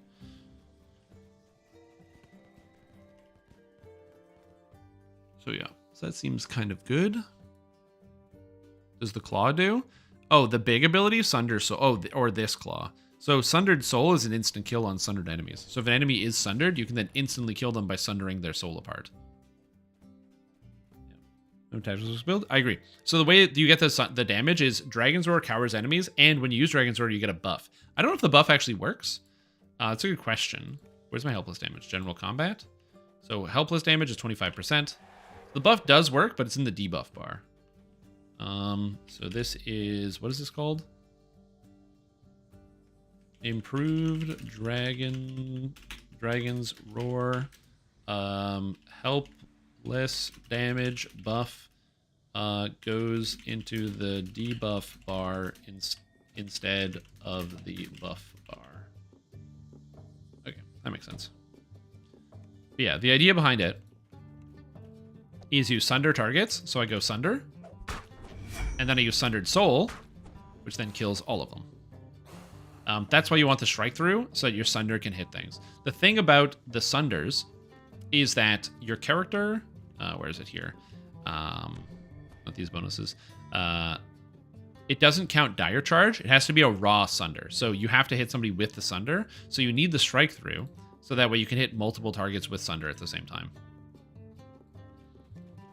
But because you're sundering targets, not only do you get extra bonuses, remember that when a target is sundered, they're no longer immune to the element of your choice. So if I sunder like a golem, as an example, I go do this because I'm fire. Now it's no longer immune to fire damage. Also, I can instantly kill it. So it's all about getting the Sunder down. And then improved trip is obviously very good here because it lasts forever. So I walk up to this kobold, hit him with the improved trip, and now he's tripped for an entire minute.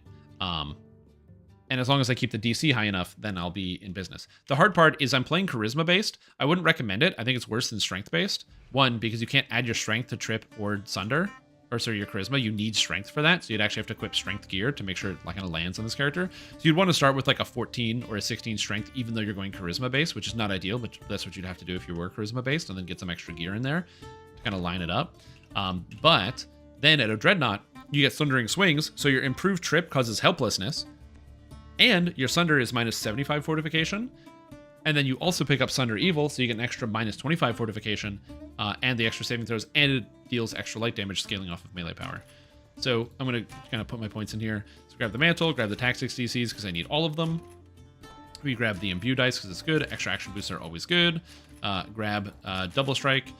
Pick up the extra max dex bonus, pick up power and precision, so get extra damage on critical strikes. Kick them while they're down is fantastic. You don't need untouchable because you already have this. Don't need lay waste. Strike with fear is fantastic because it's as you're going to be getting up the stacks with Dread Mantle, you're going to be applying that to the target. And then at this point, I don't really have a whole lot that I need. I'd probably take backstab because I get a lot of bonuses from attacking from behind, and this character is not really, I don't want to be a tanking, so +6 to hit is really nice. Grab Sundering Swings, pick up, Legendary Rally here as the auto crit. Grab Lacerator. Dusk Surge is fantastic because I have the Mantle going, and then Action Hero is just a great ability. And then you're going to go up and grab all the good stuff out of the Divine Crusader. So grab the Sunder DCs, grab the hit and damage because you need both of those things. They're really impactful. Grab the immune to weapon damage thing. Shield of Light is nice because it's PRR MRR. You don't get the magic missile immunity, but that's honestly just good. You could also use Divine Smite if you wanted for the Smite Evil. I just don't think it's that good in this case. It's not really that helpful. But Fortification is nice. +1 to saves and saves versus enchantment. Also nice for a fighter who has bad saving throws. Grab the Weather Any Blow here. And then you can save some points by getting True Seeing, Immunity, and Blindness. I also wanted to grab Consecration as my actual attack, so grab Crusade here as well, so we can get the Coward before me. Grab, like, Bulk Up, I guess, at this point. Or the PRR MRR, both are fine. Oh, and I'm not level 32. I didn't take 32. I'm an idiot. So then we go here, and we talk to this lady, and I take my level. And I go this, thank you. So now, when you have an action boost, you have more dodge bypass, which is good. You have Sunder Evil. I can take Coward before me. And I didn't take Power Critical, but if I did, I could have gotten this, or I could just take Double Strike, which is honestly pretty good. Although, if I had more Epic Destiny points, which I don't have on this character, but if I did, I would grab something else here. A one-pointer in pretty much anywhere is going to be fine. So grab, like, one-pointer in, like, I don't know, Shadow Dancer for the extra sneak attack dice, and melee power, sure, that's fine. And probably finish off Blessed Strikes, probably grab some other stuff somewhere else. And now, as a result of doing all of this, I have the Sunder Evil. So now when I go up to a target and I Sunder them, so I go like so, boom, I hit them. I get a whole bunch of extra light damage added on, so it's 600 light damage and 300 and something fire damage. Again, I don't have gear sorted, so that's just all the extra damage that I'm doing. And then it's Divine Sundering plus the minus 75 fortification. So one hit with Sunder drains an enemy's fortification by 100%, which is super duper good, which means you need no fortification bypass on this character. It doesn't matter that you're not using precision because you can just go ahead and hit him with Sunder. The cooldown's extremely low, so you just kind of mash everything to bits, and that's the idea behind it. And then, of course, on top of that, you've got, like, the Dread Mantle's pretty good. You've got Consecrate, which I don't have any mana for, so I'd have to get, like, a mana augment. Legendary Rally for just kicking people in the head, doing a bunch of damage. So I'd probably do something like that. And then Action Hero for, like, the big moment. So then you go up to, I need a monster to hit. Take Favorite Soul for Grace of Battle? No, I am a Purple Dragon Knight, which gets Charisma to hit and damage while using specific swords, and I'm using a Bastard Sword, so I can use Charisma to hit and damage with the Bastard Sword. Yeah, so I can go here, and I can drop the Crusade, and then start meleeing this guy. And the best part is, because he's tripped, he now can't he's classified as helpless the entire time I hit him. So you can just keep hitting monsters. And that's kind of neat. Also, the extra damage on Legendary Rally is also pretty nice. So you're able to do, like, again, a fair amount of extra damage. My character is not spec'd out, obviously. I'm wearing the heroic gear, but it's kind of neat that that's an option. And then when you get tired of actually hitting the kobolds, man, look at all that extra helpless damage. When you get tired of hitting the kobolds, oh yeah, you have to Dragon Roar to get the extra helpless damage. When you're done, you just go, I'm done with this. See ya. And it instantly dies. It's kind of cool. I forgot that action hero lasts 40 seconds. Oh my god. This button is so good for this character. Because I don't really have most of the good stats, like the double strike. So being able to get the action boost and everything, and then go just melee on somebody's ass. Pretty satisfying. You know, like the charge from Dragonlord? No, not really, personally. I'm not a huge fan of the charge in general.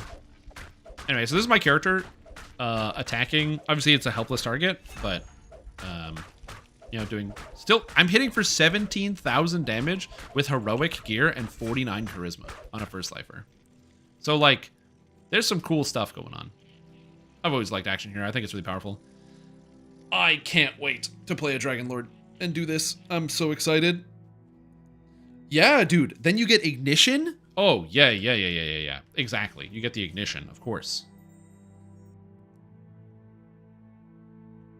So you definitely want to get the ignition. So you walk over here and you say, hey, give me Vecna Unleashed. Give me the raid gear, please. Oh, yeah. My plan is tomorrow to do like a full bow deep dive on the bow. To like examine all of it. So then you get ignition, okay, on this character. And now with ignition, not only does it look like a weapon out of Doom, which is very important, but also it has, I believe, a chance to instant kill. Yeah, it says Legendary Slay Living, so it randomly kills stuff. It paralyzes and slows everything. And that guy made his save against my Sunder? Disappointing. They're not moving, but if he was moving, he'd be really slow. And so you're just basically like a crowd control machine. Which is pretty sweet. The crowd control on this is absolutely massive. So you either go Ignition for the crowd control, or you just go Dinosaur Bone for the damage, and you could honestly have both of them and swap between them.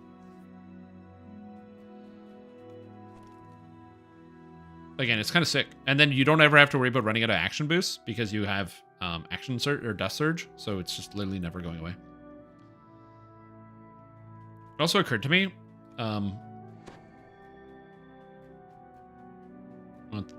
for the dwarf to work on this DL, the dwarf, what's wrong with the dwarf? Yeah, you can like trip a guy and then boom, now I'm behind for the extra hit chance. Plus 111, I'll take it.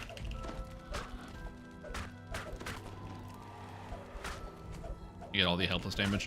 I just don't know when the trip goes away, but yeah. And he dies randomly. So yeah, overall, very excited. The Dragonlord looks really cool. The visuals on it are fantastic. Also remember, there's a all of the auras that I have affect all of my allies. So right now I have 1, 2, 3, 4, 5. So I have +5 to my auras right now.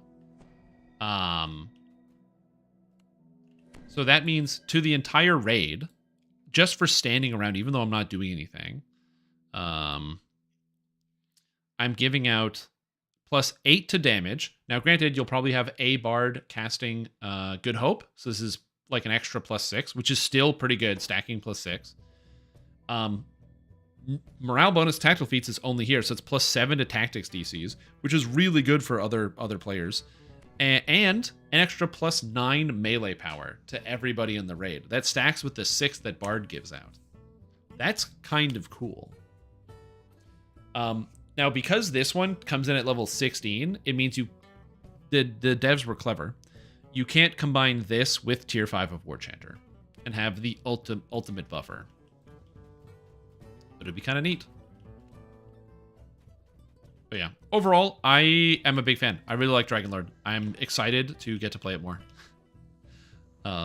But yeah, some of the stuff needs to be fixed. That's got to be fixed. That's got to be fixed. Overall, I think my review of Dragonlord is that it's basically just going to be not the best, because it still doesn't do as much damage as Fighter, but it's going to be really good. It's going to be a solid mainstay, really good. I think when Sacred Fist came out, a lot of people were hesitant to try it, and a lot of people wrote it off, and rightfully so. It's not as good as a lot of the other things in the game, and it's definitely not as good as regular Paladin. But Dragonlord is no such thing. It's just coming out of the gate swinging, and it's very powerful. Yeah, me too. I also want to try that. So there's the one of the builds that I put out before, the Super Crit Barbarian, which is Frenzy Berserker plus Shader Kai with Bard Swashbuckler for hand axe usage. And I kind of want to try that with Dragonlord. So you go strength based, and you get the strength trance, and it's like actually you do like 16 Dragonlord, 3 Bard, 1 Rogue, so you get the full auras set up. You don't get obviously the last 2 bits, but you get the full all 4 auras or all 3 auras. You go the Dragonlord tree here as it is with the +2 crit multi, and you just crit multi people with the chain, which also seems like it'll be very, very good for hardcore. So, and again, another thing I'm looking forward to trying. Yeah, it's going to be good. Dragonlord. And you even get shield proficiency because you take levels of Bard, so you could use a Buckler if you wanted, and get like all the dodge from Swashbuckling, and get the dodge. Plus, because you're using a shield, you can use Stalwart Defender, go strength-based, and get the extra strength, which requires you to use a shield. So, like, there's some wacky stuff out there, dude. This is something that I'm looking forward to. I'm excited about this one. So, yeah, Dragonlord's looking really good.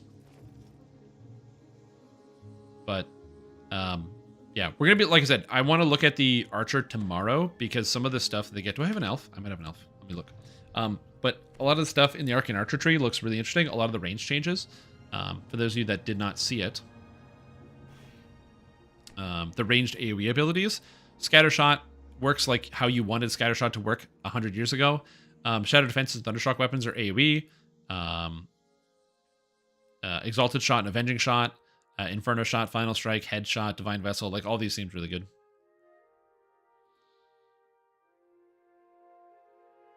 Yep. It's hard to decide HCP with a racial AP, though. Yep. It is. You just run out of points. You can't spend... There's not enough points to spend on stuff. Anyway, where are we going? This is a ranger? No, it's not the right type of ranger. Damn it. Don't have a ranger. Oh, well. Oh, yeah, I do. Right here. Perfect. Woo! Woo! I was worried. Oh, we're good. Oh, I'm just no longer connected to Twitch. Wow, that's interesting.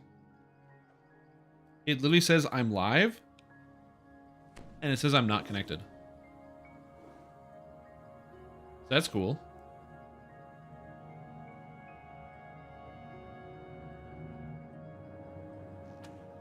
Well, that's good. Am I back again, or is it still just broken? Apparently I've been live for 54 seconds. I love Twitch, guys. I love Twitch. It's my favorite program. Elf Arcane Archer as an elf in Deepwood. You cannot... So, Elven Arcane Archer, and you can use Deepwood Stalker and Elven Arcane Archer if you want. I don't know why you would ever do that, but you could. You're allowed. Yeah, Inferno Shot is now an AoE. Available at level 2. It just costs 6 mana. That's pretty good. Watching your content like crazy. Nice. That's awesome, Ailey. I hope it's been helpful for you. And if you ever do have any questions, I do my best to try to hit up the comments and respond to people and stuff. But also the easiest way to get to me is usually the stream, because I'm up most of the time.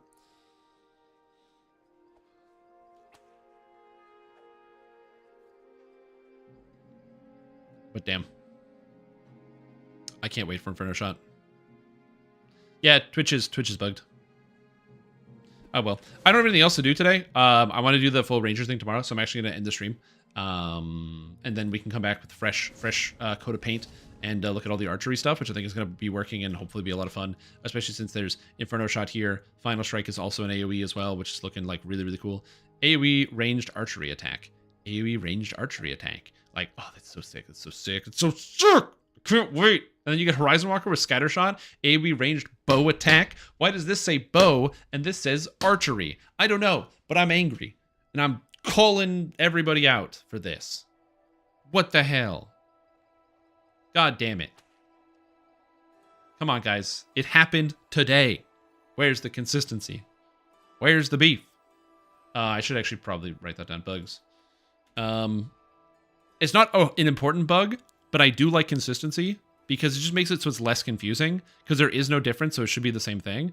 So Arcane Archer calls the AoE attacks. What are they called? I'm just putting notes here. AoE ranged archery attack. But Horizon Walker calls them AoE ranged bow attack. And since they do the same thing, they should be consistent. No range compatibility? I mean, yeah, I would definitely recommend that. But yeah, so yeah, I think that's it for me today. That's all I pretty much got. I want to take a look at some of the stuff. I'm really excited for this patch. I think it's gonna be awesome. I'm excited to play some of the, like, change up on my spellcasters. I'm excited for ranged characters to be fun. I cannot wait for Dragonlord to just like rip the whole game apart and give us a whole bunch of new toys. Now, Inquisitives, as far as I can tell, don't get anything new for leveling. Yeah, they don't get anything unless you're a Paladin. So you can take Paladin for Exalted Shot, which is a 5-second cooldown and no cost. You could also go Shatter Defenses, which has, I believe, a 10-second cooldown. But yeah, so throwers and stuff. Basically, Paladin is going to be really, really nice for leveling if you want to multi-class with it, and you get Exalted Shot as well. So there's a lot of different options there in terms of Paladin and other synergies. But yeah, 8-second cooldown is 8-second cooldown. Yeah, that's pretty much all I got. So thank you guys for watching. You had a fantastic time. We will see you all tomorrow. As I said, we're doing a big deep dive into the bow. I want to see how a lot of this stuff feels. This is kind of like the most important thing. I'm a certified card-carrying member of the Ranged Weapon Hater Club. I hate ranged weapons in video games. All video games that have ranged weapons, I hate them. Just kidding. Did I say all video games? I meant DDO, because it's the game I play the most. I love ranged weapons in Path of Exile. I love it in Elder Scrolls Online. I like playing my ranged character in Final Fantasy XIV. I play Warlock in World of Warcraft. I love characters that use ranged attacks. But in DDO, it's so depressingly frustrating, and hopefully this change will make it feel so much better. So as a certified ranged character hater, I'm going to be doing a big test tomorrow with a whole bunch of ranged stuff to make sure it feels good and satisfying. With bow, again, because I'm an idiot and I like causing myself physical pain. But anyways, thank you guys for watching. Hope you had a fantastic time. If you like what you saw, follow the channel or consider that, subscribe. I'm going to try to figure out why my stream is crashing on Twitch, but not on YouTube. It just keeps working. So I don't know. Maybe it's time to switch to YouTube full time. I have no idea. I'm not going to do that, but you know, it's annoying that Twitch keeps dropping my stream and YouTube doesn't. It's annoying and dumb. It's annoying and dumb. It's annoying and dumb.